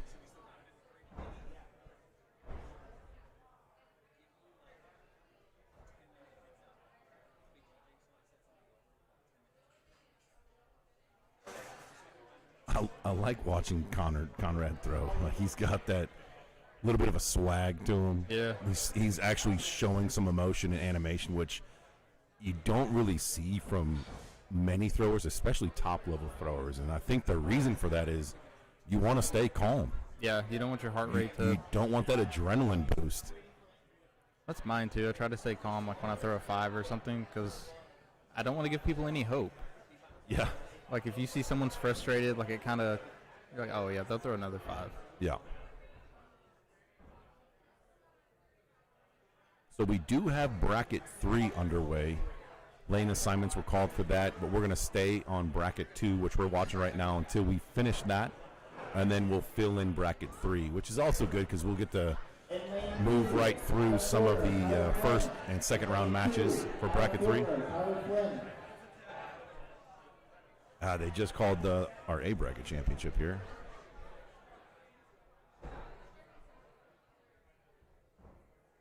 Ooh. 2-point game going to throw number 7. Next couple of throws are pretty pivotal throws to keep it within striking distance. These next 2 throws will dictate what happens on throw number 9, whether or not you go up for a kill shot and make your opponent also go up or not. Yeah, I think staying within 2 is really big. If you're within 2, then they essentially have to go with you. You're saying there's a chance. At this level in the tournament, you can't stay down up 2. Not playing to tie.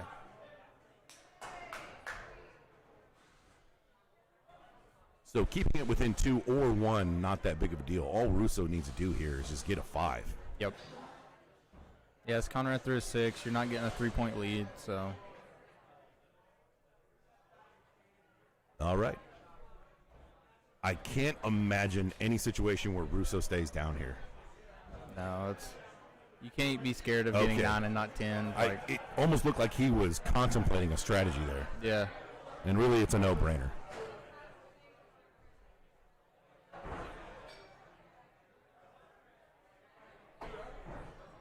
Conrad smacks it, so Russo was lining up and stopped and reset. For an experienced thrower like Russo, I don't think that's necessarily a bad thing. Oh, he stayed down. What?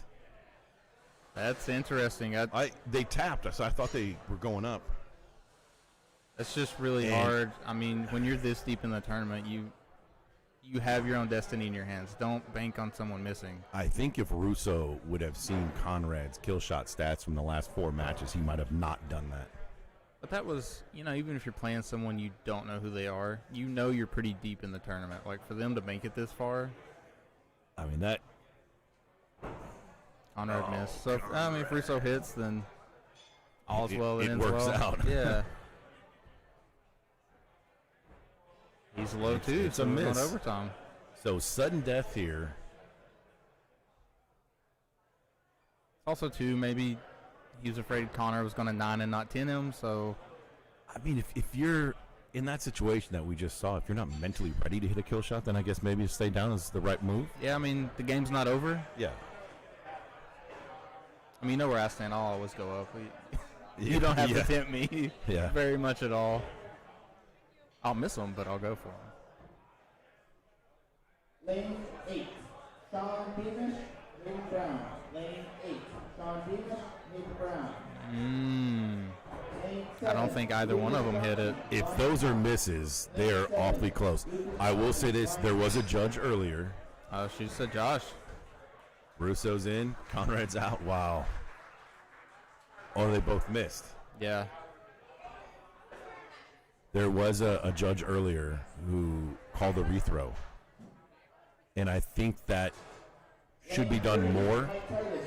They're definitely, I personally think there needs to be a limit on measuring, meaning whatever the number you decide. We'll just go with 1/4 of an inch. If it's within 1/4 of an inch, then it needs to be rethrown. Well, that was, I know yesterday Kump and I foot faulted during Big X. Because if I can't eyeball it, I mean, we both missed. Yeah. So we're just like, we'll foot fault. I mean, if it's blatantly obvious. Yeah. I just think there is limitations to measuring even with a caliper. And if you're going to do it with a caliper, really the right way to do it to get the most accurate measurement is you have to measure it 3 times. And you measure it, you reset it, you measure it again and reset it, and you have to do that for both axes. And did the judges start from like the top of the blade? Like a lot of the judges don't have. There's too much for interpretation there, and I think at the advanced level of the pro throwers, I don't want to win by 1/4. Yeah, I don't want to win by 1/4 of an inch. Yeah, yes, good point. Not only do you not want to win that way, but I mean, Lucas Johnson hits, I think, 83% of his kill shots. So, I mean, just throw a couple more. Yeah. Someone's going to hit. It'll sort itself out. Give it 11 throws. Unless you're you and you hit 11 against 10. Look, if he would have just missed earlier, or either of us would have hit on 10. Either way. So this is game number 1. This is the A bracket championship of bracket 2. Tyler with a spicy 4 on throw 2. It's bold strategy, Cotton. Tyler in the white hat. Adam Fortner in the orange shoes. That's the way I'm going to describe him. Adam was the number 1 seed in this bracket. He was the number 1 seed in my bracket at Worlds. Yeah. Yeah. I think Adam is one of those sneaky throwers that it's just gets overlooked a little bit. He owns his own venue. Yeah. So he doesn't travel as much as everybody else. Because he does well every tournament he goes to. Piper coming in. She's going to make a guest appearance. There she. that's not our balloon coming in. That's Piper. She's a cutie. So Tyler hit and tied it up. Let's see what Adam does. Yeah, you have to go up. You can't let Tyler just tie it. No. So Tyler's staying down here? Yeah, so it kind of eliminates the 9 and not 10 thing. Correct. But also it makes Adam you think about it, because Yeah. if Tyler misses on 8, game's over. Cool. Yeah. Oh, Adam misses too. What? So Oh, I thought he clipped it. now Tyler can stay down. So there's a chance that kill shot on 8 threw him off just a little bit. It makes you think differently. I mean, all you need is just that one little thing to penetrate your brain, Yep. and it'll throw you off. Yeah, and Adam was perfect till that too. It's, Wow. And Tyler threw a 4 in that match? Chris Adams. Ooh, all right, so this is the A Bracket Championship. Tyler takes game 1. It is best 2 out of 3 format, and it also is a double elimination, which means whomever loses this A Bracket Championship is still alive. They're handed their first loss and will face off in the B Bracket Finals against who do we got left down there? I don't even remember. Russo and Mike Titus. That's right. Oh, right there. Yeah, I was very shocked when I dropped down and they were like, "Oh, you're playing Tishko." Yeah, we were mentioning that's Like what? if you're just tuning in, this is not a championship. This is a B bracket match between Yeah. Kobe and Tishko. This is not the A final. Both of them decided they were going to lose. Ooh, did Tyler throw another 4? No, it's a 5. He's trying though. He told me he was not going to make it to the finals. Yeah, Yeah, so we'll see if he lies to me. is what you would say when you don't want to jinx yourself. Yeah, I told him just top 3. Advanced strategy, top 3. He's already in it for 2 other disciplines. So this is a must-win here in Game 2 for Adam to force the rubber match, Game 3. Yeah, Adam does not move his body at all. No, he's solid, a statue almost. Very envious. I wish I had like just the height. He really has minimal movement in his hand too. Yeah, his it's- arm, like watch his elbow. It's nothing. His elbow barely moves. Yeah, as long If as it his grip does. comes off, it's straight.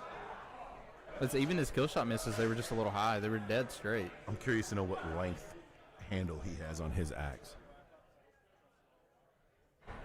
And he must be a fairly strong guy because, Oh, he's a 16, 17, 18-inch handle and a 2 to 3 pound head will All day, create yeah. torque and will put some pressure on your elbow and your wrist, and that's what makes it so difficult to throw these with minimal movement like that. The goal is minimal movement.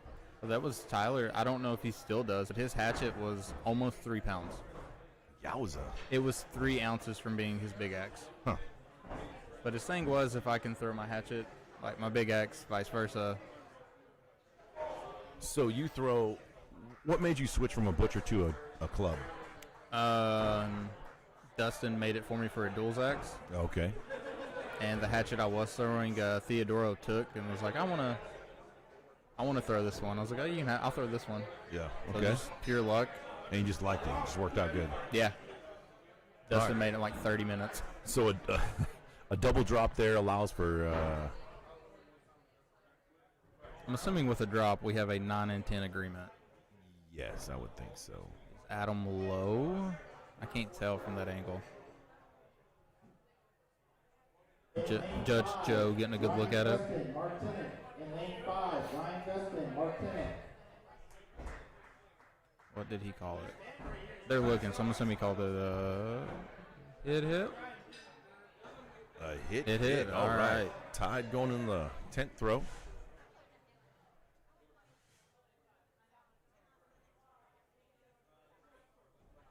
Adam crushes it.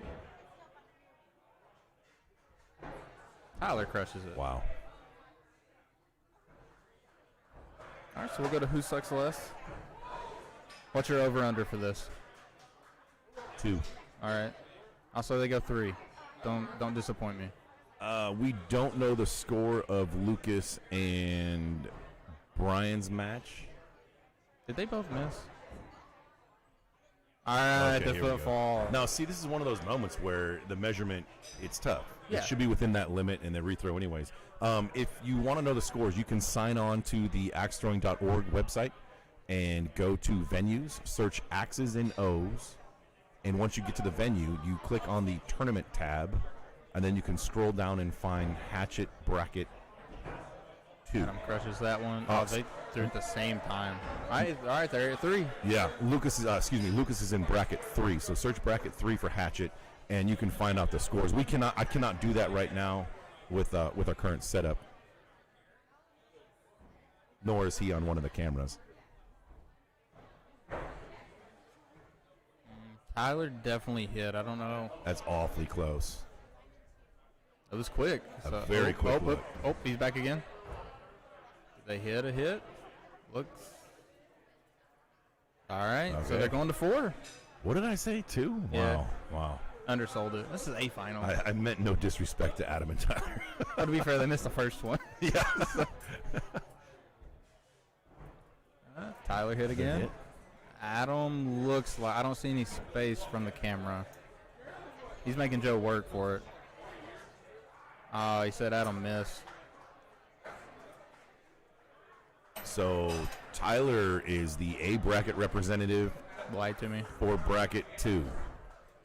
Also in all 3 disciplines for Sunday. He's guaranteed to be in the big show on Sunday. This is now the match B bracket semis. We're sorry, Josh. We didn't mean to flip over and see the 4 first thing. But we got it on camera. He's human, folks. Yeah, we've all been there. Even the pros throw 4s. That's the cool thing to do. Adam's axe is 17 3/4.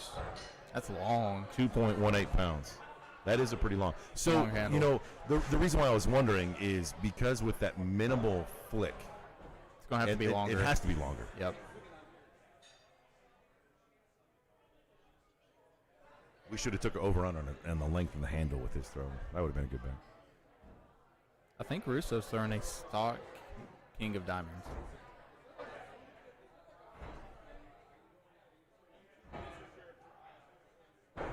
Russo's repping the 5'8" and under. How many pros? 5'8" and under. That's right. That'd be a good melee team. I mean, we'd have Wellman, me, Russo, Oh. Brian Nilsson. How many of the pro throwers throw the King of Diamonds? Like, what's Oh the my most gosh. popular axe amongst the pro throwers? King of Diamonds. King of Diamonds by far. Oh, yeah. I think Tyler didn't throw one, but Adam did. Mike and Russo are.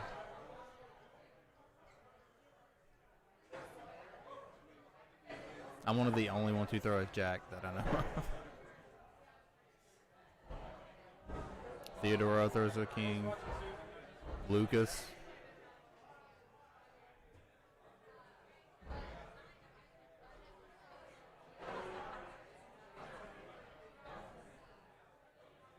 This is big if it's a 5. This has got to be game 1, right? We just switched over. They just started. I right? think so. I think so too. This is a 5. It puts Mike up 3. I am not a fan of the card. Because it's all about how you hold it. Well, yes, there's a flat edge that is, you know, a couple millimeters thick, 2 or 3 millimeters thick, and if you hold it on a corner, that makes a difference. If you hold it flat, it makes a difference. I'm not a fan of that. I wish they would get away from that. And as a head judge does it, I think the better tactic for that is to just grab a step stool and just get a better Look over look. top of it, yep.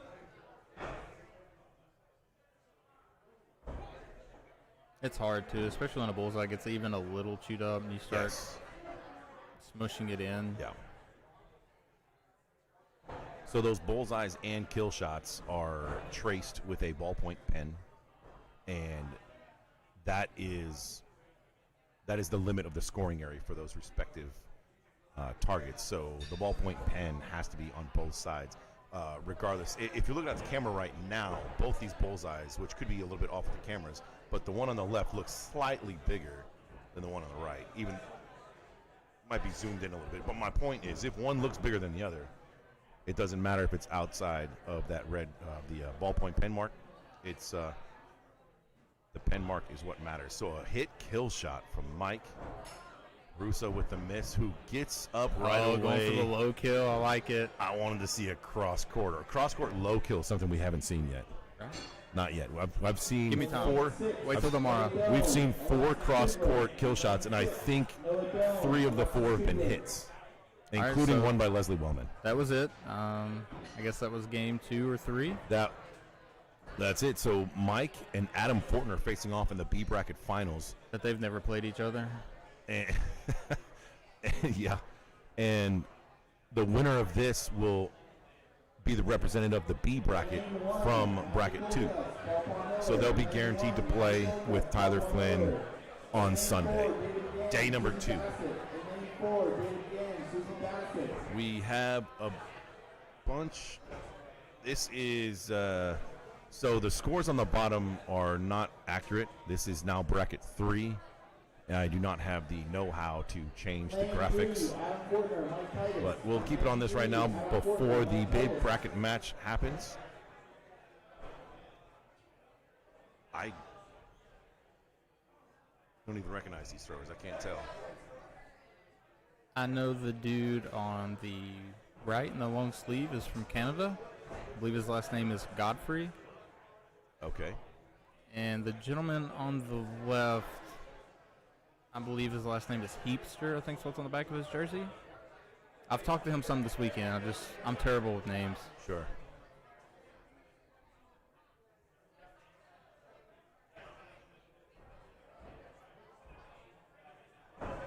We're going to jump back over here. They're getting started right now. I believe this might be throw number 1. I stand corrected. That is practice. Sorry, now it's throw number 1. So this is the B bracket championship of bracket number 2 of 4 for today. So do you throw better or worse with someone you're comfortable with? I think better. I throw worse. Really? Yes, 100%. Huh? Oh.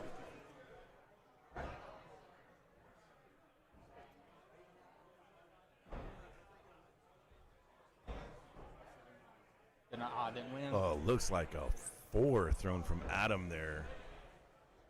And Mike taking his time to throw there. Hits that bullseye. The judge rules Adam's throw a 5. Luckily, there was a little bit of white on the other side of that axe. Ruled a 5 to keep the game tied going into throw number 3. Yeah, I don't know if when I play someone I'm comfortable with, I'm not sure if I just let my guard down or have a little too much fun, but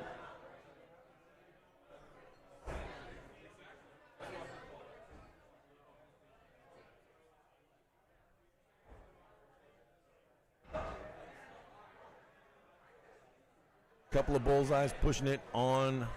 No damage done on that throw. Going on the throw number 4 of this B bracket championship. Game number 1.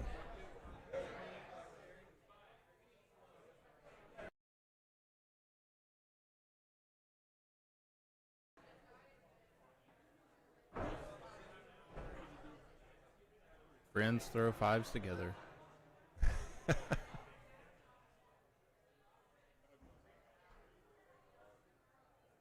You watch NFL football?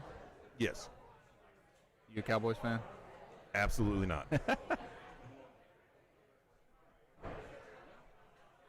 You mean America's team? Yeah. Absolutely. America's disappointment. I am sort of a fan of Dak Prescott, though, not because he had a bad year, but he's a good guy. I think he's a good quarterback. He just had an off season. He's a great guy too. Like it's hard. I mean, he won Walter Payton Man of the Year. Like that's a big honor. So Philly fans booed him. Yeah. So I have a fun story about Walter Payton. When I was a kid, I grew up in Chicago, and we often went. Yeah. We often went to the Indiana Dunes on Lake Michigan in Indiana. And let me tell you something about the Indiana Dunes. They're not normal dunes. They're gigantic. They're huge. All right. And, as a kid, it's the greatest. You run and jump off the cliffs because you're not going to get hurt and blah, blah, blah. And there was one time I was there, and when I was very, very young, there was a man there running up and down the dunes. And it was Walter Payton in the off season. Did you get to talk to him? No, I didn't really know who he was. I was so young, but my dad told me it was Walter Payton. That's cool. And you know, we had a pretty good look at him. His thighs were massive. I guess a lot of people don't realize it, especially when you're watching like NBA or NFL. Nobody looks huge because everyone else is so big. There's no scale, no normal scale. Well, it's like action. You look at all these people who are 6'4", 6'3", 6'5". Yeah. It's like I'm short, but it's just. So they both agree to go up here on throw number 10, despite that missed kill shot by Mike on throw 9. Hit.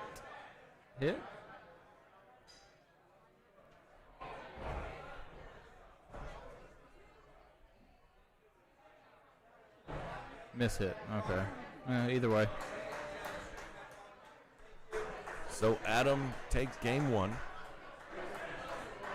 Moving on to game 2 of this is an elimination game, but not only an elimination game. This determines who makes the broadcast tomorrow in the championship bracket for Hatchet.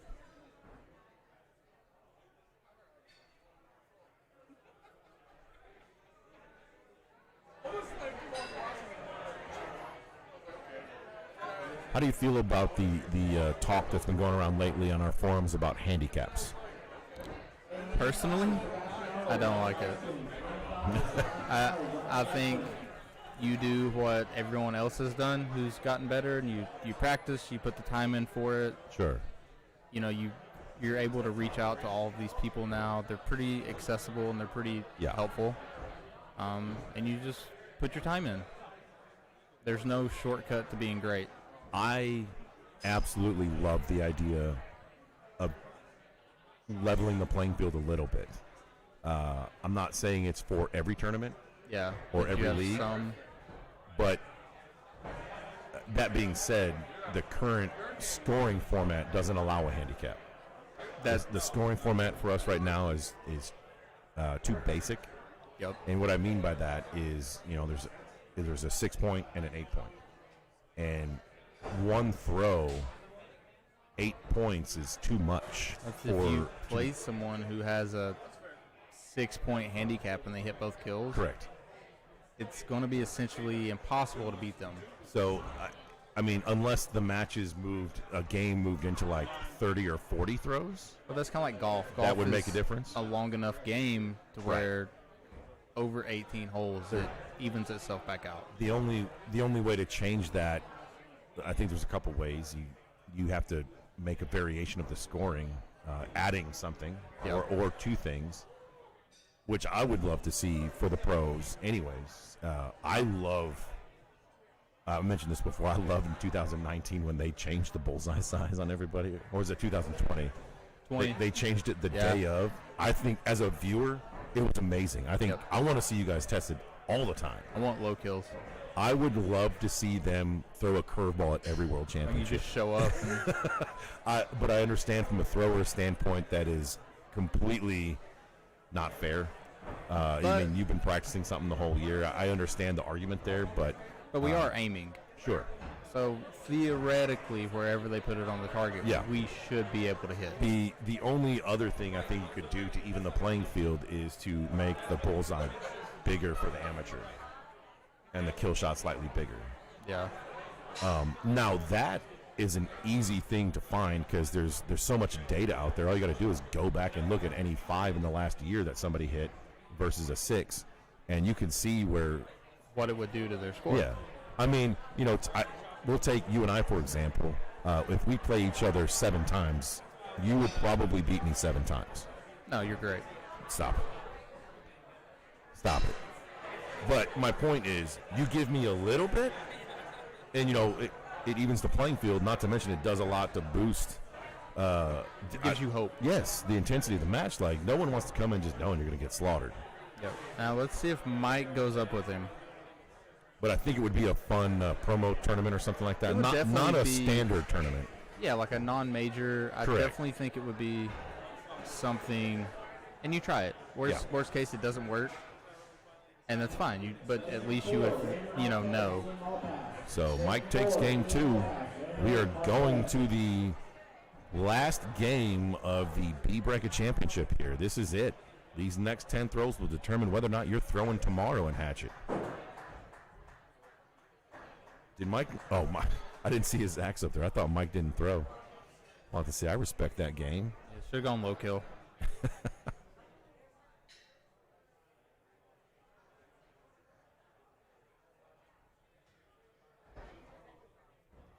I'd like to see Adam throw with his eyes closed. I mean, all I have to do is throw straight if he's eye level.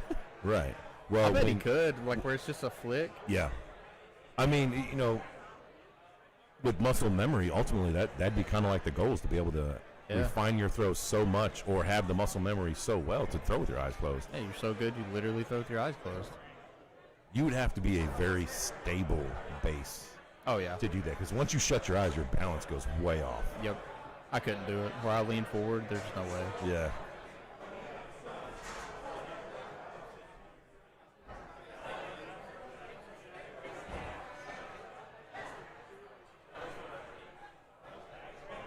Also, it is a big confidence booster when you win game 2. Because you go into game 3 pretty hyped you won game 2. Yeah.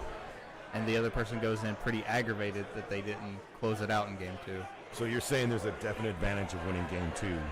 I think so. I definitely think it, because you have the momentum. Yeah. And I know when I win game 1 and lose game 2, I'm a little aggravated. This is like, if I would have just finished this out, I'm done. And instead, we're dragging it out.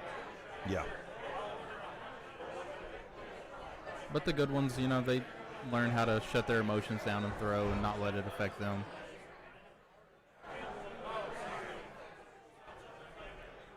So Mike just picked up something off the ground again, so he definitely has a little bit of a marker on the ground that he used as a bearing on where to stand. When you line up for a bullseye, how do you line up? Usually I find a little, I think I'm dead center, but I'm definitely off to the left. You're 100% off to the left. I'm line up with where I think my shoulder is. Okay. But it's once I find that spot, then, you know, you can throw from the same spot and throw straight. So you're trying to throw like straight down your arm, your shoulder line. Yeah, it should be lined up right here, and all I have to do is this. Gotcha. But I guess over time I'd realized with my body that I tend to drift right. So if I'm a little further to the left, I guess I kind of just fixed it myself with my lineup. Yeah. And then I actually changed how I threw kill shots this weekend. To what? So used to, I would line up with what I think was straight on. Yeah. But you know, in some venues the lanes are a little tighter, so especially when I'd go for my left kill, like on Adam's side, I can't line up how I want to, so I'd have to kind of like caddy corner. Yeah. So now I just throw both of them angled. Okay. I pretty much scoot over a little bit, angle my body, and throw at it. But it helped me. Like this weekend, I couldn't throw my left kills how I wanted to. So a couple of bullseyes hit there on throw number 8. Nothing changes. 1 point difference going into throw number 9. I think he's trying to get a 9 and 10 agreement out of it. That's the only thing that could have been talking about there, right? Because it's a no-brainer that they're both going up here. Yep. But there's nothing in the rules that says they have to go up on 9 and 10, nor is there anything in the rules where. Wow. Mike. So we'll see if they agreed right here. There's nothing in the rules that even if you do agree to go up on 9 and 10 that you have to. It's highly frowned down upon if you do change your mind. That's terrible sportsmanship. That's the problem I have with it. If you change your mind, that's a problem because that's just a lie. Oh, So I guess he told him no. They did not agree. And if that's probably your what strategy, that discussion was beforehand. That's fine. If that's your strategy, just be honest with me. Yeah. Tell me no. I told Tyler this earlier when he was over here. So congratulations to Titus, who is the B bracket champion and will join Tyler Flynn from bracket 2 on Sunday.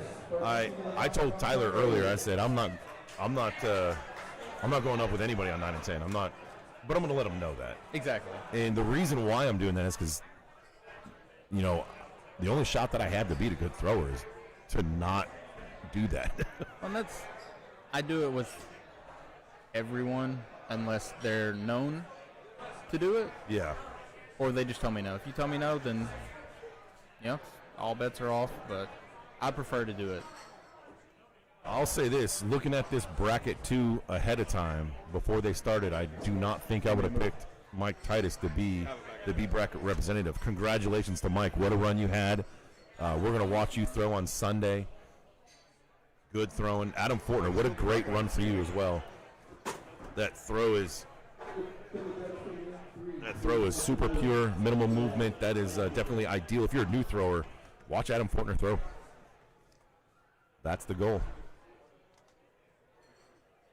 So bracket 3 has started, and we have Anthony here, Anthony S., getting us up to date with the graphic change, and we're going to bring up the bracket 3 coming up. I'll give you updates as soon as we get it pulled up.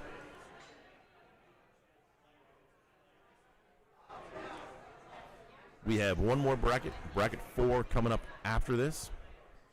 They'll get about the 3/4 of the way through this bracket, and then they'll start calling lane assignments for bracket 4, which I'm in. Pretty excited about that, and nervous.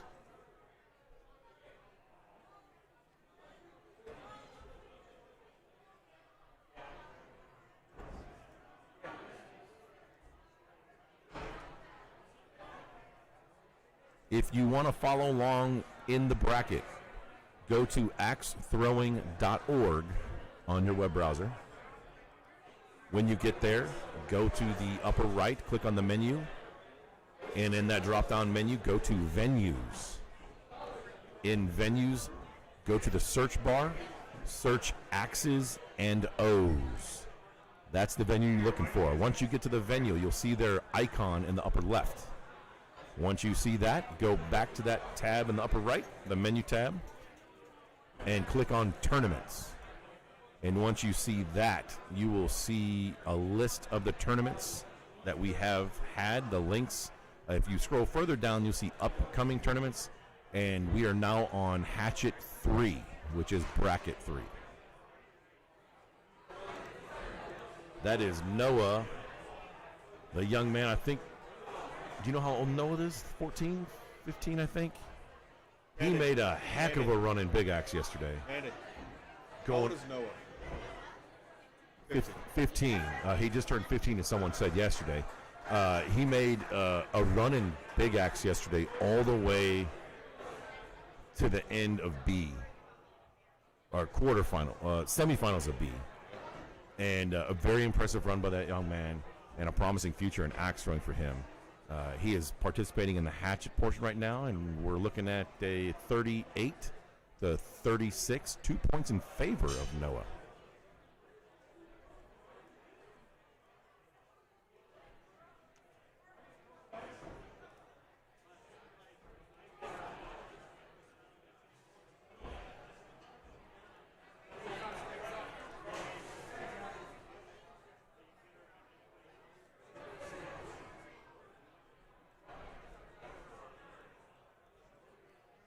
They're looking at each other whether or not they're going up. I don't think they're not. No indication we're going up. Noah, who's in the lead, looked at Dan and was going to tap axes to go up, but Dan decided to stay down and throws a 5. Noah looks like he squeaked a 5. The scorecard reads a 5 and a 5. So 2 points going into throw number 10. Again, Noah was the first one to look to tap axes. Dan, I think, maybe didn't have a lot of confidence in going up at that time, or just thought maybe he might be able to gain a point back on throw number 9. Dan looks like he clipped it on the inside. The kill shot, and Noah misses the kill shot. And it is confirmed that Dan hit his kill shot. He'll take that win away from Noah, who was winning all the way up into that last kill shot attempt. And Dan squeaks out that win. This is game number 2 coming up right now. This is the all A brackets. Oh, no, we're not all A brackets. Not even close. I'm looking right now. This is a B bracket match. So this is an elimination match. The winner goes on to play Sean Beamish, and the loser will be eliminated from their Hatchet tournament life at Capital City Classic in Sterling, Virginia. at X's and O's. Great venue, beautiful venue. We had karaoke here last night. They got merch right up there by the front door. We got a photo booth, Instagram station. We got the live stream on a TV over there to the side. 1, 2, 3, 4 huge couches that people are resting on, getting off their feet. We have swag booths. We have a cupcake stand, a good bar with a plethora of beers, coffee station.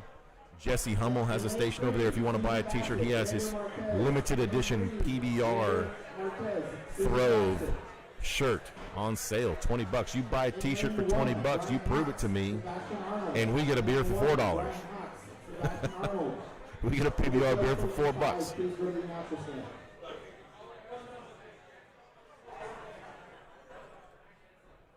So game number 2 right now, going on to throw number 4, 16-16 going in. I'll give you an update on the brackets right here. We have Lucas Johnson and Hayden Brown going to be facing off on the top of the A bracket. Duels partners facing off head-to-head. We have Ian Malpass that took down Rander, bumped him down to the B bracket. Ian Malpass is awaiting the winner of Jonathan Marita versus Vincent I. And moving down to the B bracket, we're making some segue. We still got a long ways to go.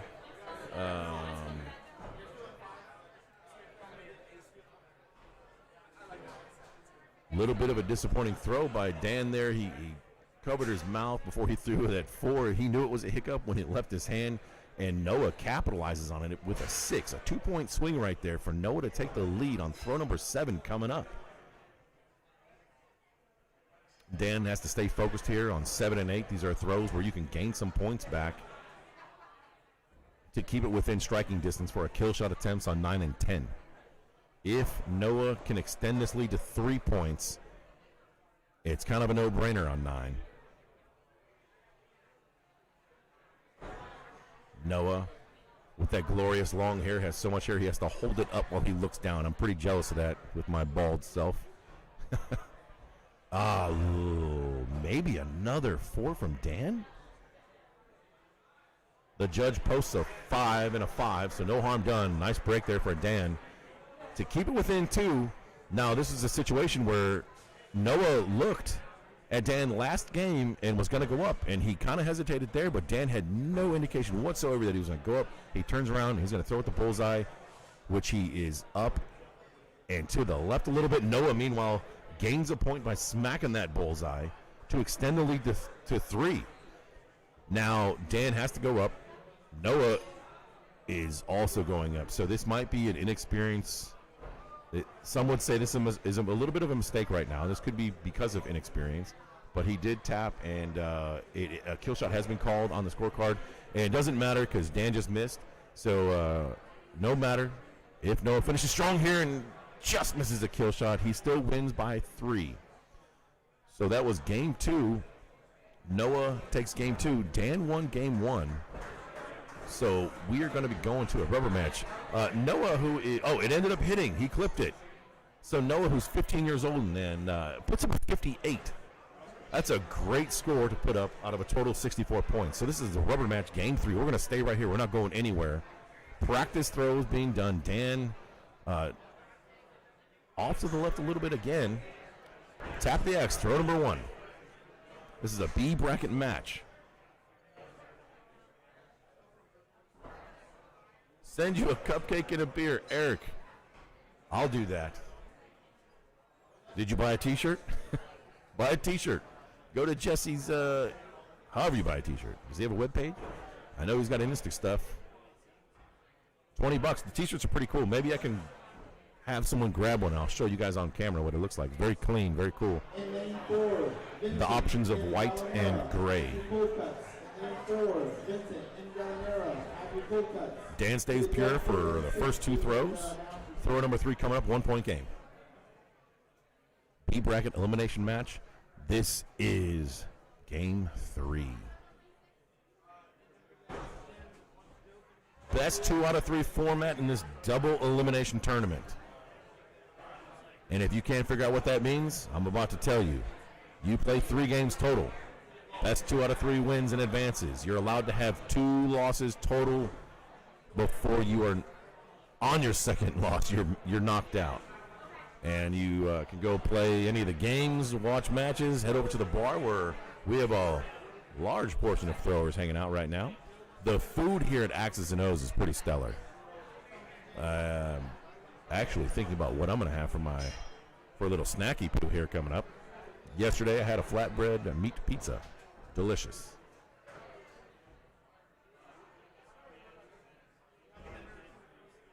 Noah buries that bullseye right there. Dan throws a 5 to keep it within 1 right there. This is the 6th throw, the last 5 throws of this match. Dan off to the left with a 5. Noah to the other side. Put those axes together, you got a center mass bullseye. 5 and a 5 on throw 6. 1-point match. Throw number 7 coming up.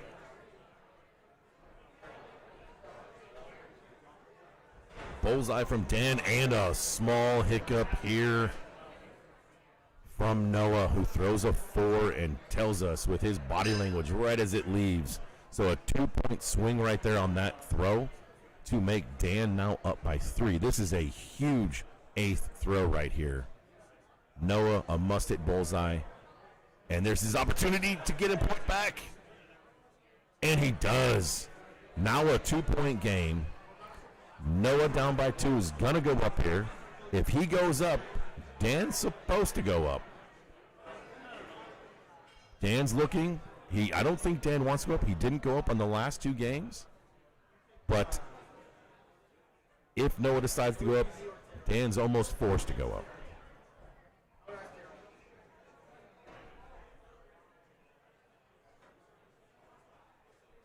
And we got a tap and kill shots indicated on the scorecard. So 2-point lead for Dan here, who gets up to the line first and looks like he's going to throw first. Big kill shot opportunity for him. I stand corrected. I saw the tap of the X's and assumed they were going up. Dan decides to stay down, which is what he did in the first 2 games. We shouldn't be surprised at that. And Noah looks like he just barely missed. Looks like a conceding fist bump.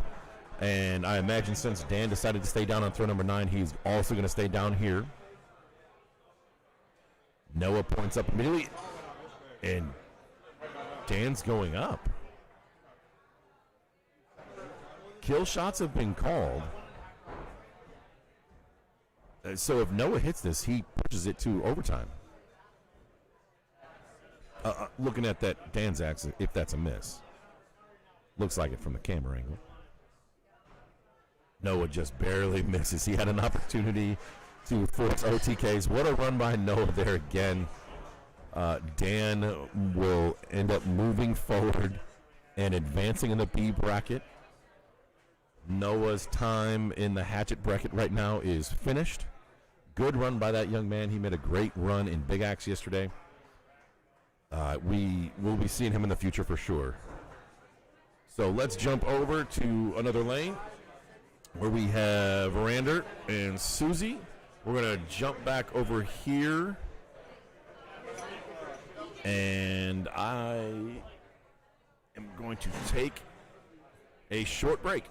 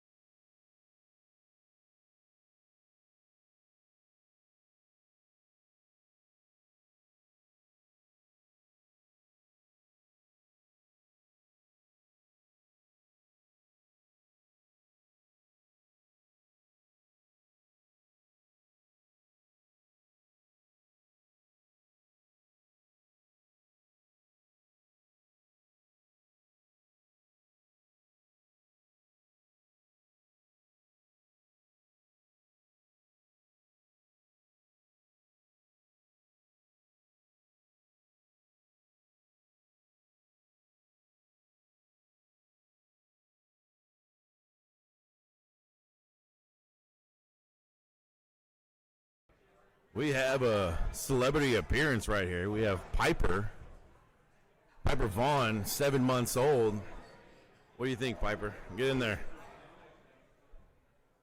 Fascinated, huh? Piper, you make me miss my boys. What's up, Cash? Shay Cole, if y'all are watching. Hi, Katie. Piper, you got anything to say?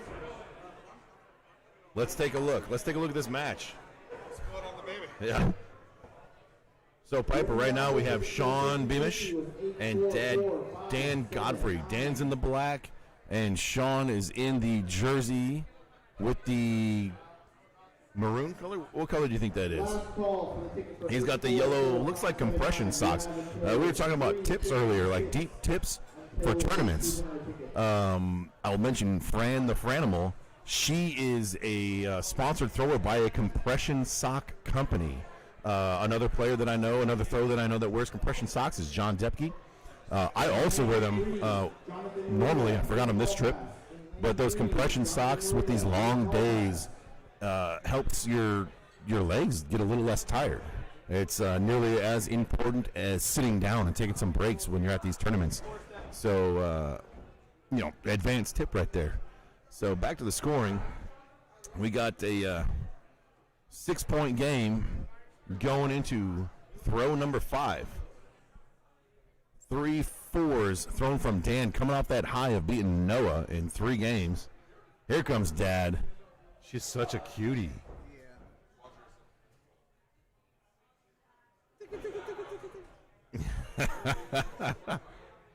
You like the microphone? Future broadcaster? Got her. Bye, Piper. Thanks for joining us over here.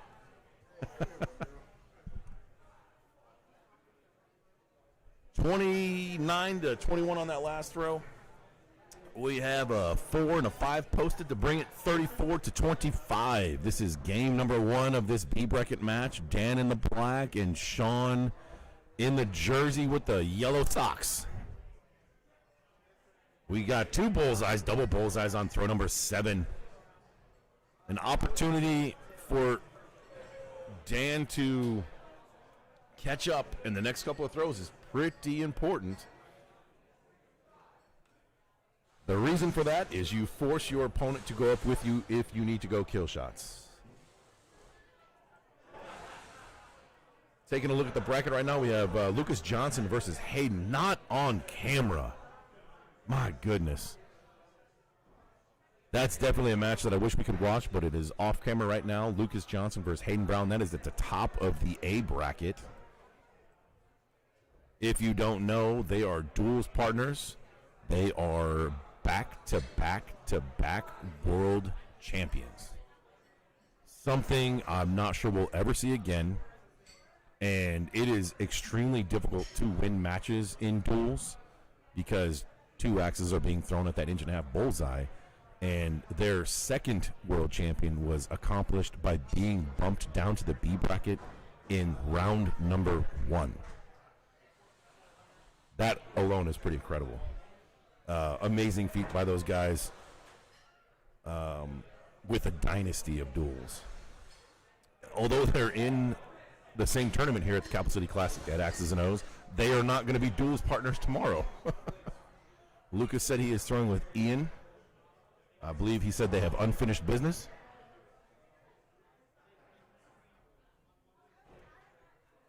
And I also think Hayden said he's tired of carrying Lucas. So as we move along in this tournament, in the A bracket side, we have Jonathan Merida playing Ian Malpass on the bottom side of the A bracket and Lucas and Hayden at the top side. So that's the semifinals for the A bracket. It is double elimination, so whoever loses those matches gets bumped down into the B bracket where we're chipping away, making some progress. And I looked away for a half second. I didn't see who won game 1 right there.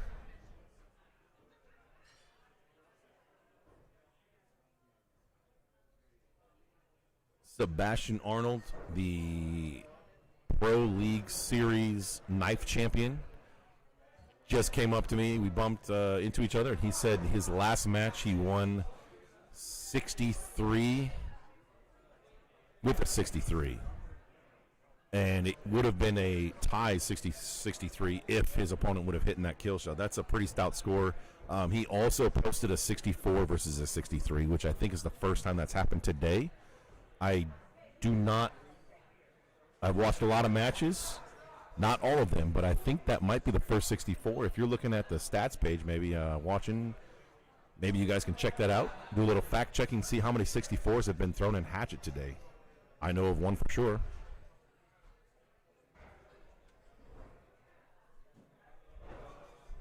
So they match for the first 3 throws, 5-5 and then a 6-6. Tied going to throw number 3. Elimination match, B bracket match. The winner of this will go on to face Sebastian Arnold. Sebastian joined me on the broadcast a little bit earlier today talking about the pressures of throwing and the community and the camaraderie and the welcomeness of the axe throwing industry. If you come to one of these tournaments, you'll be greeted with friends.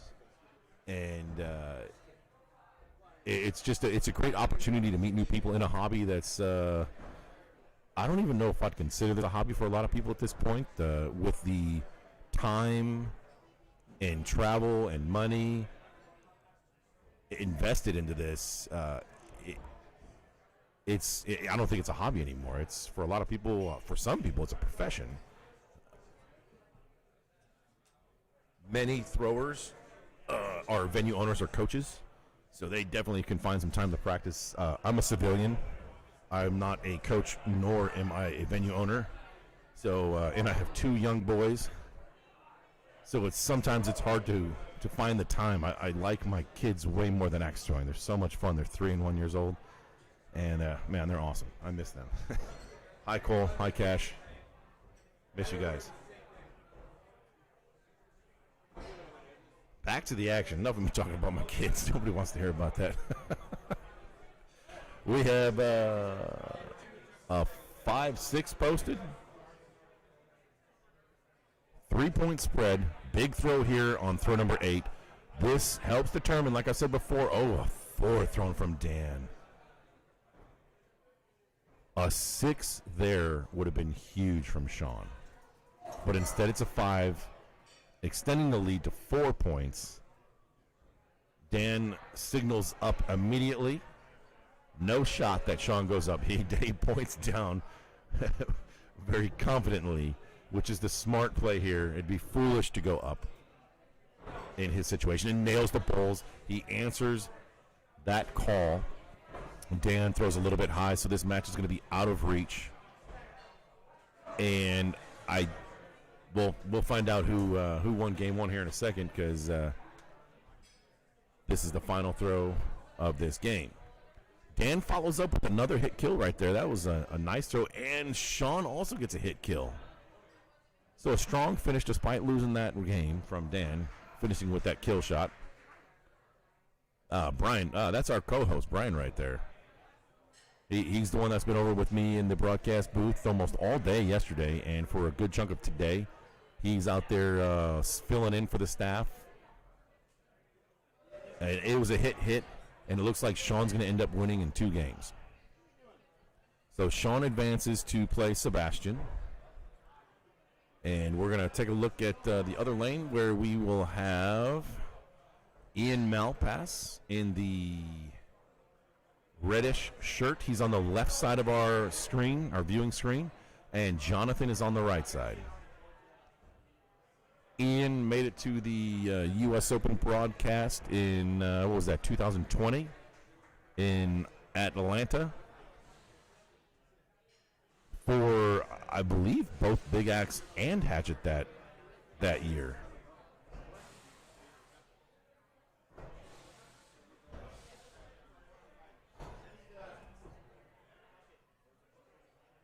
Not sure what game we're on right now in this match. But a tie ball game going into throw number 5. This is an A bracket match. This is the bottom side of the A bracket. And the winner of this faces off against the winner of the Hayden Brown-Lucas Johnson match, which is happening in lane 1, which is right around the corner. I'll poke my head around and see. McDonald for the announcing team. Dean McDonald.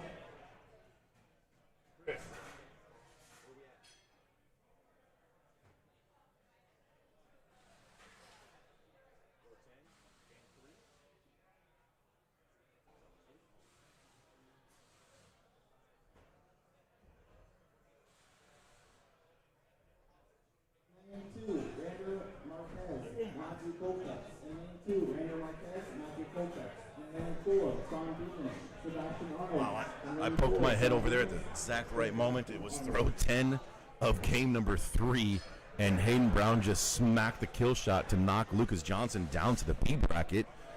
So Hayden Brown advances to the A bracket championship. What a match that! I wish we could have watched that. The 10th throw, I happened to poke around and look, and Hayden drills the kill shot. Man, I didn't even watch that match, and I'm hyped up. So back to the other side of this A bracket right now. We have the final throw, the 10th throw, 54-55 in favor of Ian on the right side of that screen there. Kill shots have been called, a hit and a hit on that 9th throw. Ian looks like they both hit. So a 63-62 posted on that game in favor of Ian, who now will advance in 2 games to face off against Hayden Brown in the A bracket championship. We'll see that game in a little bit. Meanwhile, we're going to have the B bracket matches catch up. So let's flip over.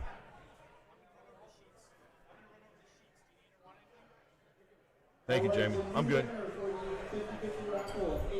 We have Matthew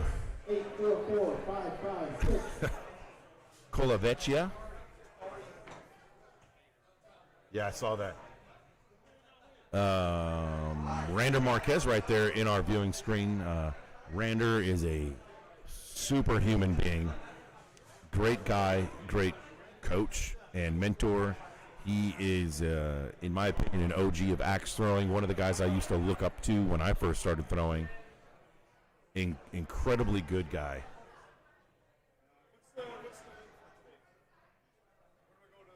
In lane 6. Axthrowing.org. Hernandez, Joe Miller. In lane 6. Search Joe venues. Miller. In lane 8. So we're going to go through how to find the bracket. You go to axthrowing.org, search venues, go to X's and O's in the search bar, click on it, and then go to the tab in the upper right, click on that, go to tournaments. Now, the length of the names is kind of long, so you're going to have to kind of go through it. We're in Hatchet 3. Hatchet 3, which I think is about 4 or 5 down. It's on the Waddle YouTube, right?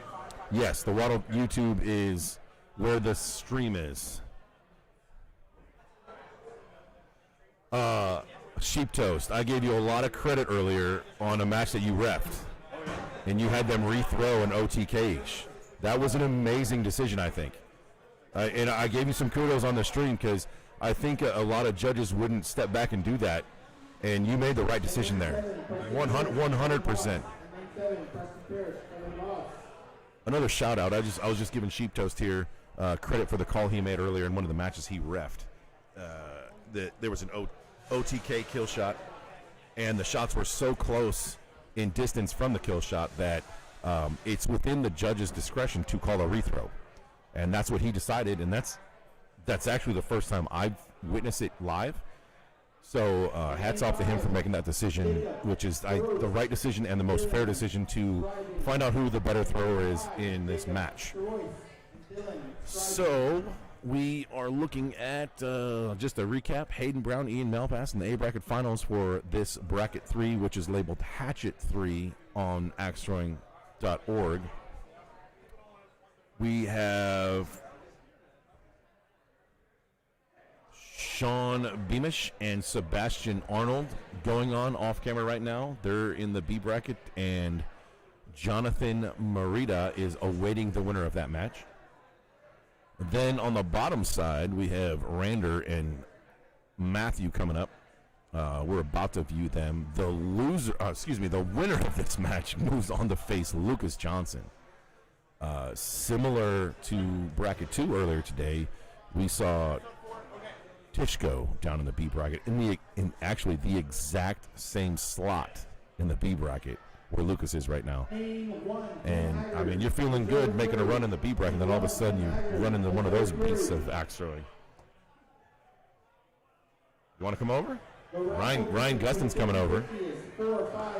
The Ryan Gustin.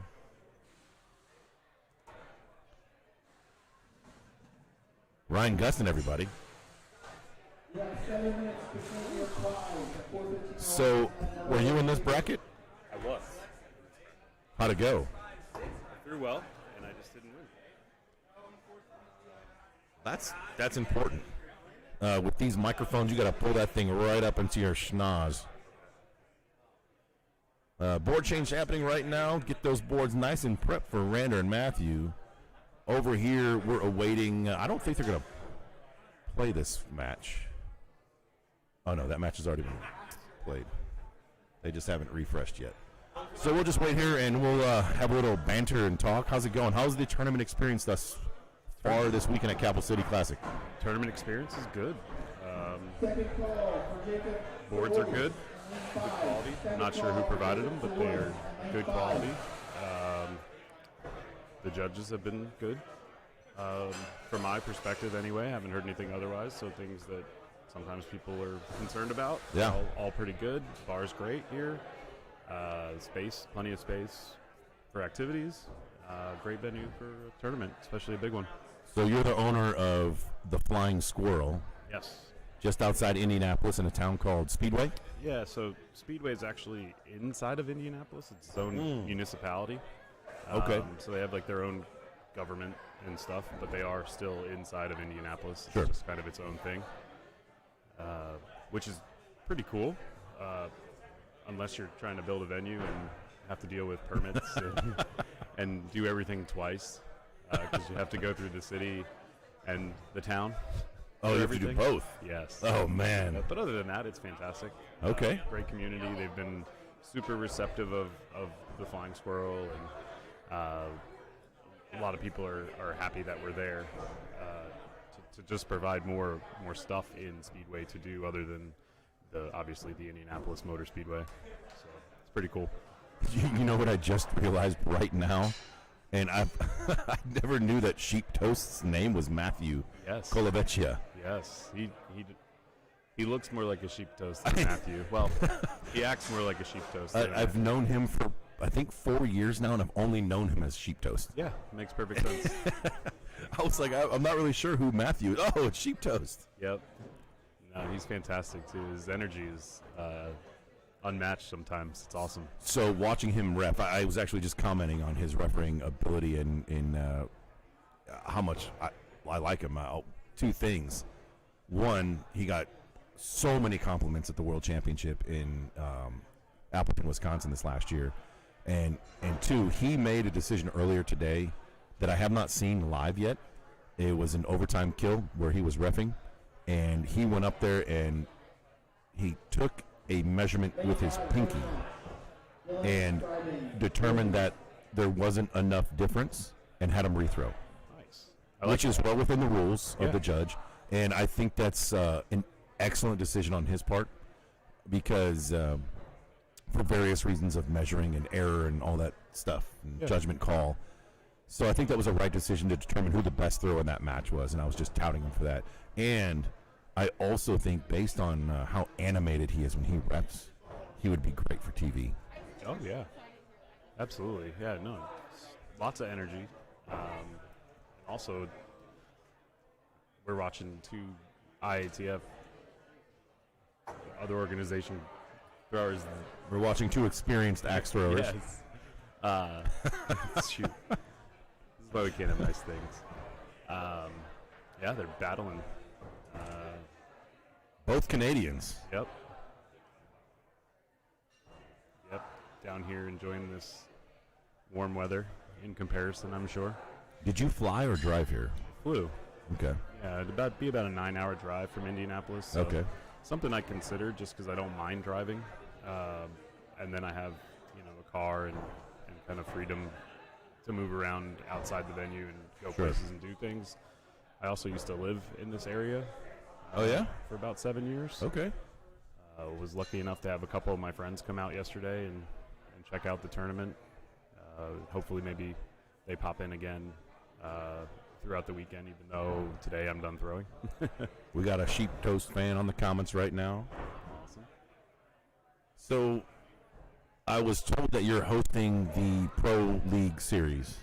Yes, in April 21st, 22nd, 23rd, Flying Squirrel is going to be the host venue for the spring Pro League Series. Very excited about it.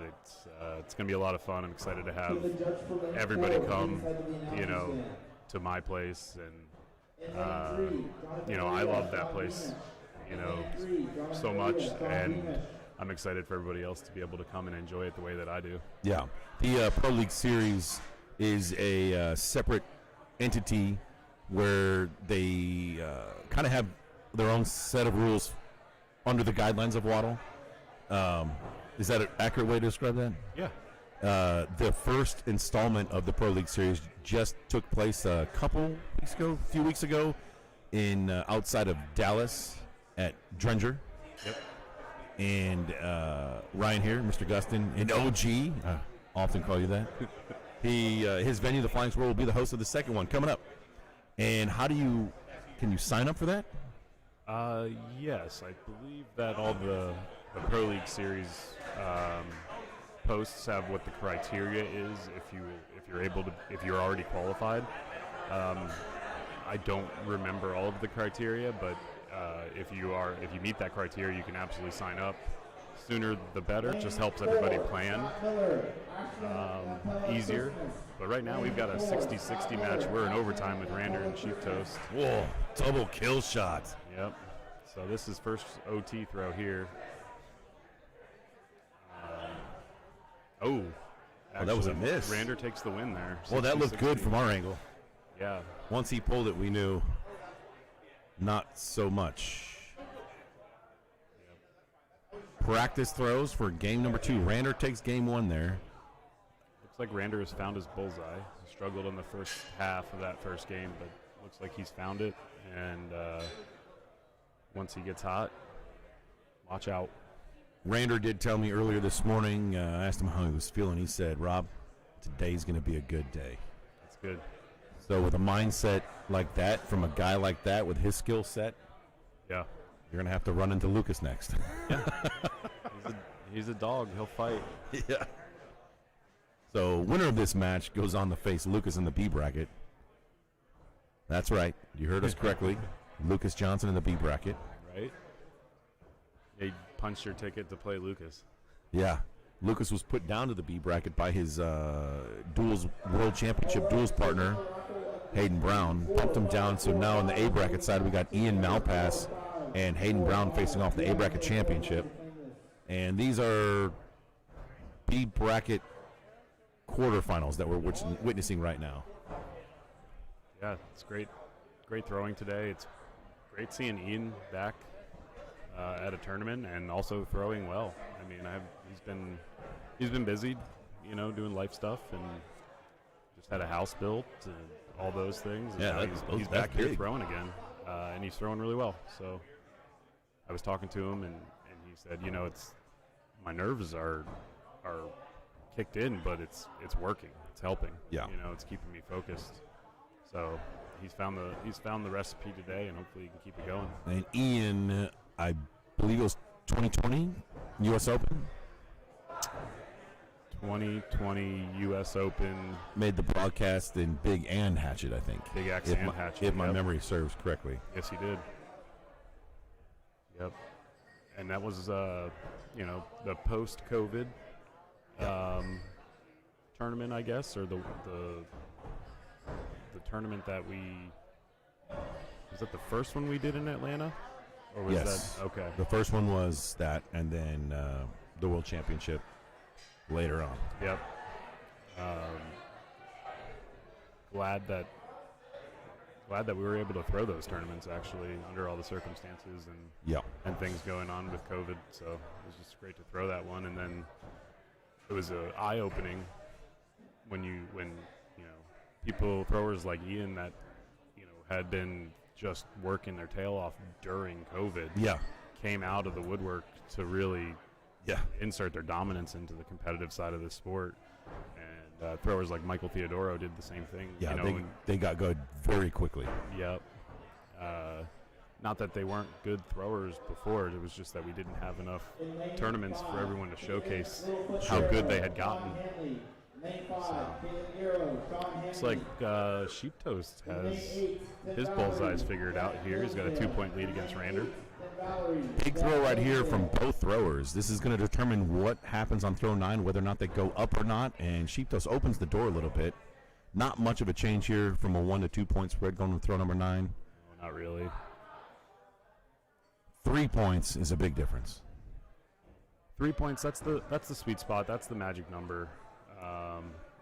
As far as if you have that lead going into throw number 9, you're feeling that your bullseyes are good enough, you can absolutely just. So interesting here that Sheep Toast stays down. Okay. And now they're tied. Yeah. Going into throw number 10. That was interesting. Yeah. That's not a door I would leave open for Rander. No. I wouldn't leave that door open for anybody at this point. Look at how close they're standing right now. So once you hit that kill shot, it is locked and you have to go for the other side. It doesn't. No, Sheep Toast gives a thumbs up. And Rander buries it. Yeah.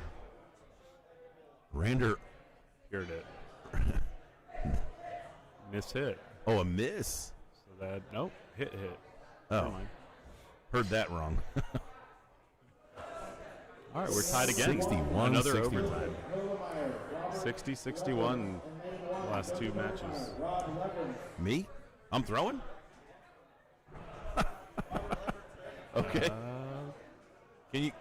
I don't know if I can do this by myself, Rob. Can you bump me down? Oh, so I guess I'm up. All right, Rob is up. I'll be back. I don't know how any of these controls work. I don't even know where my axes are. Maybe we should find Anthony. These buttons right here change lanes. Okay. Let me put my hat back on. I don't know. We're about to find out. I'm gonna have to angle it up.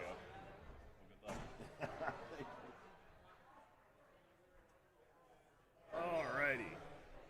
You guys are stuck with me for a little bit. Maybe. Depending on if everybody from the league's throwing. Let me see here. See if I can read the comments a little bit better.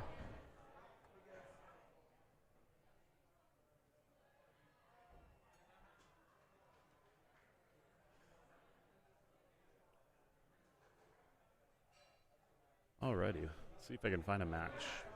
Looks like we've got Sean Beamish and Jonathan Merida, which goes by John. We met Thursday night. And Sean throws out of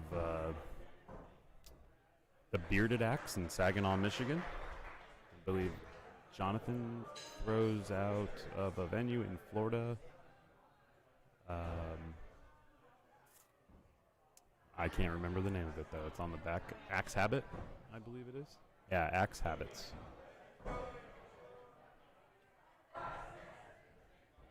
Close game here, going into throw number 8.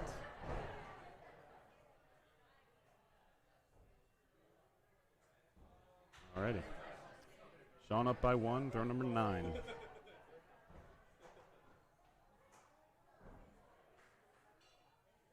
Both going up.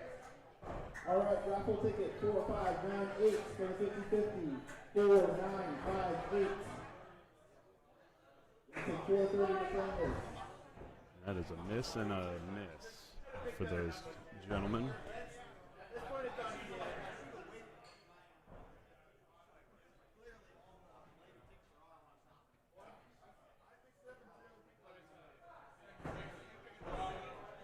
Ooh, maybe not. There's a card coming out.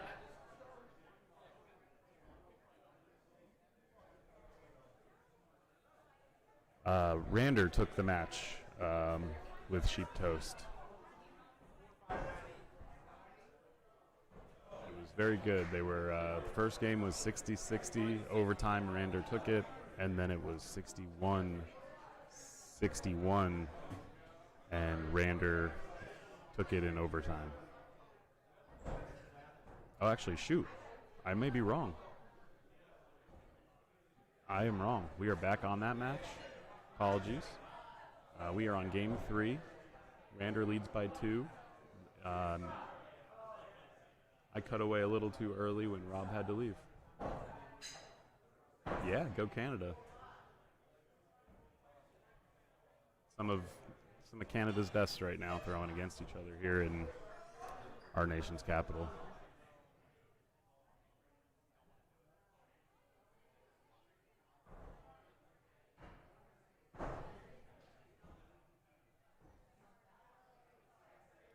Pair of 6s there. Rander maintains his lead.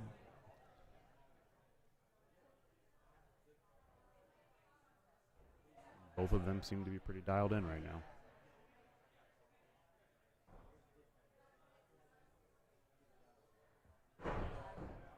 There you go.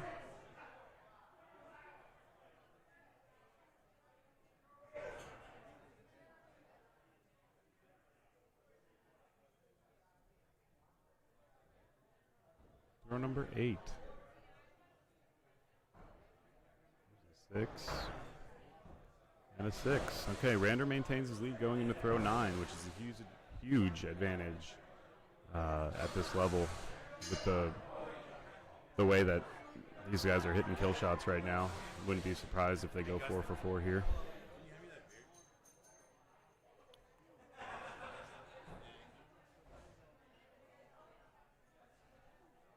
Sheep Toast hits it, and Rander hits.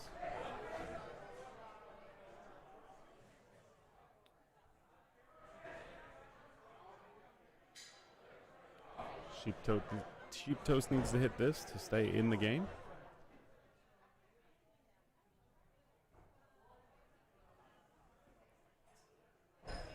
And I believe he did, and Rander did as well. That'd be 4 for 4 on kills on those, as long as they're confirmed by the judge. And Rander takes it by 1. Excellent match, 63-62. That was a really good match. That was 60-60, 61-61, and 63-62. Excellent job, guys. See what one of these other lanes is looking like here. Not a whole lot there. In lane 2, Hayden Brown, Ian Malpass. All right. Lane 2, Hayden Brown, Ian Malpass. Lane 3, Lucas Johnson, Vander Marquez. Lane 3, Lucas Johnson, Vander Marquez. Okay, so they just called Ian and Hayden over to lane 2, which is where we're at right now. This will be a great match. On lane 3, Rander and Lucas. They're actually going to get started at the moment, so I believe this is their warm-up throw.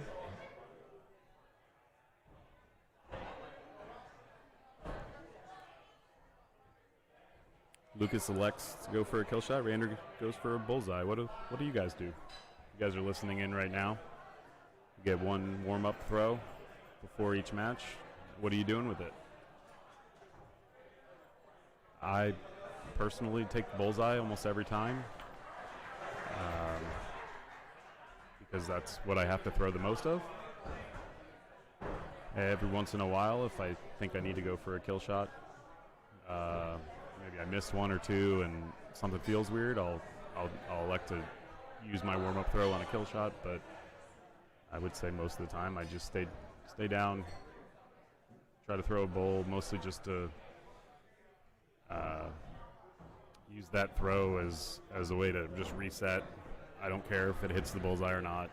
Just want the mechanics to feel good, and the amount of throwing that we do in these tournaments. I don't know that it's necessary every time, but it is nice to have that throw if you do need it.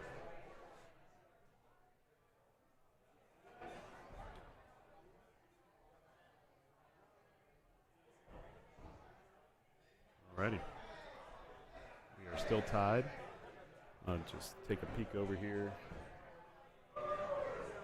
at this other match with Ian and Hayden. Hayden's got a 1-point lead going into throw 3. We'll watch a couple more throws here, and once I think that Lucas and Rander are closer to kill shots, we'll switch over there.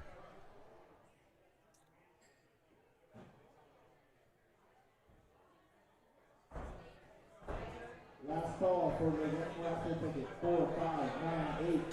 4598. Last call for the winning raffle ticket. Righty.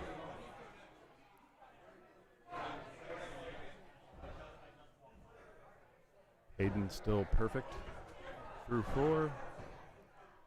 Up by 2. Ian's miss was very close to a bowl. I don't think he's got anything to worry about. There we go.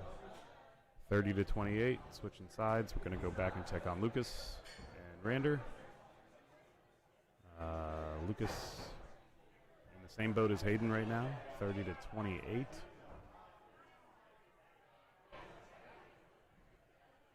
Two-point lead going into throw 7.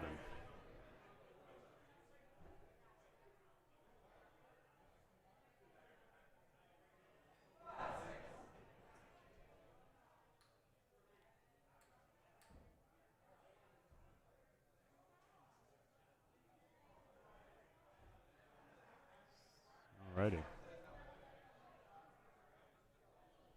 Couple more bowls. These guys are making the judges' life easy, putting them right down the middle.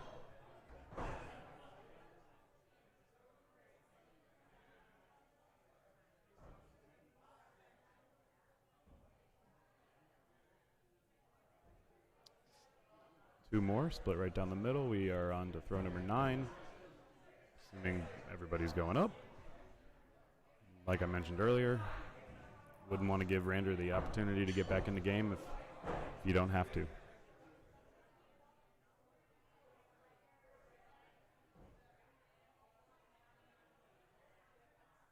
Lane 6, Missouri Fury, Ashland and Hello Christmas. Lane 6, Missouri Fury, Ashland and Hello Christmas. We got 2 hits there. Got Lucas up by 2, final throw.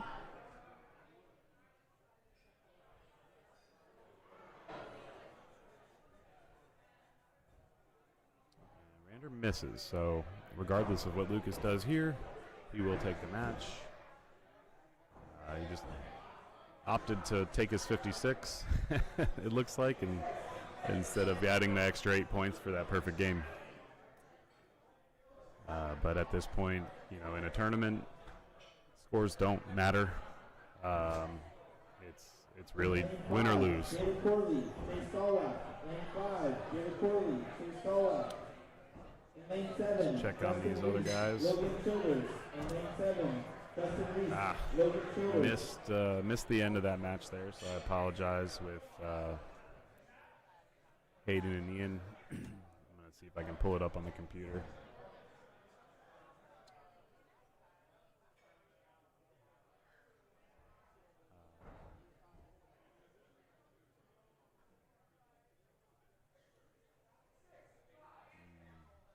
I cannot see who won the first match. New Hayden had the lead.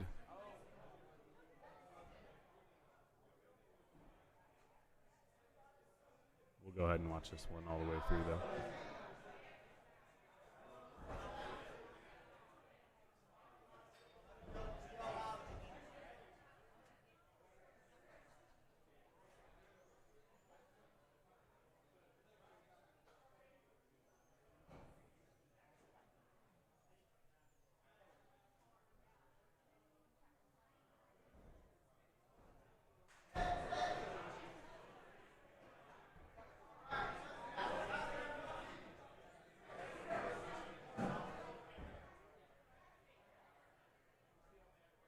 It's been a lot of fun watching some of these guys today.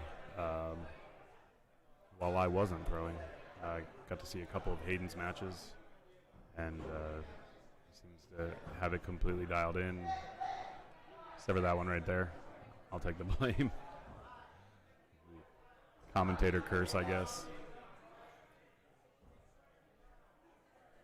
He ended up, in order to get into the A finals here, he had to pass over his duels partner, Lucas, and threw really well. Hit all the shots he had to hit and ended up winning. Now he's over here in the A bracket with a 1-point lead after throw 5 against Lucas's other duels partner, Ian.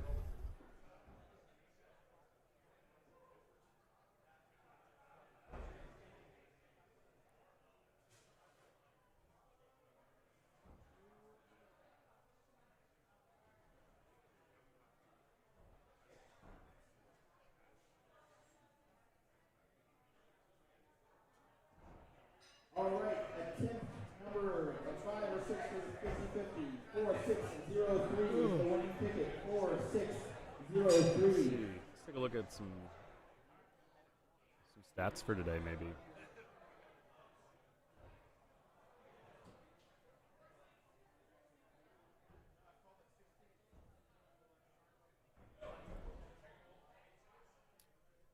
Never mind.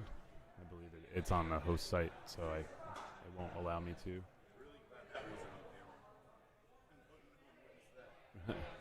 Rob is expressing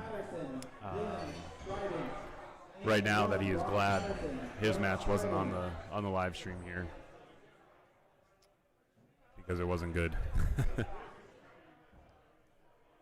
that's okay. I believe that's his first match. We'll let him get settled in. You missed. Hayden did not. He hit it pretty solidly.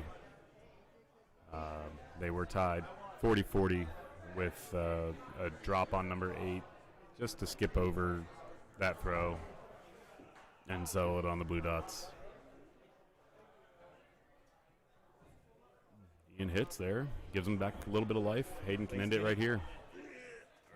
And that's it. Probably not good. What happened? Hayden takes it. Where are we at? Hayden just won A finals, so he will be playing on Sunday. Hayden won A finals? Hayden won A finals. Lucas, He's my horse. Lucas and Rander playing right now. Lucas up 2. He already has a game in his pocket. We're on throw 9. Rander needs this to stay alive. He hits it. Yeah. Lucas hits his as well. Assuming Rander throws first again, he needs this just to stay in the game. If he misses, it's Lucas. Moving on to play Ian in the B finals. If Rander hits and Lucas misses, then we're going to play game 3. Looks like a miss. Bracket.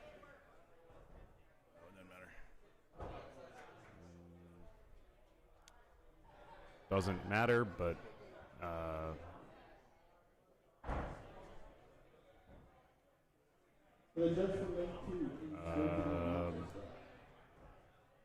miss. Lucas is looking. Yeah, miss. So 56-54. Lucas is moving on. Connor.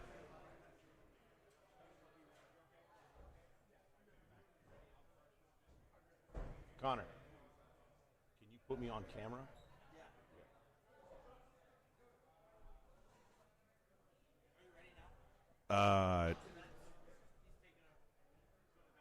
Couple of minutes. Give me a couple of minutes. We got one more match left. Yeah. Yeah, this will be the last match of bracket number 3. My hand is, I think, still like shaking. I was so nervous. Yeah, tell us about your match. It didn't go very well for me. It's the first tournament I've thrown in a little while. This season's my first league that I've thrown in over 2 years. Wow. So it was the first tournament I wanted to try, for sure. And I don't get a lot of practice these days, and And one of the things that one of my biggest faults before was I always put so much pressure on myself before, and I got nervous. And those nerves came out like a tidal wave. I almost dropped 2 axes for over-rotating them. And I started getting a little bit of a groove, and I started calming down, but then we tapped and switched lanes, and it was like, just came flooding right back, like performance anxiety, I guess, if you would. But my hand was like visibly shaking when I was trying to line up and throw. Oops. That calms down a little bit. But I did hit 3 kill shots at the end there in overtime. 10th throw and then 2 overtimes. And then that last one I just missed by the equivalent of about 17 nautical miles. So. Well, I didn't realize this, but I was way off on what was happening next in this bracket. I thought that that Lucas and Rander were playing to see who was going to play in the B finals, but I was wrong. No, that was semifinals, right? Yeah, I think so. Yeah, so Hayden up there representing A bracket. Ian gets bumped down to the B bracket finals, where he awaits possibly the winner of this. Yep. Yeah. Oh, so that was quarterfinals. That's what it was. Quarterfinals. It was just either way, we had more matches. The game before this. And John from Axe Habits down in Florida against Lucas Johnson, Murfreesboro Axe.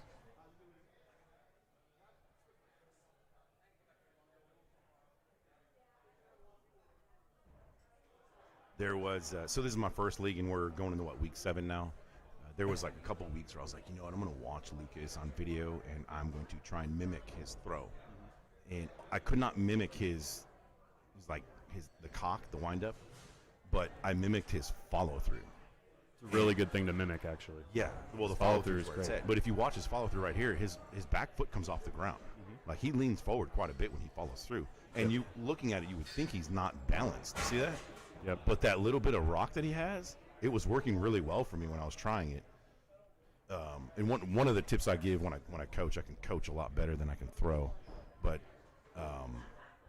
following through the target, like as if you were aiming 12 inches behind the target, is one of the ways to ensure that deep follow through, to make sure you're not short pitching it or flicking your wrist or anything like that. Yep. And that's one of the things that Lucas does very, very well. He does.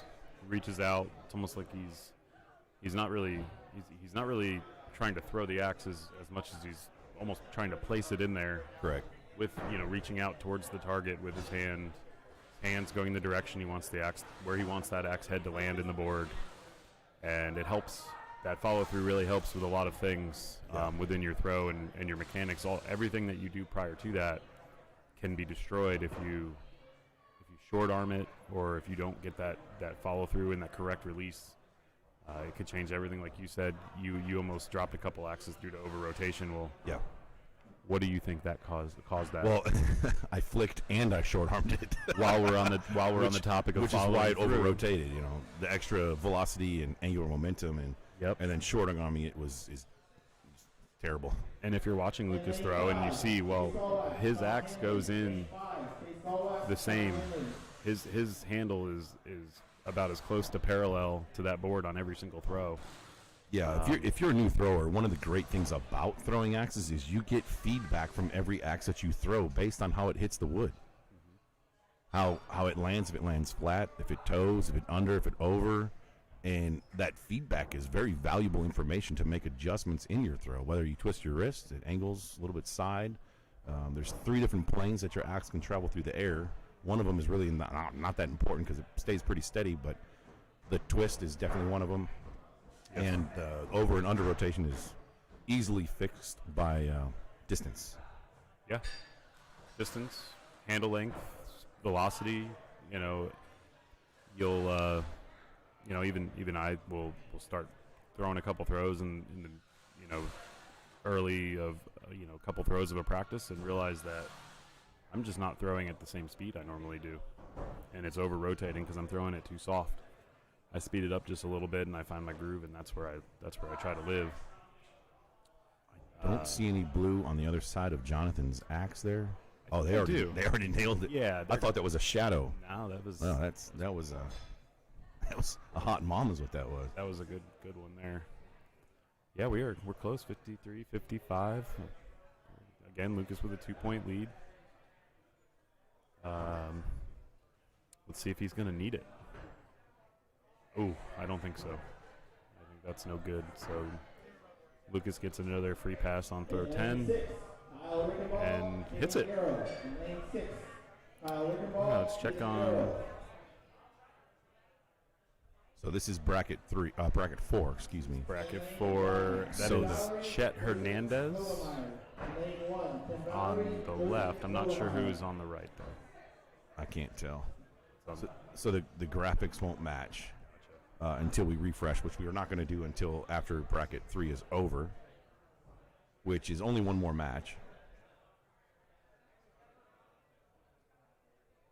Well, one more match after this. Yeah. I'm trying to find the YouTube link.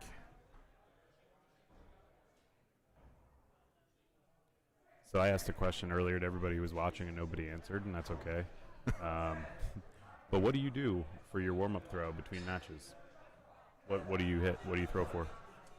You mean whether or not a bull or a kill shot? If you have one? Yeah, just one. The one you get between matches.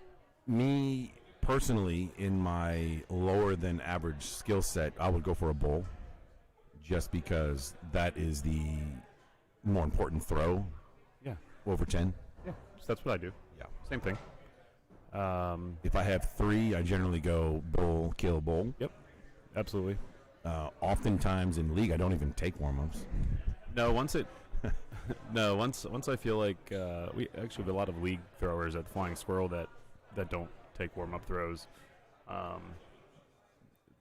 They say that they always hit a bullseye on their warm-up throw, and then after that they've wasted it. Yeah, it's not. So I have a reason for not taking practice throws. I don't take practice throws because I like to try and simulate that first throw. Sure. And that's hard to do when you take a warm-up throw unless you try and count that, pretend that that's your first throw and your score.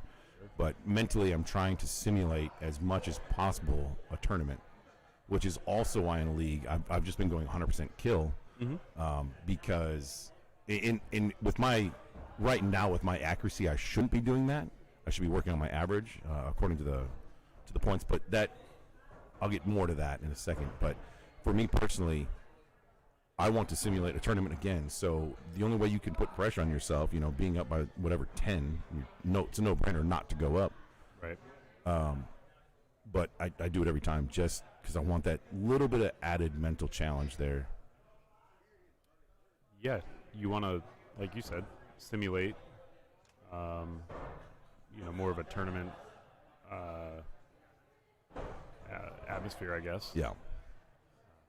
And if you go to a tournament and you do well, and then actually, I mean, I would say that even today, even first, second round matches that I was seeing, it came down to kill shots, having to hit both to move on and either stay in the A bracket or stay in the tournament. It came down to kill shots for most matches. How do I send? Is there a way for me to send this YouTube link? I don't know.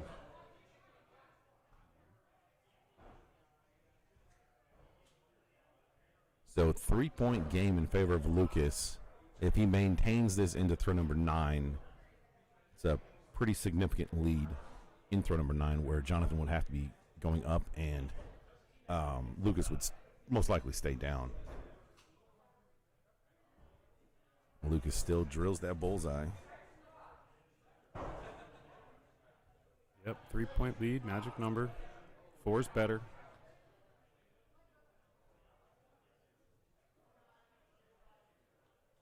$62 viewers right now. Really? That's a decent amount. And nobody wants to tell me what they do with their warm-up throw between matches. No comments. I can spark some comments. You want some comments? Sure, yeah. Who wants an axe? Ooh. The best comment in the next, I don't know, what do you say, till 5:30? Okay, 45 minutes. 45 minutes. The best comments in the next 45 minutes. I'll send them a free axe. I have axes in my house. Yeah. You want an axe? I'll pay for the shipping. I can dig it. Give me some comments. Bailey, where are you at? I don't think Bailey's about that axe life anymore. She's a knife thrower now.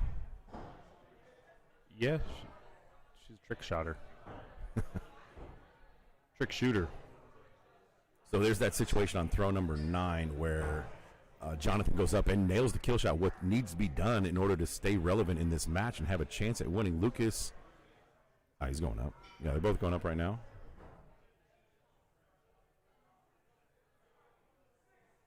First comment, I like axes.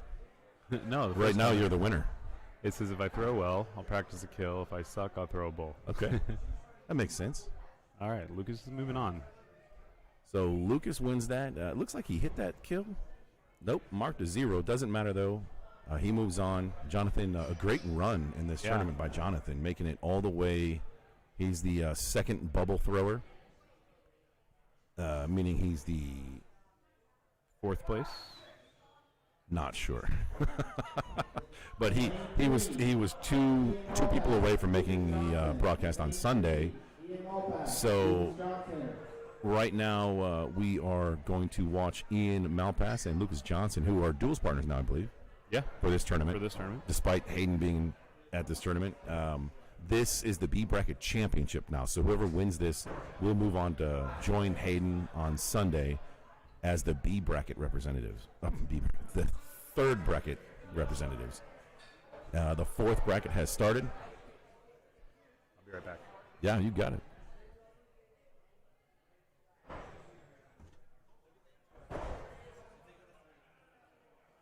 Yeah, it's the championship right now. So just, yeah. Okay.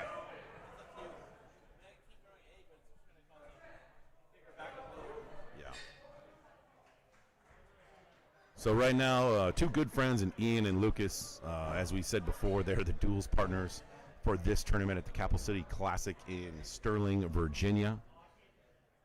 They will be facing off right now on throw number 1 of the B Bracket Championship. The winner moves on to Sunday's big dance and a chance for all the glory. Throw number 1, a definite bullseye from both. It looks like we have a Lucas is throwing that King of Diamonds on a custom handle there. I believe a Dustin Wellman handle. If there's someone out there that doesn't know, then correct me if I'm wrong. Chet Hernandez, Ashlyn, Lampella, Christmas, and lane 5, Chet Hernandez. Throw number 2. Ian looks like he skipped out just a little bit to the left for a 5, and Lucas hits that bull. 1-point lead going into throw number 3. I have just been called to a lane assignment for my second match in the B bracket for bracket 4, but I'm going to try and stay here as long as possible, especially with no one else in the booth with this B bracket championship between 2 heavy hitters in the axe throwing community. Looks like Ian clipped it on the left side. He just was off to the left on that last throw with a 5. Lucas seems relieved with that 6. I don't think that came out of his hand exactly the way he wanted it to, with the body language that he had. Looked a little bit concerned about that throw, even though he hit that 6. 1-point spread going into throw number 4.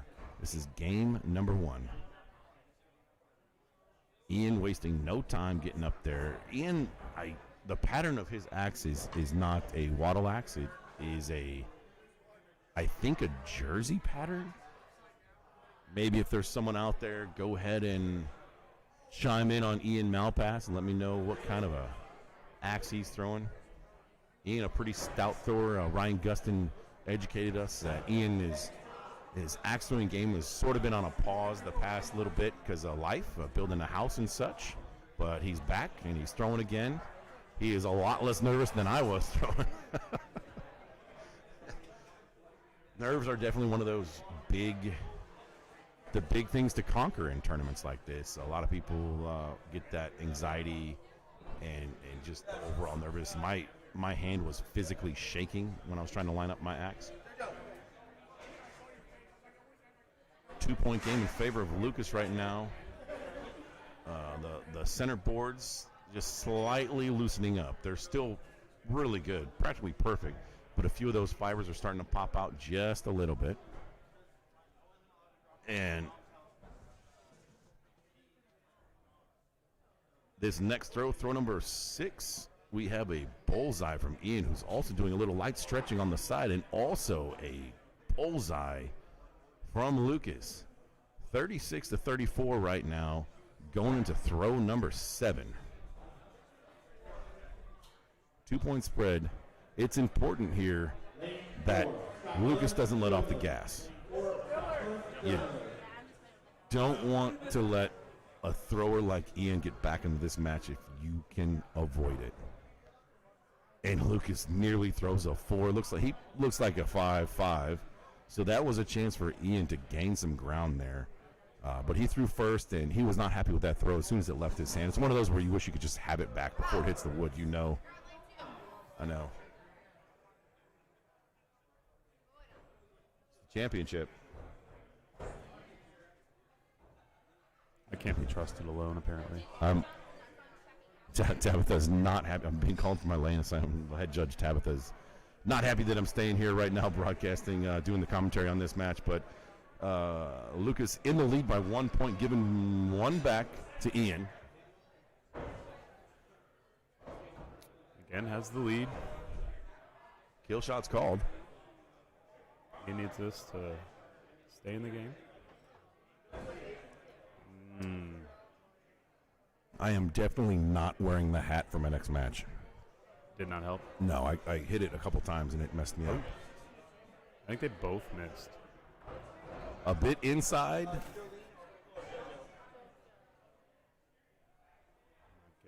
A miss. And a hit. And a hit. So Lucas Big takes hit from takes Ian. that.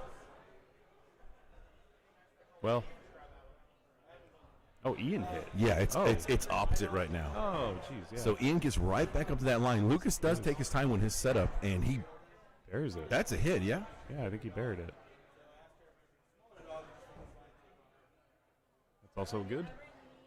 Also good. So that first match with a 61 posted is going to be going to Ian. This is now game number 2 of the B Bracket Championship, where Ian just won the first game.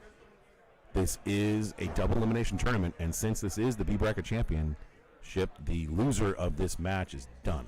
The winner goes on to represent Bracket 3 out of the B Bracket with Hayden Johnson. Hayden Brown. Hayden Johnson. Hayden Brown as the A Bracket winner. So glad you're here right now. Let's see here. Well, so Lucas is either, he's right now currently playing his duels partner for this weekend, but also if he wins, he gets a chance to move on with his duels still duels partner. It's more of a throuple. Yeah, Okay. Rob has to go throw axes now. But I also want to. I got 10 minutes, right? Isn't that the rules? 6.5. All right. Just mosey on over.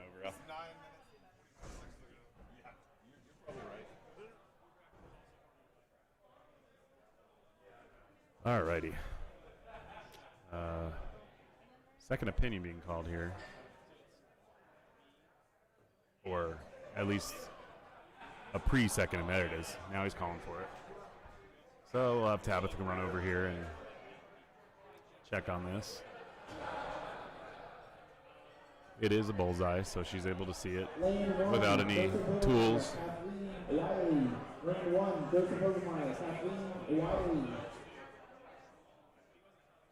And she calls it a 6. Ian takes the win on the second opinion there. We're tied 12-all.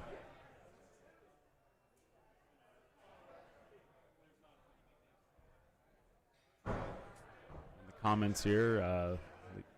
Love watching this caliber of competition. And 1-5 could be the difference in a win or a loss, and that is absolutely correct. I've already seen today quite a few matches that were decided by just 1-5. Followed up with multiple kill shots. It's pretty impressive out here today.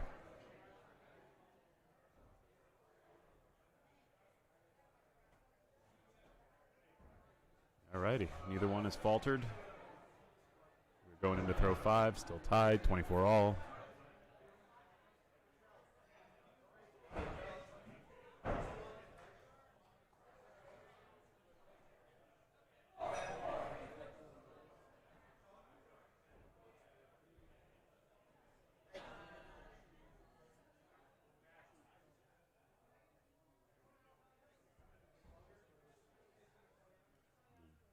$30 all. Tap and switch.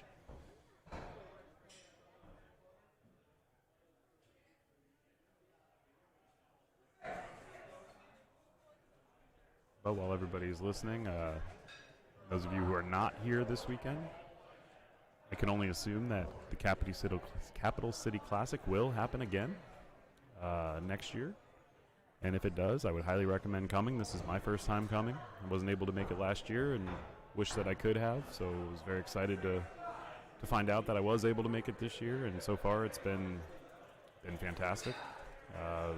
Accommodating all of us axe throwers very nicely here at Axes and O's. Tara's got it together. Put on a really good show and good experience for all of us. All the staff here has been phenomenal. Judges have been fantastic.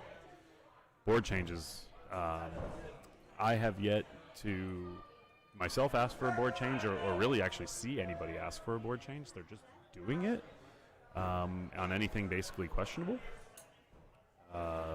which I think is saving us time because they're doing it before the throwers have time to even come over and inspect the boards. So the boards are just getting changed while the matches are being called up and throwers are moseying their way over to the lanes. It's definitely saving time. We're not having to walk up and look and inspect. No one's tapping boards back into place to try to preserve them. They're great quality boards. Love the fact that as soon as the match is over, a judge is just calling for a board change when it's needed. And here we are.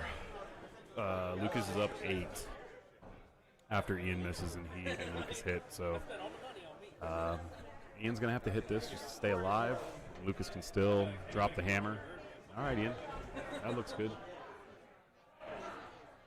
Just waiting, as we all are. Lucas hits it. So that'll be game.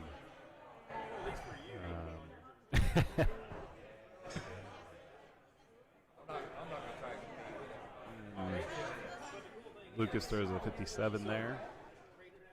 We are now tied up, 1 game each. This is the rubber match.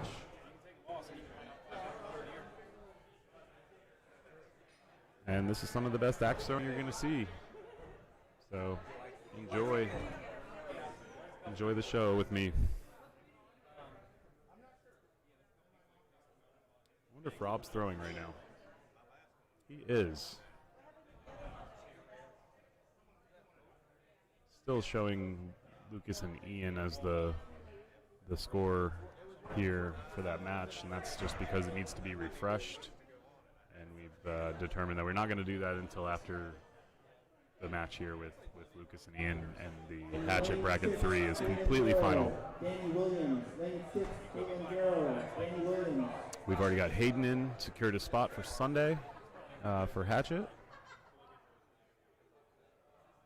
I believe that Dustin Wellman and Colby Dean but also secured their spots as well. And Dustin Wellman is in for Big Axe, Knife, and Hatchet so far, throwing on Sunday. He's going to throw more axes on Sunday than I have thrown all weekend.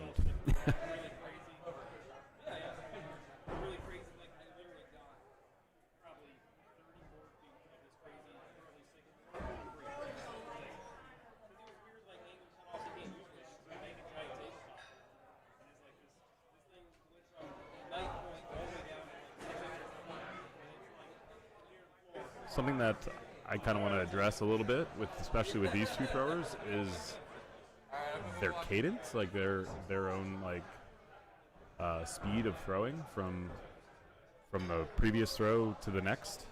You can tell that Ian is getting up there a little faster, and letting that axe fly, taking a little less time than Lucas. there's no right or wrong way. It's whatever you're comfortable with. Some people need to just take a little extra time and make sure that they're breathing properly and they're in the right place and everything just feels good and comfortable.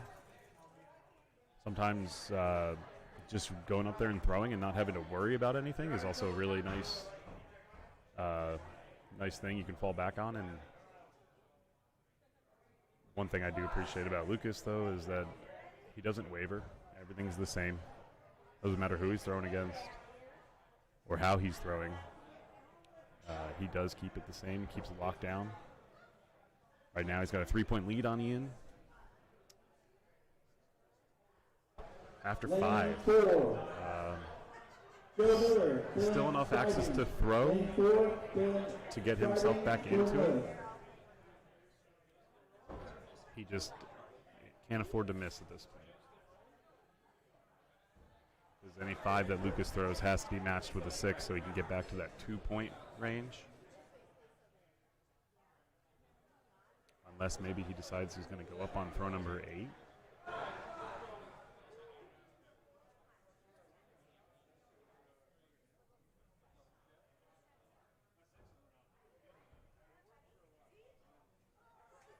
I believe that the bracket is live and updated on axethrowing.org. If you go to venues and then find Axes and O's in Sterling, Virginia, and then once you're on their venue page on axethrowing.org, you can go to tournaments.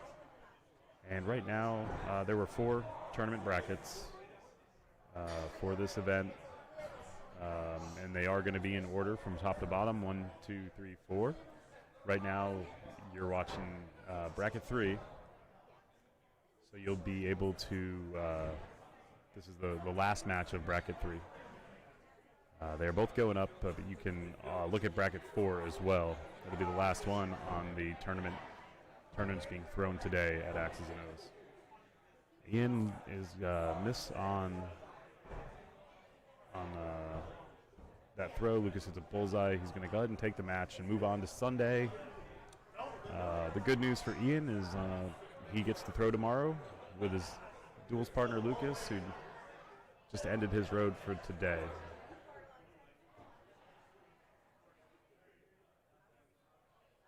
Yeah, somebody just said sometimes if your opponent likes to throw fast and if you slow down, it may mess up their rhythm.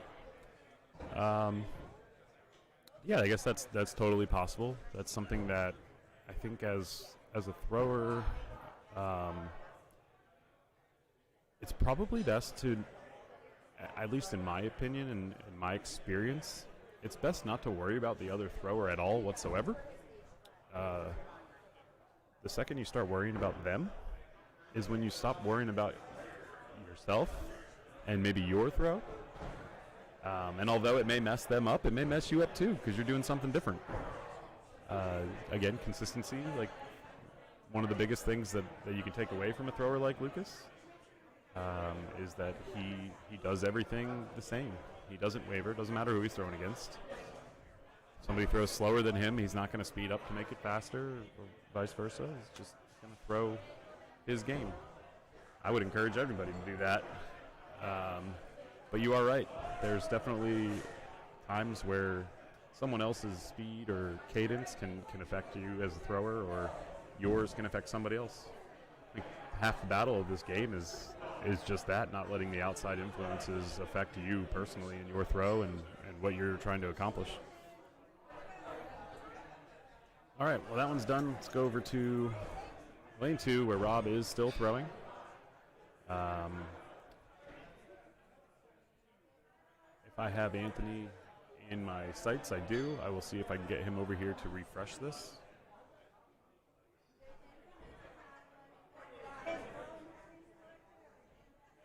That way we can actually see the scores here.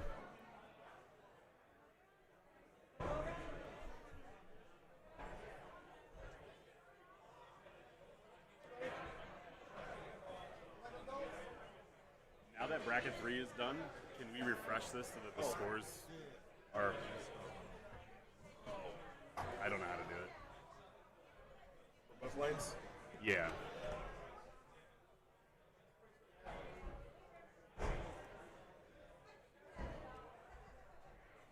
Also, big shout out to Anthony, Camel City, axe throwing, putting together the stream, making this all work seamlessly as usual.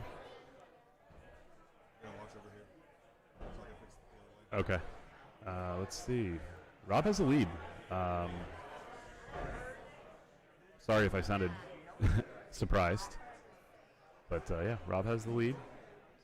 Up by 6 right now.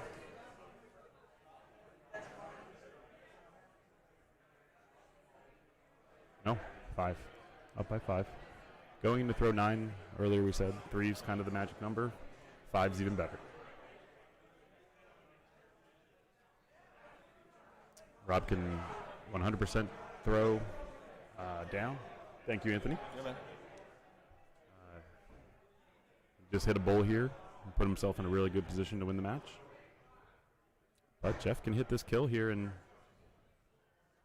get into it. Get right back into it. There it is. Perfect. Rob throws a 5, which brings Jeff Hillsdale right back into the match. 2-point lead for Rob. He's got to go up to protect it. Anything's possible here.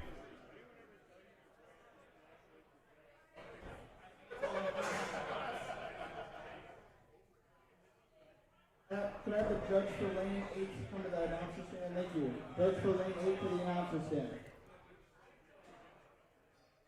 Jeff is set. Rob looks like he's waiting. Miss for Jeff. Rob will take the win regardless, and also misses.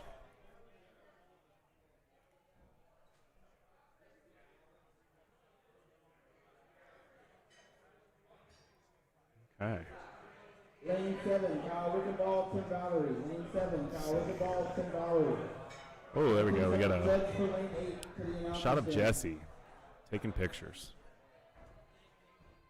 That must have got a good one. All right. Go throw 1. Rob and Jeff. And,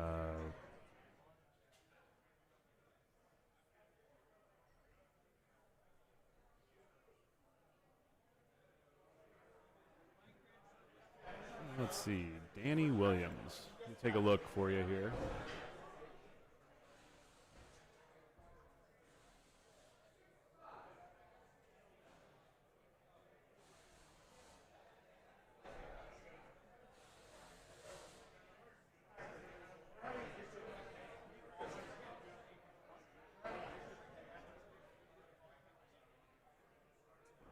Looks like Danny Williams is in this bracket.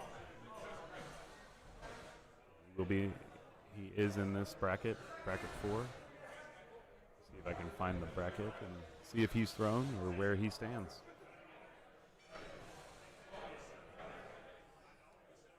Looks like Danny lost his first match. So he is in the B bracket. Nick Jones, Chad Hernandez to lane 5. Nick Jones, Chad Hernandez to lane 5. I'm so sorry. Looks like he actually, his match is called. He may be playing now. Danny Williams may be playing now. He's not on one of our live streams. We do have a good match here, other than Rob and Jeff, because we've got Ronnie Patterson, who's a really great thrower out of Nashville, or not Nashville, but he's from Tennessee. I think. Gosh, I want to say like Gatlinburg, maybe.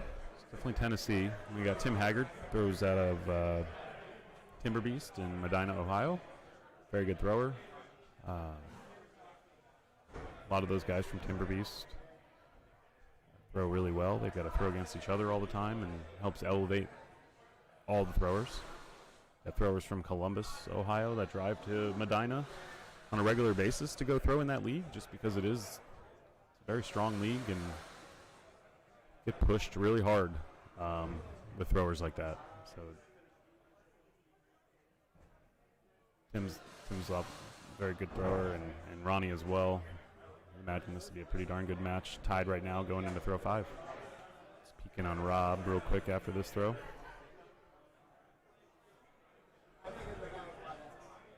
Five for Ronnie. Doesn't look too happy about it.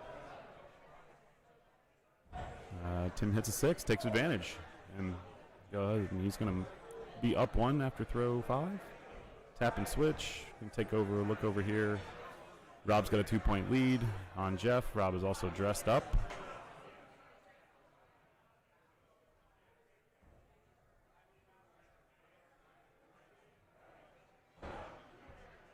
There's a 5 for Rob. And that looks like a 6 there for Jeff. So Jeff's going to get 1 point back.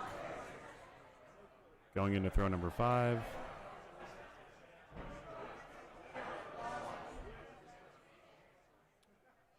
Check on Tim and Ronnie. Oh, Tim's taking advantage of every 5 Ronnie throws. Joseph Hogemeyer, Caitlin Garrow, Lane 1. Joseph Hogemeyer, Caitlin Garrow.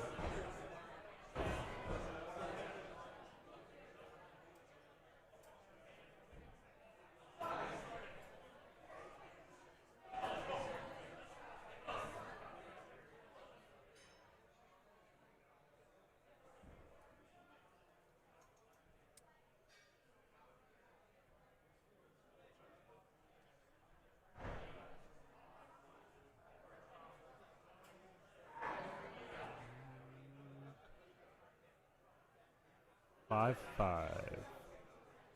Final throw. Tim is up 2. Those shots are called. There we go. Lane 4. Ronnie Joe hits. Miller, David Corley. Lane 4. Joe Miller, David Corley. Tim hits as well.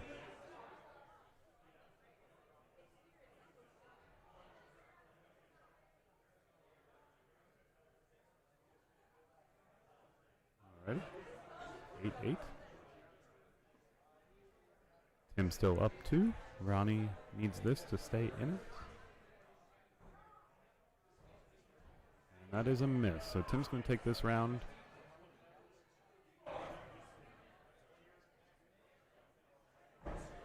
And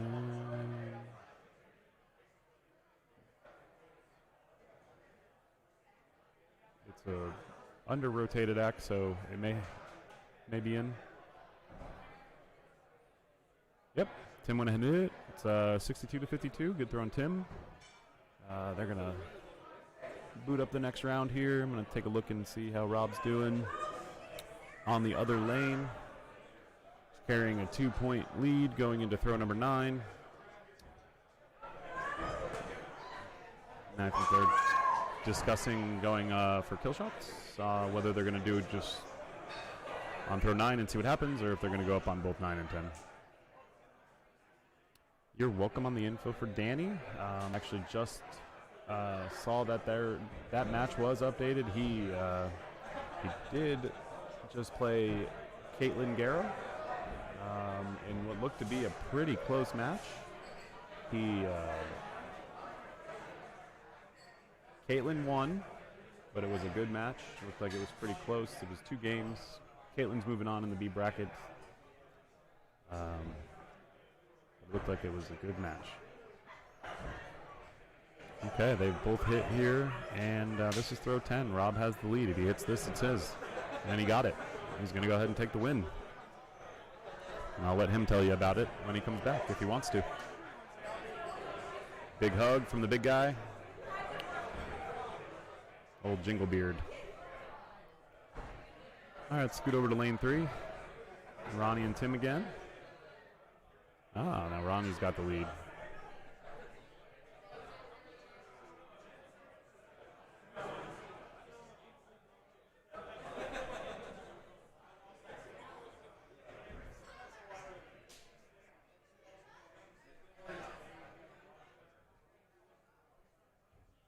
Or those of you listening in and able to comment, what is your next tournament? Or what tournament are you planning or hopefully planning to go to this year that you're most excited about? In lane 2, Logan Childers, Rob Reverence. In lane 2, Logan Childers, Rob Reverence. For me personally, I think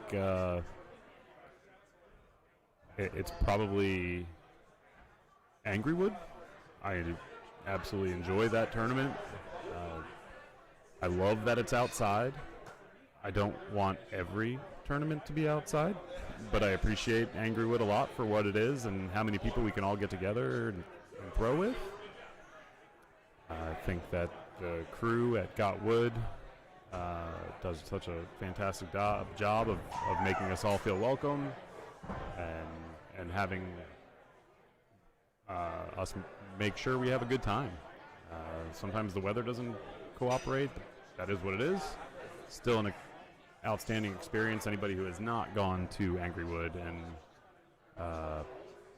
and had that experience, I highly recommend it as well.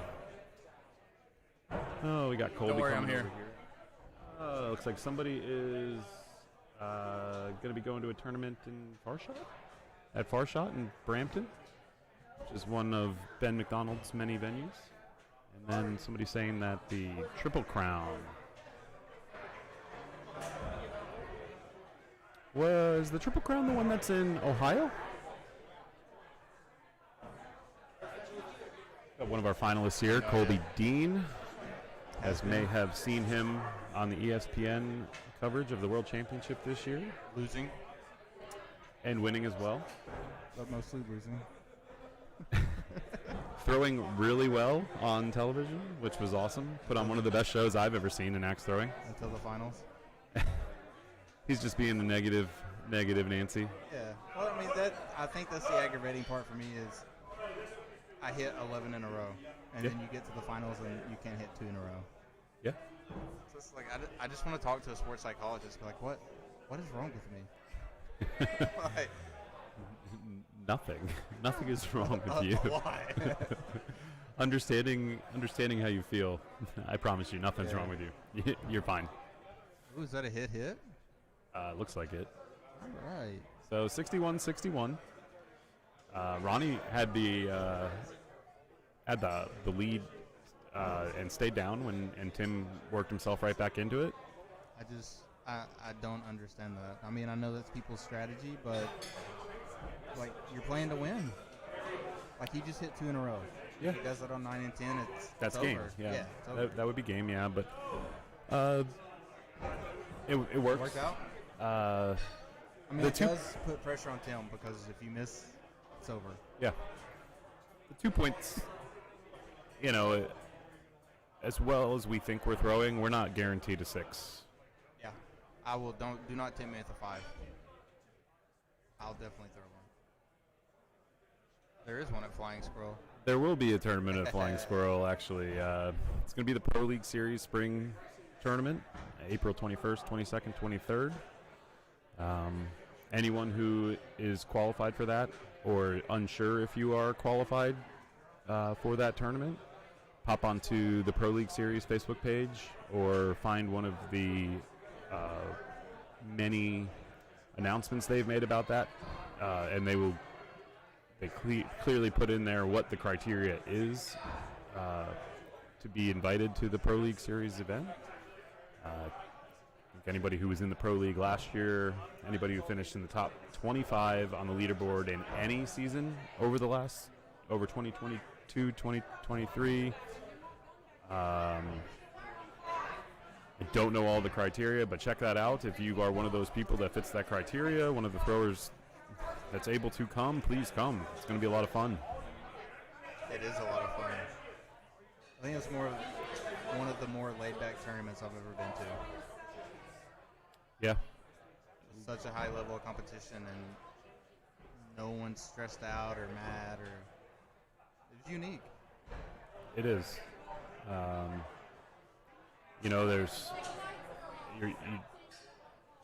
There's not a whole lot of opportunity for upsets at the Pro League Series because everybody's on the same level.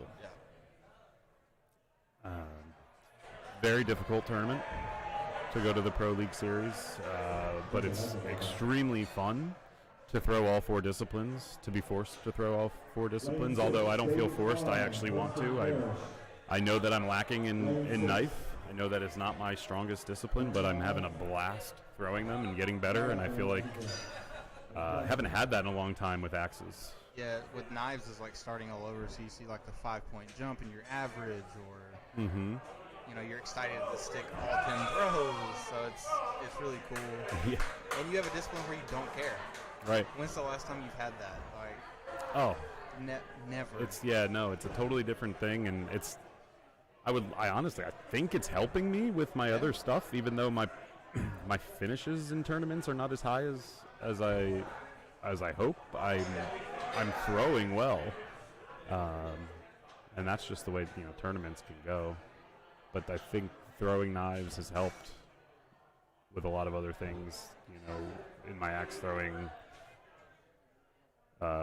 competitive axe throwing career, I guess. It's definitely mentality-wise. Ronnie's axe looks really cool. I don't know if you saw it. No, I mean, I'm seeing it now. I know it's not stock. It's really nice. It's like the American flag going all the way down. Oh, that's cool. It's pretty cool. And his dad makes all of his handles. Nice. Yeah, they're really nice. It looks good. Looks like it's throwing pretty good too. So we're tied. Let's see if we're gonna go up here. I think they're gonna stay down. I'm going up. I think I go up no matter what. Yep. I'm from the Ryan Gustin School of Learning. I'm aggressive always.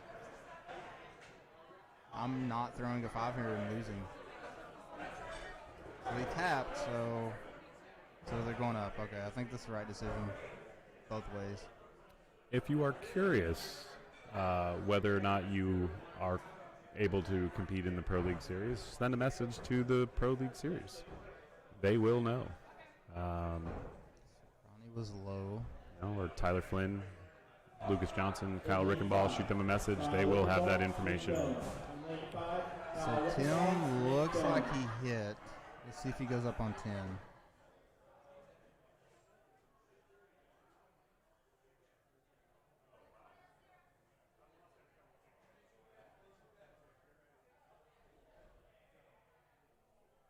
Yeah, there you go. Go to anything. Go to any tournament.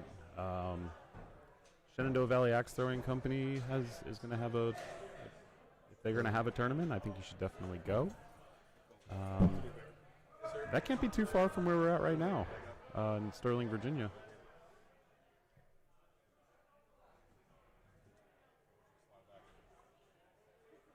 That's good. Yeah. Okay. Tim Haggard, 62.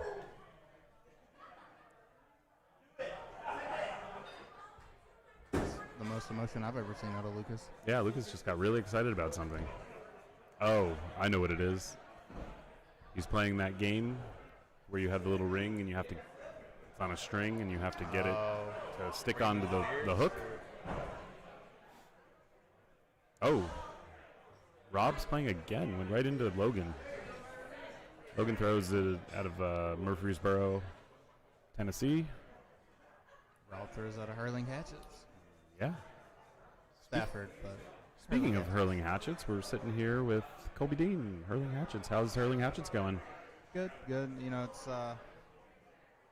Theodore and I have always ran venues, so now it's a little different being on the complete backside of things, but it feels really good to have something that you're on. We've had some unfortunate luck with some venues in the past, so now, you know, it just feels good to you own it. Do what you want. I don't get as much practice as everyone thinks I do. Yeah. But it's a headache, but it's a labor of love. Yeah, it's not all rainbows and unicorns owning a venue. I promise you that. Yep. But at least on my side of it, it's everything I do, all the hard work I put in, and all the things that go into it are totally worth it. I feel like we've got a very special place at Flying Squirrel, and a lot of people enjoy it. We've got amazing league members that have now become friends in a very short amount of time, and we're kind of growing something that's special in Speedway, Indiana, that I really appreciate, and I'm absolutely loving doing every single day. So I've worked a lot of packed weekends at venues, but when it's your venue, and it's packed, it really just it makes your heart happy. It does. Because there's a lot of times, especially starting out like we are, we're in the first 3 months where you're just like, I just need people to come in the door. Yeah. I worked my tail off for every day for 3-4 months, just nonstop working my full-time job, and then after work spending all night at Flying Squirrel trying to get it ready, and then our first actual day open, like our first official day open, we got blanked. I had 0 customers come in the door. Not a single person came to throw an axe, and I was Heartbroken. I was defeated, man. I felt defeated. And that was a Thursday, and then the next day was Friday, and we had reservations. But the thing that flipped immediately was when I opened the doors at 3 o'clock. There were people standing outside waiting to throw axes, and it changed my entire outlook. I went from feeling just crushed to feeling overwhelmed that people were actually waiting at the door before we opened to come in and try it. And I remember those 2 girls that came in because they've come back. I'll never forget them. They were the first 2 people that walked in the door and paid to throw axes at Flying Squirrel.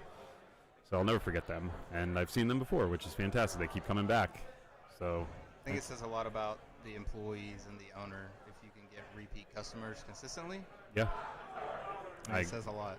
Yep. For me, the everyday throwing is great. That's what keeps the lights on, and makes it possible to continue doing what we do. But our league is my main focus. Beyond that, I want to grow our league as large as possible. Right now we have 40 in our Hatchet League, all on Wednesday nights. So when you talk about how good it feels to have your venue packed, when it's packed with 40 people who are all there to throw every week in league, it makes you feel 10 times better, because they're not just people coming in to try axe throwing for the first time. Those are people that have welcomed axe throwing into their life, and they keep coming back. We have something special here with axe throwing, and the community is definitely the best part of the sport. Absolutely, and it's very addictive, welcoming, and if your leagues, if you have a venue nearby and they don't have leagues, talk to the venue and see if maybe they'd be interested in hosting them. Yep. Maybe, I personally, if I did not own a venue and I was in an area that didn't have a league, I would, but there was a venue, I would try to do everything in my power personally to start a league. You only need how many people? 6? 6 for Hatchet. You need 6 people for a Hatchet League. So if you're a venue owner and you don't run leagues, you only need 6. I think you can get 6. Looks like Rob hits it to take the game and the match. Look at Rob just moving on through. Rob's doing it up. And he said he was so nervous his first match, his legs were shaking. Yep. Oh, he's going to be up again. Yeah. Stay warm. Sometimes it's the best thing that happens. You can't get in your own way. Yep. And going up against Chase. Tough competitor outside of the Philadelphia area. Widowmakers. Well, is he on the all-youth team? So I think they said they're going to let the Wizards borrow him. Okay. So yeah, Chase is a very good, accomplished thrower, young thrower outside the Philadelphia area. Throws at Angry Jacks. He's the Wizards is the all-youth melee team this year. I believe he's going to be on that, and I actually think, does he have a spot on the Widowmakers as well? Yeah, he's on the roster. Yep, so he is on the Widowmakers, which is also a very well-accomplished melee team owned by AJ of Angry Jacks. So a quick run through the bracket. Dustin Reese beat David Corley to move on to the semifinals. David Klein and Preston Parrish are playing. Tim beat Ronnie. And then Tim Valier beat Kyle Rickenbaugh. We got a 10-on-10 match in the semis. It's like Kyle's going to be playing Nick Doan.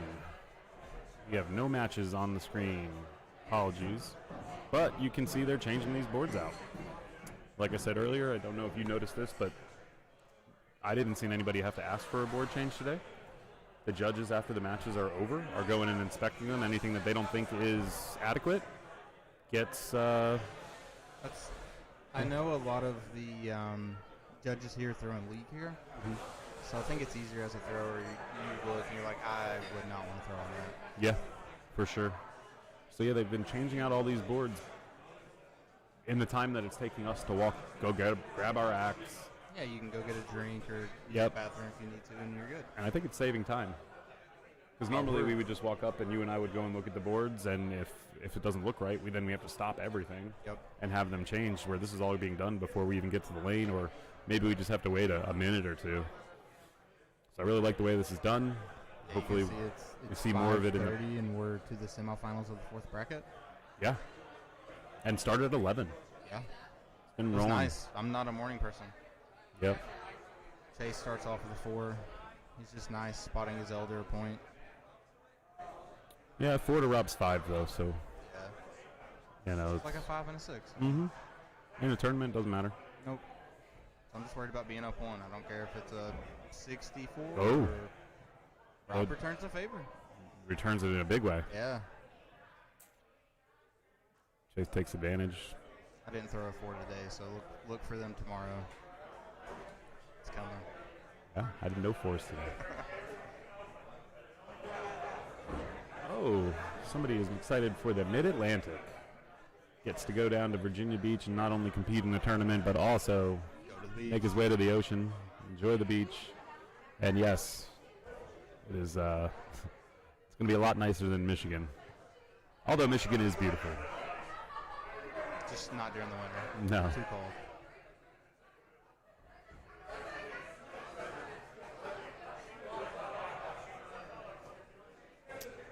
Let's see here. Ooh. Chase is up 3. Starts himself off with a 4 and immediately digs himself out with 3 6s in a row. Oh. Rob stops mid-throw. Collects himself. All right, Rob, if you're going to make this way, you at least got to throw a 6. He finds a 5. So does that bother you if you see someone throwing and they stop? No. I usually try not to look, unless it's like an over-exaggerated movement or something. Yeah, I mean, it would have to be something. Somebody would have to do something that's completely out of the norm to throw me off. I spent a lot of time early on in my axe throwing career looking over, using my peripherals to see what the other thrower was doing, and one day I realized that it doesn't matter at all. The only thing that should matter is what I'm doing. So I try to kind of get what I would call tunnel vision, where I don't see anything but what I'm looking to hit. So looking at the bullseye. And Rob went up on throw 7, and he hits it. Great. And I don't want to say that's a desperation move, but sometimes in the middle of a match, if you're not finding that bullseye, you need to kind of reset, almost like a warm-up throw, like we were talking earlier, what you do with your warm-up throw. It's game 1. I Yep. mean, worst case you lose, and then you're like, okay, pressure's off. Let's figure out what I'm doing wrong. Yep. And that could have been the throw that changes everything for him mentally. You know, the one he needed to hit. You know, hey, like I'm gonna risk it all right here. I'm gonna risk the entire match to go for this kill shot. And it gets a little closer. You never know. It could put more pressure on Chase. Correct. Because if you're at 5 or 6, I mean, essentially you're cruising. Yep. You're not nervous. So looks like Rob did miss. So Yep. So they're both. Well, that's. throw 10. I Then- believe it was. Yeah, I don't know. I'm not really sure what was going on there. I think On the app, it was throw 9. Yeah, the app was a little off.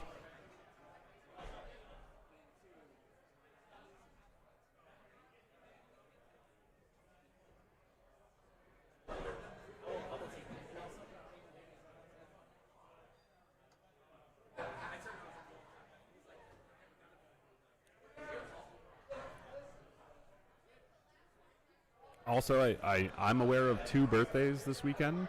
Both of them were yesterday. I don't know if maybe there's more, but Brittany Malpass, Ian Malpass's wife, Brittany, had a birthday yesterday. So if you see her, wish her a happy birthday. And Jeff Schick has birthday yesterday. Jeff is... Cheese's birthday was yesterday? Yeah, Cheese's... Oh, no. Jeff Cheese Schick, birthday yesterday. He is 27 years old, I think he told me. I believe it. Yep. He feels 27 the way he... Yeah. His energy, man. Oh, yeah. Cheese is absolutely incredible axe thrower. One of the best throwing partners I've ever had. And context behind that is I will call Jeff, FaceTime with Jeff, and I'll be in my garage, and he'll be in his garage, and we'll just throw axes and talk and run matches. And loves axe throwing. Yeah, talk trash a little bit. So much.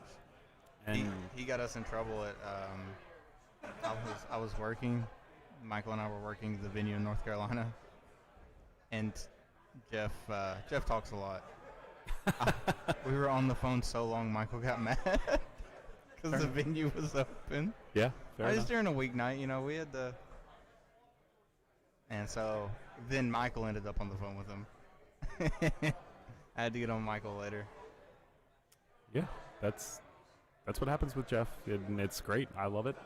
I've said I've spent days of time throwing axes virtually with Jeff, and I will honestly say it's helped me a lot. He's a fierce competitor, and he always makes me throw well. Were you in the Quaddle tournament that him and Theodoro got kicked out of? No, I didn't know anybody. They were on the phone so long. But the rest of the matches were. That they were so far behind that Ben actually texted them and called them multiple times, and they wouldn't get off the phone. So they both got skipped? Yeah, so they both got disqualified. Oh, that's too funny. Man, the things you can get disqualified for in Quaddle and the things that you can't. Yeah. Odd. But if there was ever 2 people that were going to be disqualified for talking on the phone, those 2 are at the top of my list. Yes. I was a lot of times short and sweet with the matches for Quaddle because I was throwing in my detached garage without any air conditioning, so it was very warm. And I would get as much practice as I could stand before matches started and Quaddle stuff, but then typically I'd throw my throws, get out, go inside, cool down a little bit, and go back out. So I didn't spend a ton of time with people until the weather was nice, and then I know I spent some time talking with you and Michael a couple times, and I really got to meet a lot of people through Quaddle again. What a great thing that happened. I didn't know anyone. I mean, we talked at the Arnold, but it was very brief. Yeah. Yep. That's why I tell everyone, like, you and Sam taught pretty much Michael and I how to throw. Mm-hmm. Rob's going up again on 8. Down 2. Chase completely uninterrupted and smokes his 6. Rob misses. All right. That'll end Rob's day. Chase keeps throwing like this. There's a... Oh, wait. Is this their 10 again? Yeah. No, this is 9. 9? This is 9. So if Rob hits this and Chase misses... Well, Chase is Chase not going down. Yeah. Okay, I thought and then Rob hits, but now there's going to be... Now it's out of reach. No, it's 6. Chase still can't go up. No, it's 8. I can't math. Wait, no. Chase is going up. But she put in that Rob missed. I hope. I think I saw him point up, but I don't see the judge indicate it. He did go up. Rob went low kill. Chase's throw looks a lot like Lucas's.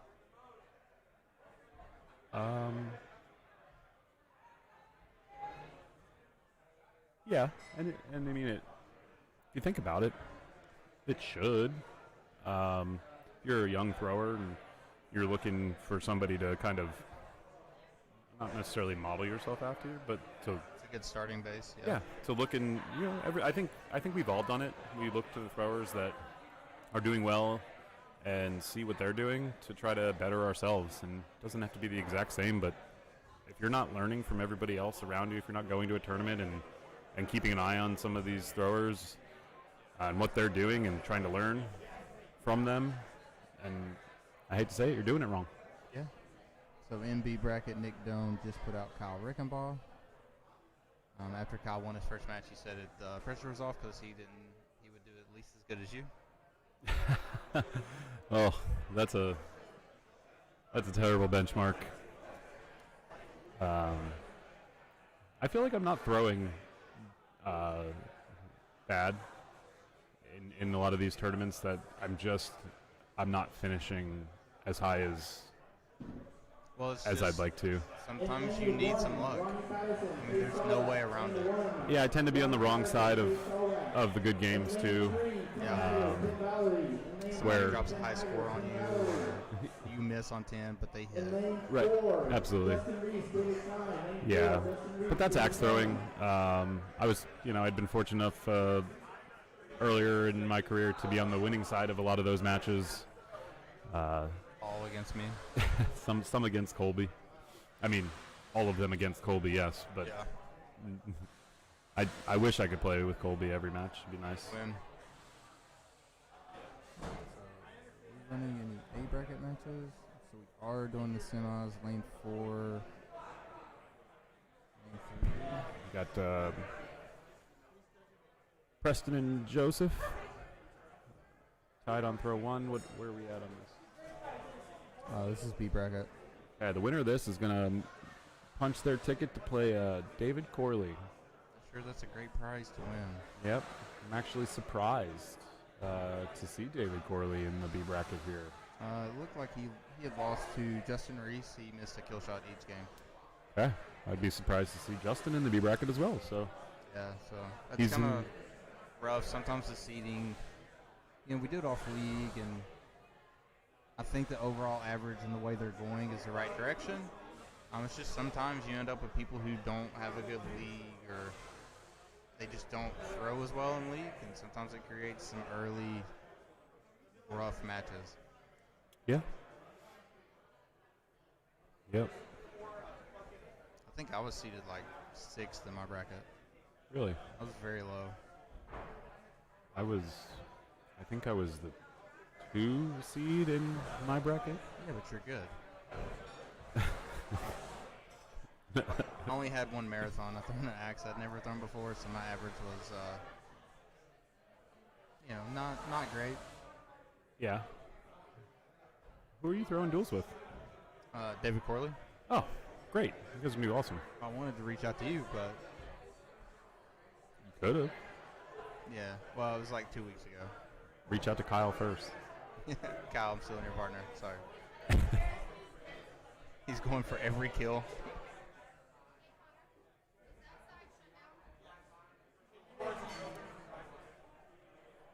We're getting down to the nitty gritty here. Yeah, we're still in A. You got David Klein versus Justin Reese. Colby, can you hand me that hat over there? Yes. Oh, we got Tim Haggard and Tim Valeri. Thank you. This is the match. That's lane 3. Oh, here we go. So here's A semis. Perfect timing. That's their warm-up throw. Actually got to play Tim Valier for the first time at PLS. Me too.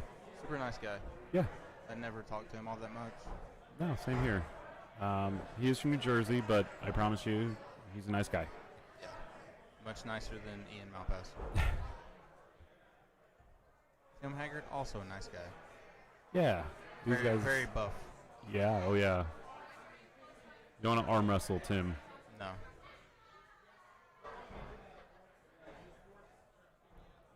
Yeah, got to throw against both these guys. Tim Haggard yesterday, and Tim Valier at the PLS. I threw knives with Tim. Tim Haggard and I yesterday had a really great Big Axe match. It was a lot of fun. Made me throw really well. I had one of those with Mike Kump. Ooh, love a good match against Mike Kump. Went to 3 overtimes. There you go. Yeah, but I'm not hitting like 4 Big Axe kills in a row. He didn't either. Mine was bad. Yours was just bad. Yeah, it's like I don't know how I hit 3 in a row, and it's like barely on the same board. Happens. It's one of those you throwing, like, it's just not even competitive.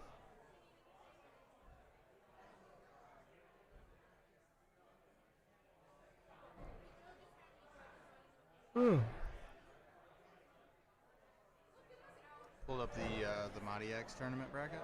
Yeah. Looks like. Yeah, let's talk about Mighty Axe. So Mike Philibon played Neil Rust in the semis. Mhm. Philibon won, and then we had Vel Cook and Nate Hodges on the other side. And Nate taking that one. So your A finals, which has already been played. Philibon beat Nate 56-45. Okay. In game 3, who we got left in B bracket? Looks like we got. So we have Nate Hodges and Kyle Supreme Overlord. Nice. A lot of good throwers out there at Mighty Axe. Yeah, Vel Cook went out there. Let's see. Yeah. Who else we got?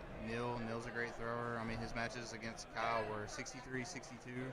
Wow. And then 58-57. Excellent. Yeah, Nate Hodges is a beast, man. There's one person I wouldn't even attempt to mess with in the action community is Nate. Nate, yeah. Oh, Victor was out there. I don't know how to say his last name. Aluwala. Oh, Vic, yeah. Yeah. Vic's good. Vic's good thrower. Darren was out there. There's a lot of good throwers out there. Any good scores? Anybody lighting it up? I mean, Philibon threw a 64. Not surprising. If anybody doesn't know, Mike Philibon is the 2021 Hatchet champion. Also champion of many other things.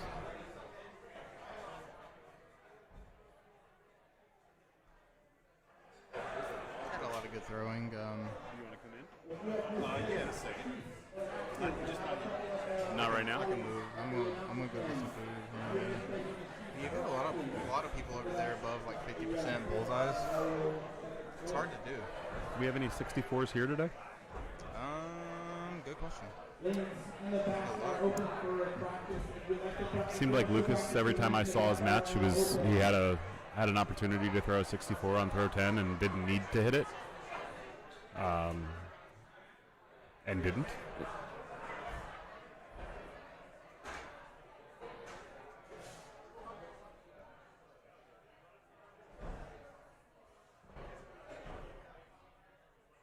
Colby's looking to see if we had any 64s here. Bracket 1, there were none. I threw 3 1-kill 62s. Okay. Yeah. Let's check bracket 2. I'm sure someone's thrown one today. I don't know. Haven't heard anybody throwing one. You normally hear about it. None in bracket 2. I think my high score today was a 63, but I'm not sure. Sebastian Arnold. 64, he did. Was the lone person in bracket 3. He did. Sebastian, after beating me, went on, played Brian Holtz, and threw a 64-63, actually. Incredible. And let's see this one. There's still time. Nope, that's it. Sebastian with the only 64 of the day. Sebastian Arnold, only 64. Dude's on the rise. Yeah, no longer just a knife thrower. Nope. Knife, big axe, hatchet. He's doing it all. Here you go, Rob. Rob's checking his pulse. It's finally coming down, he said. All right, I'm going to let Rob back in here. Colby's going to head out as well. Thank you guys for checking in with us. Yeah, I got it. Time to grab some food. Before I get up, though, looks like I'm going to switch over and see what else we got. Perfect. Just a little bit. I'm going to get big skinny. There we go. Big guy in here. Alrighty, Rob from Houston signing in. What's up, guys? Back at Axes and O, Sterling, Virginia, the Capital City Classic. Moving along, when the day started, we had 4 brackets to work ourselves through, and it seemed like it was going to be an incredibly long day, which started at 11 a.m. And it's like one of those vacations where you think you have a long time and it just flies right by. That's kind of how it's going right now. We are clipping along crazy in the 4th bracket right now. And it's situated here. And just as a recap, the 4 brackets that we have for the main event Hatchet will have 2 throwers from each bracket to represent them throwing in the championship bracket, which is tomorrow on Sunday. So we have the A bracket winners and then the B bracket winner from each bracket. And I think, was it Lucas? Lucas and I don't know who was from the 3rd bracket. Anyone out there know who was in the 3rd bracket? I got a bit distracted because I was throwing as well. Hayden. Oh, that's right, Hayden Lucas. Hayden, who's my horse? How did I forget that? What's up, Natalie? Coming back to join? Sure. We got Natalie on the staff here at X's and O's. The resident, the student, who is going to be going back to school tomorrow, right? Yeah. To move along with her studies. Yeah. What do you think of this tournament so far, Natalie? It's actually been going so well. We've been doing such a good job, and people have been throwing really well. Like David Klein just had 7 kill shots. What? That went in sudden death. Yeah. I'm not even effing with you. Like in the back, it was amazing. Wow. Imagine having to do 7 kill shots. Yeah, I feel like I would cry. To know you have to be that good. To know you have to be that good in order to move on to another round is, I mean, it's a lot of pressure. And the other guy barely missed it too. Like it was neck and neck the whole time. Wow. Where's our? Oh, here it is, right here. Our mouse is right here. I'm going to check in on the bracket. Right now, it looks like we have David Corley and Preston Parrish. David Corley in the pants and Preston in those red shoes. Oh. Going to take a look at the bracket. Who we have left on the A side, Justin Reese, who is the number 1 seed in the bracket 4, playing David Klein. Was that the match you were watching? Who? Justin Reese and David Klein? What lane was it in? Previously. They're in lane 4 right now. No. It was the one. So it was the one that. before that. Wow. Yeah. So we're whittled down to the A bracket semifinals. Justin Reese versus David Klein. Then we have on the bottom side we have Tim Haggard versus Tim. Ooh, that's a fun last name. Valerie. Haggard. I wonder if he's a Harry Potter fan. I bet that's the first time he's heard that. Let's jump down to the B bracket. This is a B bracket match right now that we're watching. Preston and David. So we got a little bit of ways to go through the B bracket. I'm rooting for Chase down here because Chase eliminated me. He's a 16-year-old kid. He was rocking a Widowmaker's jersey, which is a Melee team. Do you know about Melee? I've heard of it. Yes. It's a teamed event that this year was the first year where they had a draft. So you had a team. You entered the draft. No one picked me up. Can you believe that? Wait, so who was the team captains? Were there captains, or how did that work? Yes, there was kind of like a set team. So there were already teams. Okay. So it was just more of an addition, and they also added 2 teams. So it's gotten bigger. There was a good turnout for the Melee last year at the World Championship. It was an unofficial event that happened on Thursday of the World Championship weekend, which technically began on Friday.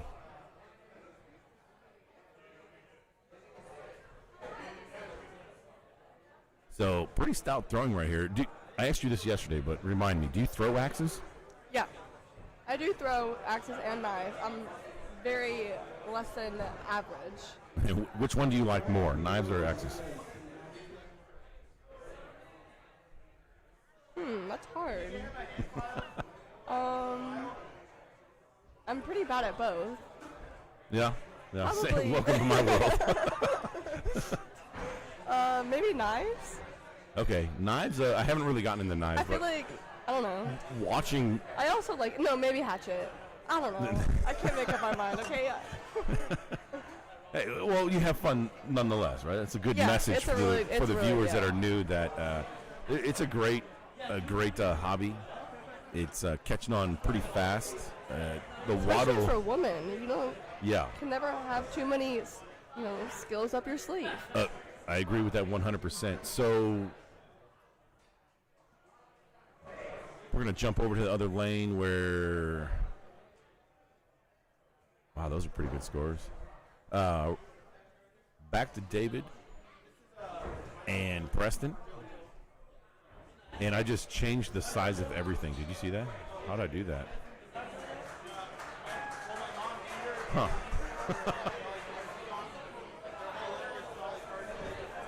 Well, we're just going to leave it be for now. It's a better view on the throwers and a little bit less of the target. Were you also announcing at Worlds? This year at Worlds, my role was a little bit different. I was not in the broadcast booth, but I was the MC of the tournament, the hype man, if you will. Alrighty. It was a different role for me, but it was a lot of fun. I feel like a viewer should vote on if your outfit is more like Where's Waldo than America, because I say it's more like Where's Waldo. Where's Waldo? Yeah, I'm familiar with Where's the Waldo. man you Thank have you. to find in the book. Yeah. That's what you look like to me. Okay. Well, I take that as a compliment. I think. Doesn't Waldo have a beard? No. He wore glasses and a striped hat. A beanie hat. You have a hat that's striped? That is true. So moving on, Natalie, who won that game? Which one? David, Corley, and Preston. I missed who won game one right there. Brian right there, you can see him judging in the background. He is my co-host, currently filling in for the great staff here at X's and O's in Sterling, Virginia. Capital City Classic. The bartenders and the overall staff has been great, including the pit crews, the board changers. Connor, what's Connor's last name? Do you know? Gabriel. Connor Gabriel. He is the GM of X's and O's. Mm-hmm. Sky And Barber's also one of the GMs or assistant GM. Okay, he's been calling the lane assignments and the overall flow of the tournament, making everything run very well. Yeah. One of the big pros of our team is that we work really, really well together because we've all been working together for a really long time. So. Yeah. And that's an ode to this venue that things are being done right here. Oh, 100%. When you don't have a high turnover like that, it kind of means the staff is having fun and enjoying themselves. Definitely tip of the hat to Tara, the venue owner. She's an outstanding host. Makes you feel very welcome and definitely special. She's the brains behind my outfit. So she's the one that concocted your world. I don't have this kind of style normally. I'm not this well put together normally. Those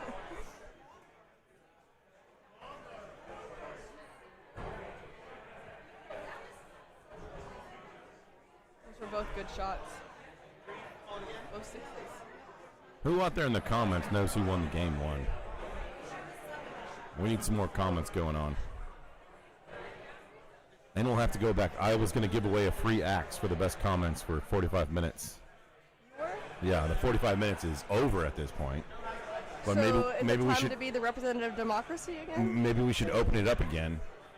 Yes, and what Natalie was referring to is we were trying to find a nickname for myself yesterday. She asked me what I want my nickname to be, and everyone knows you can't give yourself your own nickname. There's all kinds of is it like a sign name? moral and ethical things wrong with that, and bad luck. I think yours is gonna be Waldo. It's gonna be what? Waldo? Oh man! Wow, I'm lobbing up softballs right now for people. So David rocking the tribal axe polo. That's really clean. A lot of people wear jerseys. which are I've cool. been seeing a lot of jerseys. They're cool in themselves, Yeah. the world axe throwing jerseys. But David's rocking the polo from Tribal Axe. I like that. I'm more of a polo guy. I like it. I don't know what I would wear. Maybe just what I'm wearing now. You don't have like a go-to outfit when you throw axes? Well, usually I'm working, so usually it's my work uniform. Okay. Which is not what I'm wearing right now. Yeah. I was wearing it earlier, but I don't know. I've only ever thrown axes one time, not in my work uniform. Wow, how'd you do? Actually, pretty okay. Better or worse than in your work uniform? Better, because I've only ever thrown longer than 30 minutes one time.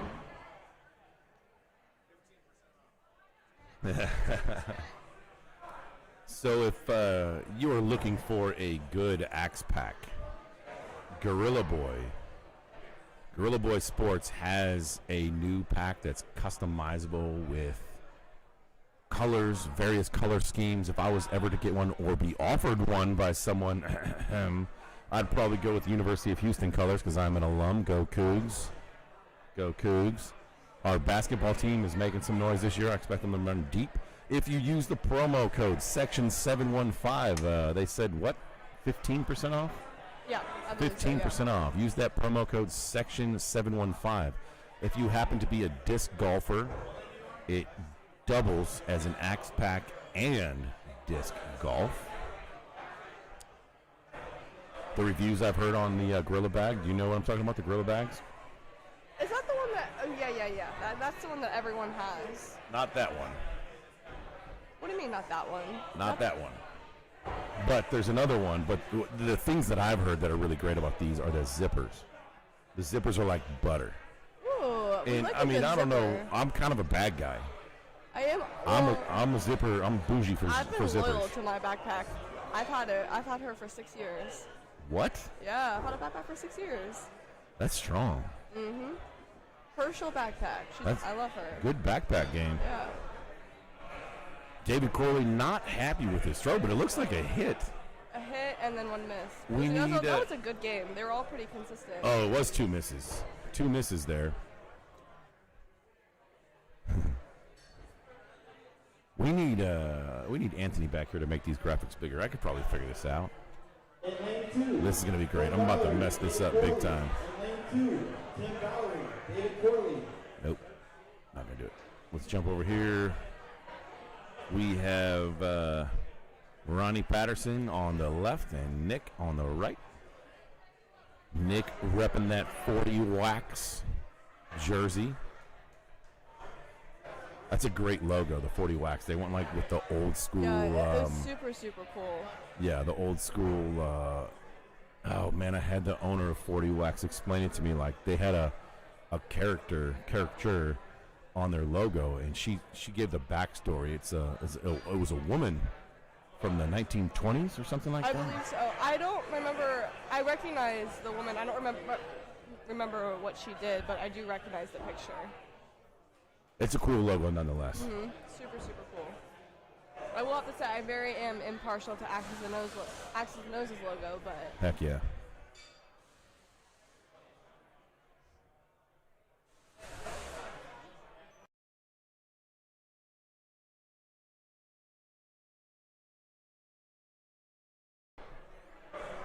$53-52 on this last axe. Kill shots have been called, and an 8 and an 8. 2 hit kill shots for a 61-60. Natalie, we're about to test your axe. We're going to give you some axe trivia right now. What is a perfect score in Hatchet? That was easy. Give me another one. Okay. Who was the 2018 world champion?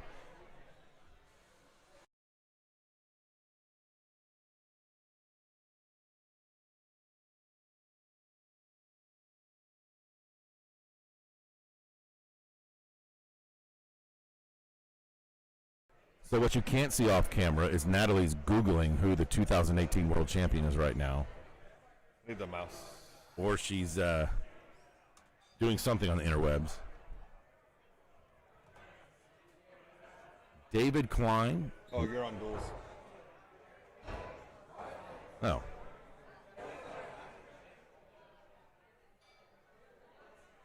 Okay. There you go. Thank you, Anthony. Wow, you. Yeah. Hatchet. Do you ever pay for drinks? There's no way you should pay for every drink ever. Not in the axe throwing community. People should be willing to buy you drinks. They should. If you're out there listening I right now, that. you support that? You wouldn't say no, right? I never say no to a drink. So the winner of this match right here between Nick and Ronnie will play David Klein. David Klein waiting in the weeds right now. So Natalie, what do you think? Did you have time to think about the 2018 World Champion? It was broadcasted on ESPN2. I don't watch TV unless it's hockey. Okay, unless it's hockey. Okay, fair. That's very fair. Hockey's great to watch. I like that. So give me a multiple choice. Multiple choice. Okay, I can do that. Colby Dean.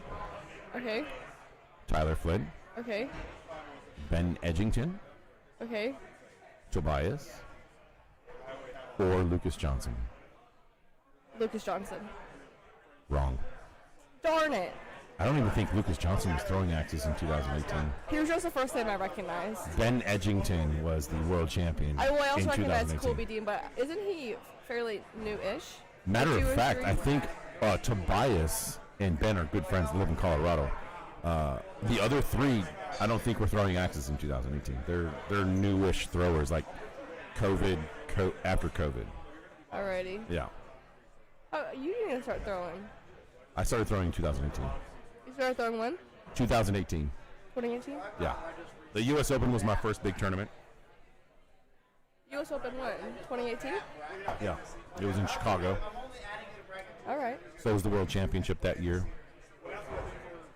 One of my favorite tournaments I've been a part of. It was really cool. Dang, look at Ronnie Powderface. He's doing good. He's almost. We don't talk about it. We just say he's doing well and leave it at that. Well. Yeah, he's doing very well right now. He's in a zone, some would say, as he just threw a 5. So an 8th throw kill shot attempted by Nick, and he nails it to make up some ground there. So do you think there is strategy in where and when you call a kill shot? I definitely think there can be. Okay. When I played Chase earlier, he had he was whooping my butt. He had like a 4 or 5 point lead when I was going to throw 7.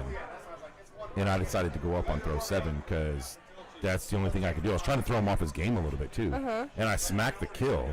Oh, but heck yeah. he hit it with a bull, so I gained 2 points on him there. But my next throw, I decided to stay down. He was razor focused. Yeah.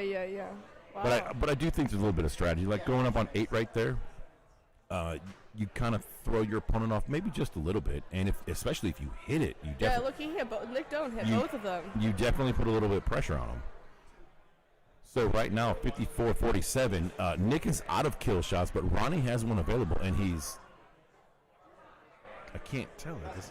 It looks like he's going for it. It looks like on the scorecard it's been marked, and it is, and he got it, hits. Yeah. And Nick stays down for that bullseye. But dang. With that missed kill shot, Ronnie Patterson's near perfect game comes to an end there, and he loses to a 60 posted by Nick. That was good. Yeah, that was an interesting last few throws. I like that. That's a little bit of the strategy in like jockeying back and forth. Yeah. I like it. I think there needs to be more of that. But jumping back over, I see Tim and David Corley.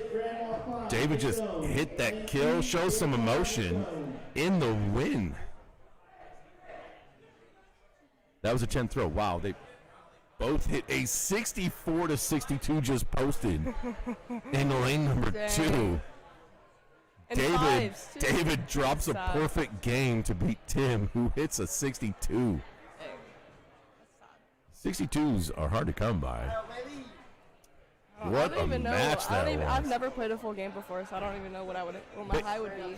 Based on David's reaction, I wonder if that's his maybe a first perfect game. I mean, he knew he had to hit that and throw a perfect game to win. That's awesome. Yeah, that's awesome. Good for David. All right, I'm going to leave you to it. All right, Natalie, thanks for trust stopping your by. judgment. You going to be around tomorrow, see the matches? Heck yeah. Yeah, they called me in. Plus, I'd rather be here than at home. You gonna be here tonight? Yeah. So we know that David won that game. I'm not sure what game we're on right now, but that was we caught the very last little bit of that, a perfect game to a 61.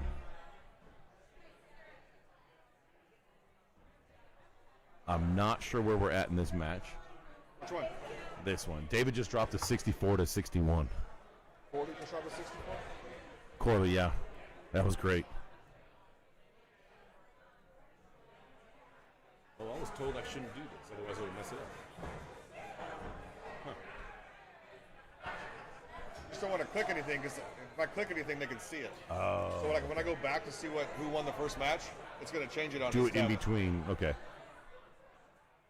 Like now. I'll wait until he walks up. Do you know who won the first one? No. Yeah, David. So this is game 2. Yeah. Okay, so we're on game 2. Great. David won that first one. This is a B bracket match. This is B bracket quarters. And the winner of this will move on to play the winner of David Klein and Nick Dune.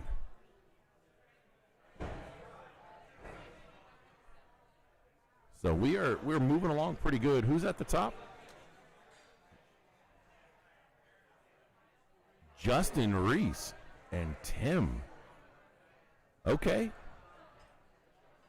Two names that I'm not sure if you were to try and do a bracketology pick that I'm not sure you would have picked those two in the finals for the A bracket. So good for them, those good runs. We talked about Jamie Hines' run earlier at Timber Beast. Tim Reese is also Justin Reese is also a Timber Beast thrower. And those two throwers might often be overlooked because of the royalty that comes out of Timber Beast, including Tyler Flynn, Josh Russo, Zach Crawford. But the skill level has definitely been proven today. Jamie Hine made a very good deep run. He was the bubble boy in his bracket today.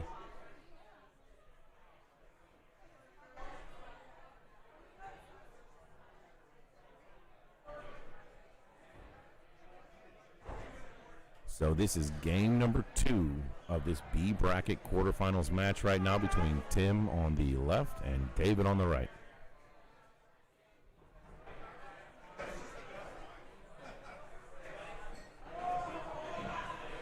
David is throwing very well right now. The 5s that he's had in this match have not been much of a miss on that bullseye. Tie ball game going into throw number 8. Bullseye and a little bit of a hiccup right there by Tim. Not a lot of harm done here, whether or not it's a 1 or 2, because 1 or 2 points, it is 2 points. Going into throw number 9, more times than not, we have both throwers are going up.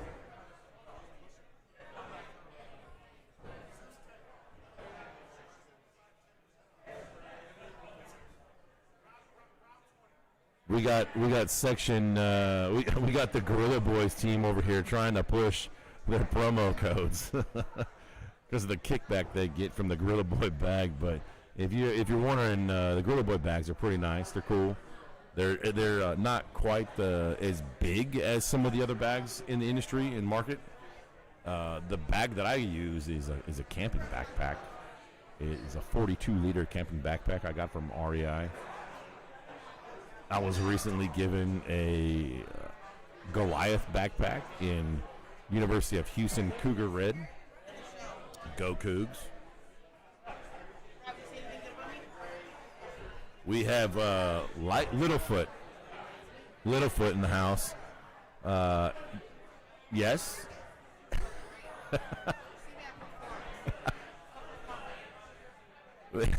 In lane 2, Justin Reese, Tim Haggard. So David ends up walking away. A lot of people are stopping by the booth right now, trying to chime in with their stuff. exciting times happening right now as we wrap up, getting towards the end of bracket 4 right now of Total 4 brackets. David Corley is in the B bracket semifinals awaiting his competitor in the winner of this match, David Klein and Nick.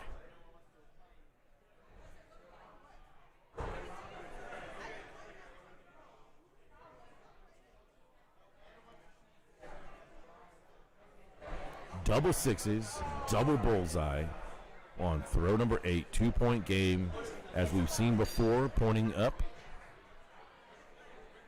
Both competitors going for the kill shots. Nick is in the red hat, and David is on the right, no hat. Nick clips that kill shot. Follow looks like a hit kill shot from Nick as well.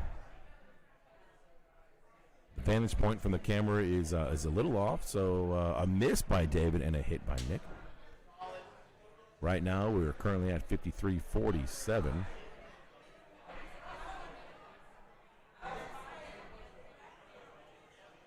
We have David going up and Nick choosing to stay down. And a bull and an 8 for a 59-55 victory.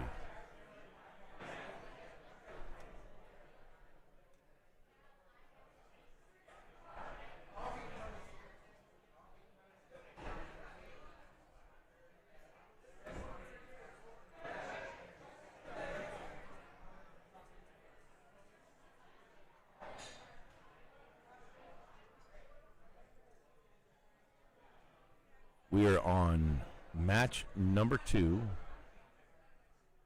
First match awarded to Nick. Game 1 went to Nick. This is a B bracket quarterfinals right now.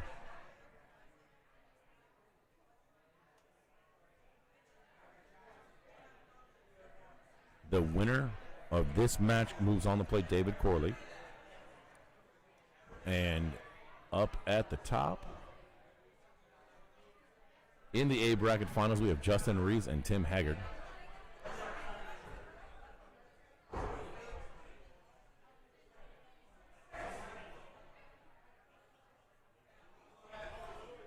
Pair of 5s from David and a pair of 6s from Nick, resulting in a 2-point spread going into throw number 3.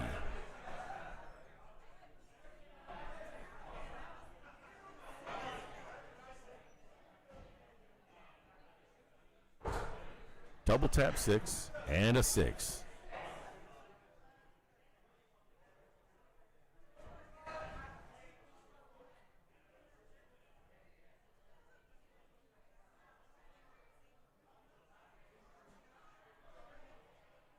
Nick did take game number 1. So this is a must win from David in game number 2 to force that rubber match in this elimination game in the B bracket of bracket number 4.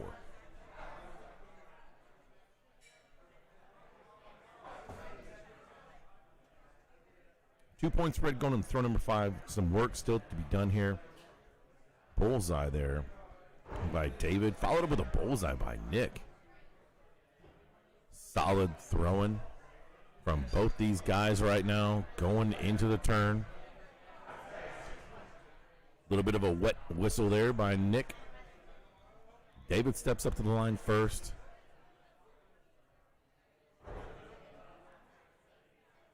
And barely misses that bullseye out to the right for a 5. And Nick follows up with almost the same placement of the 5. So nothing accomplished there on that throw.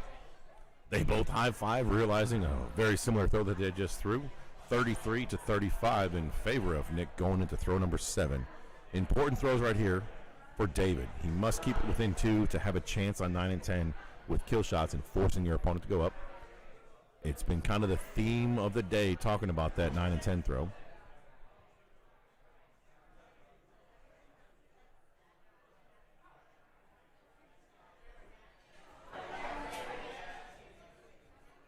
Two 6s posted on throw number 7.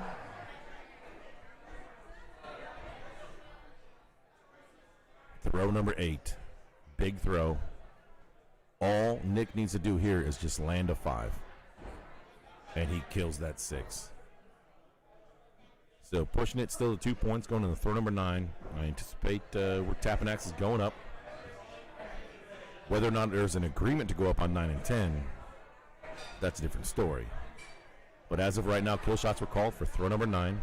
We are going up top.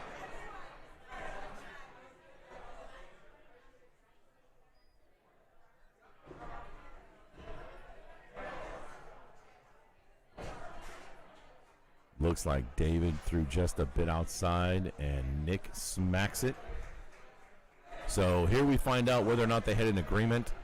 With so much on the line right now, sometimes people would say it's not the right move, but they both tap and point. So we're going to the top shelf for throw number 10. Or the bottom shelf. So those throws will be marked as a 0. Kill shots were called, and they went for those bottom ones and both miss. And Nick moves on to play David Corley in the B bracket semis.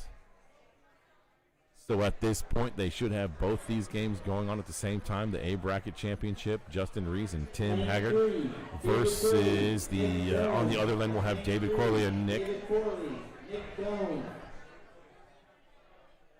Nick Down, David Corley are the B bracket. So a loss for either of those two guys, and they're Dunsky. David Corley walking by right now. Grabbing some powder. Doing a little shimmy as he walked by the broadcast booth. Feeling loose, feeling good.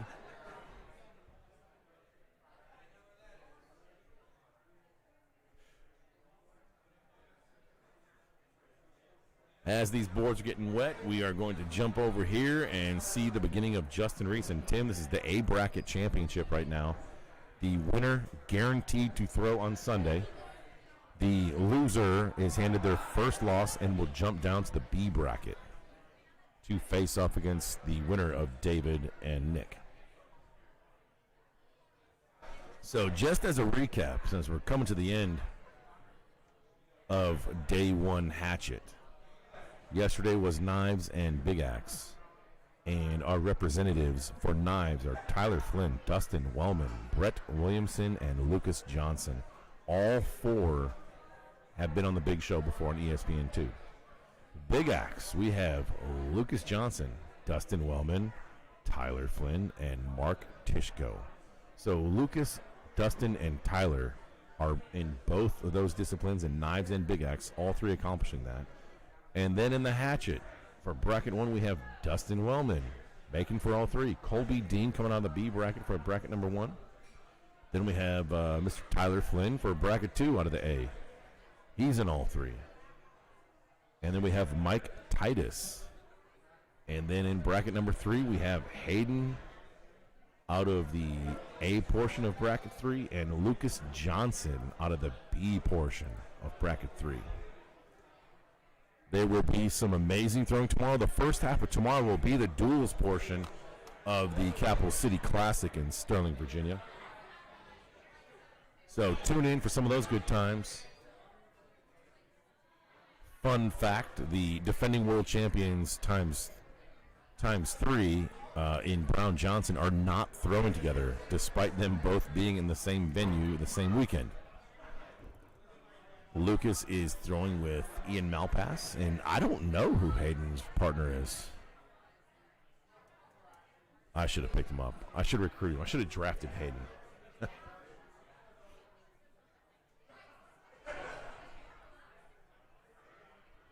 So, going into throw number 7, we're at 34-34.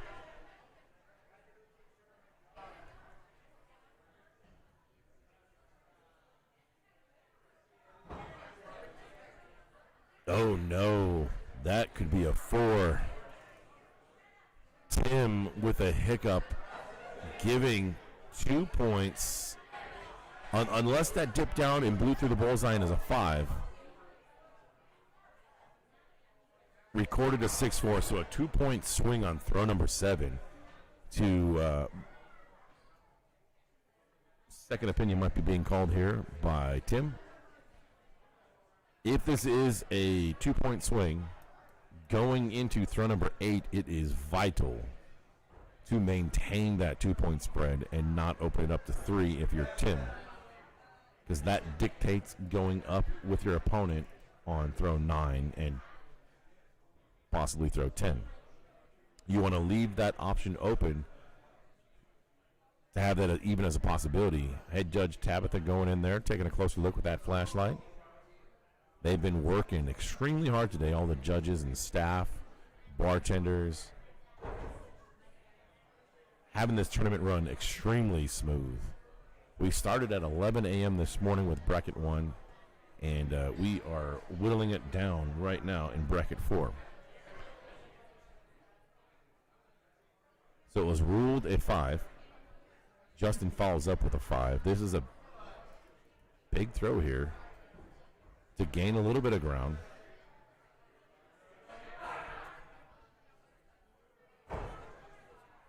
So now we're at a tie ball game.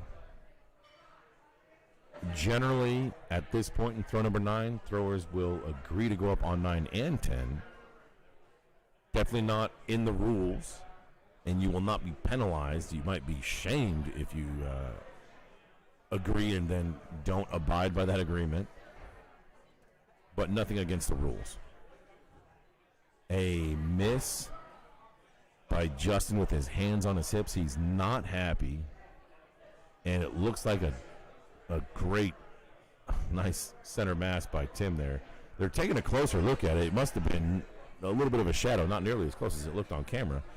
But they tap, and they're agreeing to go up on 10.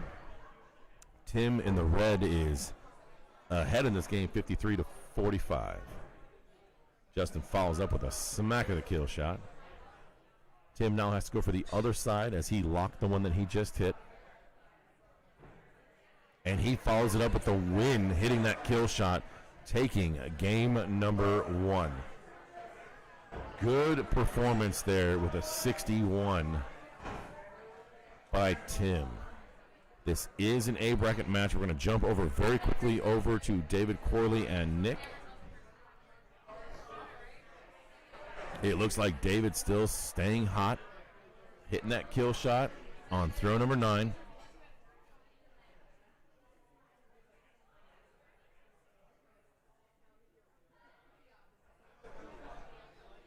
This is game number 1 right now. This is a B bracket semis. The winner of this match will play the loser between Justin and Tim.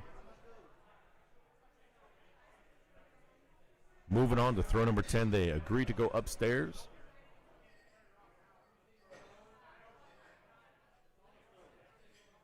Oh, they overturned.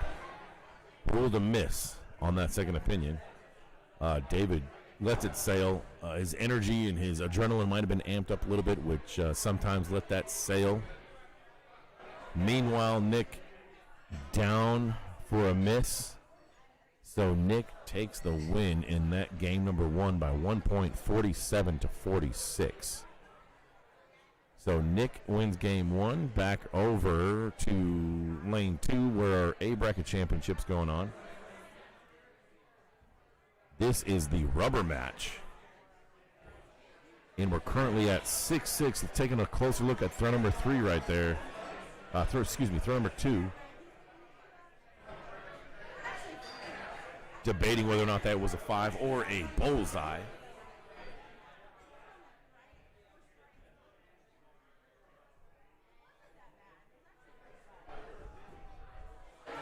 Double bullseyes on throw 3.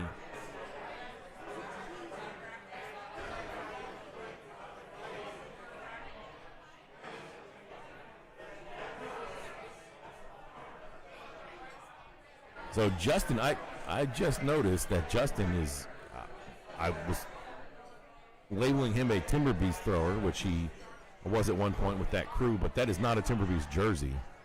That is a jersey that I don't recognize. I recognize the logo on the back, but I can't place it right now. If anyone out there knows, is watching, give me a shout out.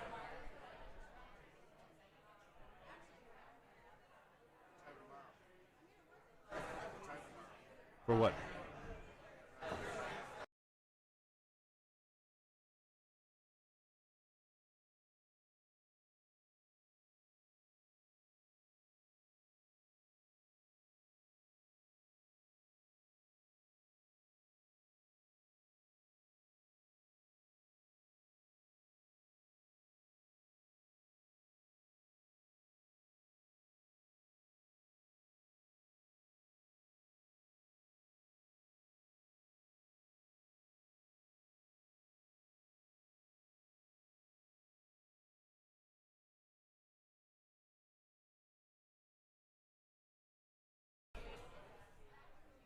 So back to the action. This is the rubber match of the A Bracket Championship. Winner is guaranteed to play tomorrow in the big show. Justin buries a 6. Tim follows it up, throwing second with a bullseye. Tim has a fairly unique throw. He does not bring it to the side of his head like most throwers do. He keeps it in front of his chin. This is the third game. He keeps it directly in front of his face and brings it straight through his collarbone. Something that I've seen a few throwers do. It seems so dangerous to do that. I don't know if I could bring that sharp axe blade in front of my face like that. Tim also doesn't have a beard, so he can get away with that. Justin Reese, with the beard, wouldn't be so lucky. He'd be shaving himself every time he threw. So 45-47 in favor of Tim in the red shirt. Both throwers decide to go up for a kill shot, and Justin buries that kill shot. A must hit for him on that throw number 9. Big throw here from Tim. They did agree to go up on 10 last time, and he hits it as well. So we're going to see a repeat of the kill shot attempts going into this throw number 10. This is the rubber match. This is the last throw of this match to decide who goes on to the championship on Sunday and who has to fight it out in the B bracket to the winner of David Corley and Nick. The final throw, Tim stepping aside to let him have his shot. Justin stepping aside. If Tim hits this, it solidifies the match. And it looks like on camera he hit it, but hands on the hips, walking away, kind of gives the impression that he didn't hit it. And Justin knows he missed it as well. He knew the opportunity he had. Gives the conceding hug to Tim, who will advance on to Sunday with the win in a rubber match. Now, Justin Reese, and that emotional loss right there, is not out of it. He's just bumped down with his first loss. He will be in the B bracket championship, awaiting right now the winner of this match right here. And right now, David and Nick are just finishing up, and Nick ends up taking it. So he bounces David Corley out the tournament. A great run by David. We saw him throw a perfect game. Excellent throwing by David. He's leaps and bounds better than he has. He keeps moving forward, and he's a force to be reckoned with, throwing and representing Tribal Axe. So our last match of the night is coming up right now between Justin Reese, who just got bumped down from the A bracket, versus Nick.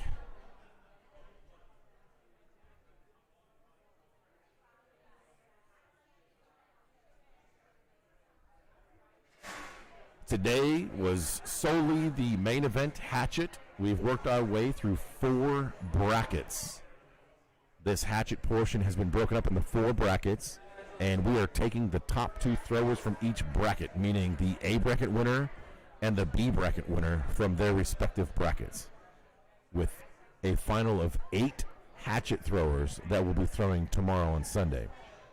The first half of our day will be a duels tournament. That starts at 10 a.m. Eastern Standard Time, because we're over here on the East Coast, just outside our nation's capital.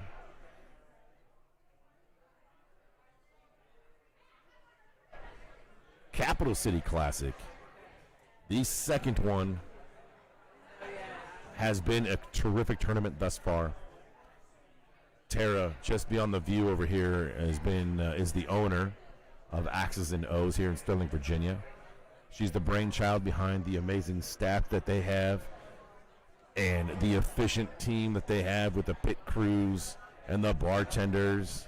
They have a coffee beer here that I kind of fancy. They have a light lager that's pretty delicious. As a recap on the day right now, as we await this final match between Justin and Nick, we have our Hatchet representatives. Bracket number 1, Dustin Wellman, Colby Dean. Bracket number 2, we have Tyler Flynn and Mike Titus.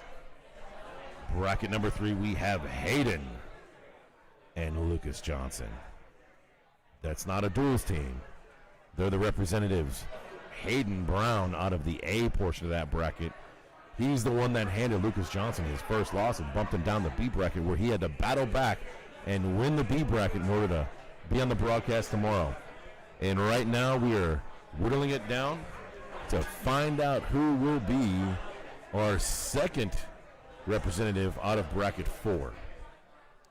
Tim Haggard wins the A bracket, and he joins the list of incredible throwers for Hatchet this weekend.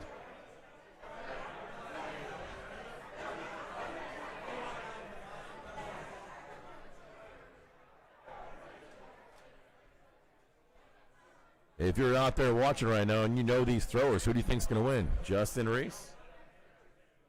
Nick Dune? You guys know him? Let me know. Who do you think's going to win?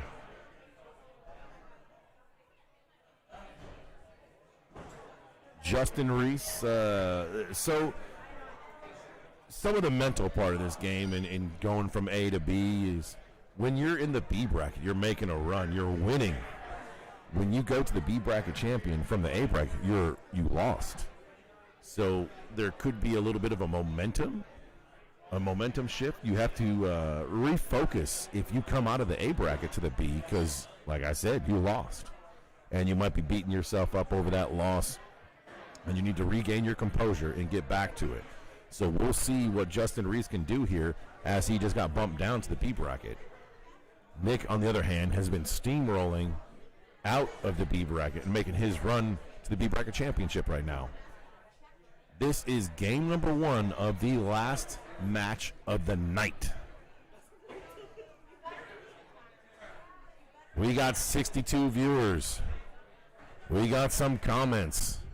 Who's the lucky winner of the axe I gave away earlier? I am not sure yet. I had to leave and go throw while the comments were had, so I'm going to have to go back and look. But if you feel like you deserve the win of that free axe I offered and free shipping, drop a comment.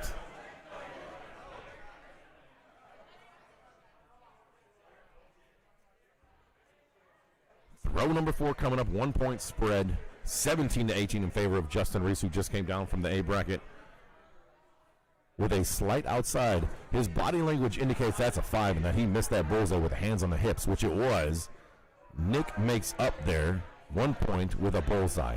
Tie ball game going into throw number 5. Game number 1 of the B bracket championship. Loser goes to the bar bracket and plays pool with us after the tournament's over. And the winner we watch in the championship bracket tomorrow, day number 2.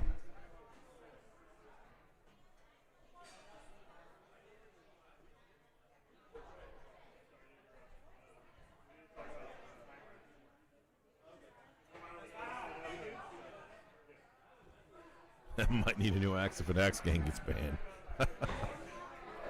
I don't know too many people that throw axe games these days. Used to be an old reliable. Nearly everybody threw those at one point. But as the sport has evolved, so has the equipment.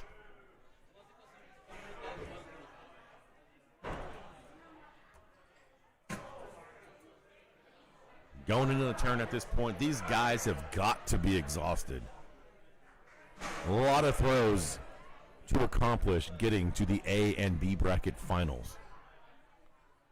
Each match is best 2 out of 3. Each game has 10 throws. That black line right there is a 12-foot hard foot fault. That line is lava. You are not allowed to touch it. That bullseye, 1.5 inches. Kill shots, 1.5 inches. Blade length on those axes, 4-inch max.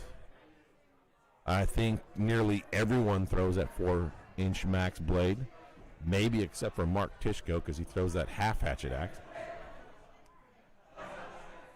A hit on double kill shots on throw number 9. Where Tappet X is going upstairs again for throw 10 for game number 1 of the B Bracket Championship.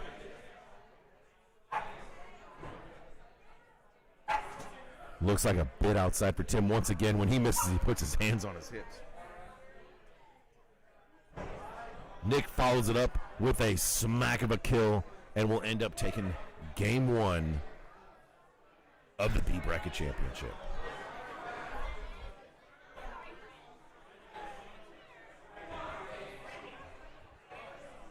So here we go with this coming down from the A bracket. You're coming down as a loser, and that sometimes it's tough to refocus your mind knowing you just lost in the A bracket.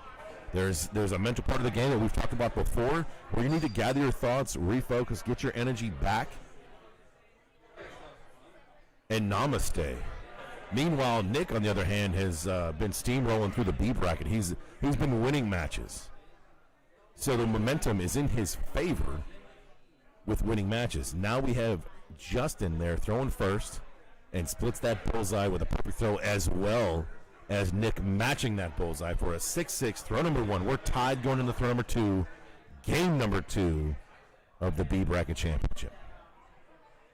This is the last bracket 4 of the night.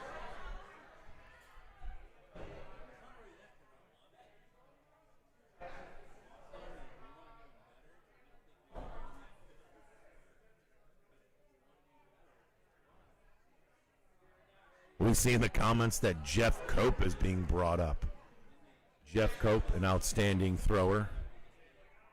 He placed arguably 3rd, some say 4th in the World Championship that took place in the Fort Worth area.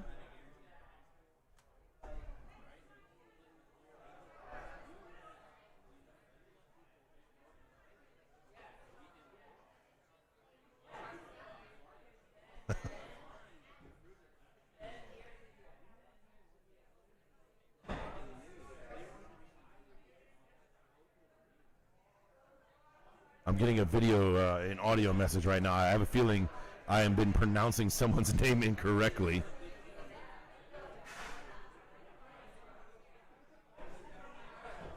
Yep, sure has. I'm going to give a shout out to my buddy Travis Blank, Nick Doan, not Nick Doon, which is what I think I've been saying. Much appreciated, Travis, and sorry about that, Nick. I'm glad you can't hear me talk right now, and I'm sure you'll shame me once you watch this broadcast and you throwing. Pretty incredible first 5 throws from both these throwers in this B Bracket Championship. Not much left in the mysterious way for Justin or Nick on those 2 throws right there. I mean, you could see those from Texas that those were good bullseyes.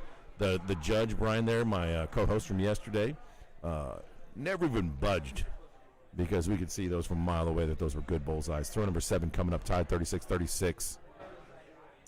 Hands on the hips, not a good sign from Justin. Looks like he might have pushed out to the left as well as Nick.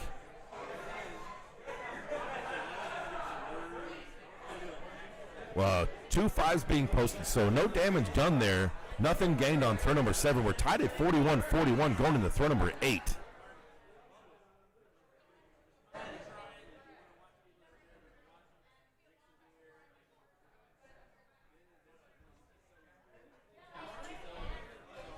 Another no-brainer from Justin, and might be a 5 from Nick there. So now we have a 1-point lead going into throw number. And that was a big throw there on throw number 8. Both throwers going up. We're going to be going up probably on 9 and 10 here to determine who will take game 2. Nick won game 1 Best 2 out of 3. B bracket championship. Hands on the hips, not a good indication. We can't really see on the camera. Nick's, on the other hand, is a no-brainer with a hit and a miss. Justin not happy with himself there. But again, this is one of those things where you're really going to test your mental capacity in your ability to regain your composure. Not a kill shot called. He stays down, throws a 5. We're going to see some showmanship right here on a cross court kill shot. And it's a low cross court kill shot for a hit. Congratulations to Nick, who ends up advancing on to the big show on Sunday. So we will see Tim Haggard and Nick representing from the bracket number 4. And I'll be right back for closing statements.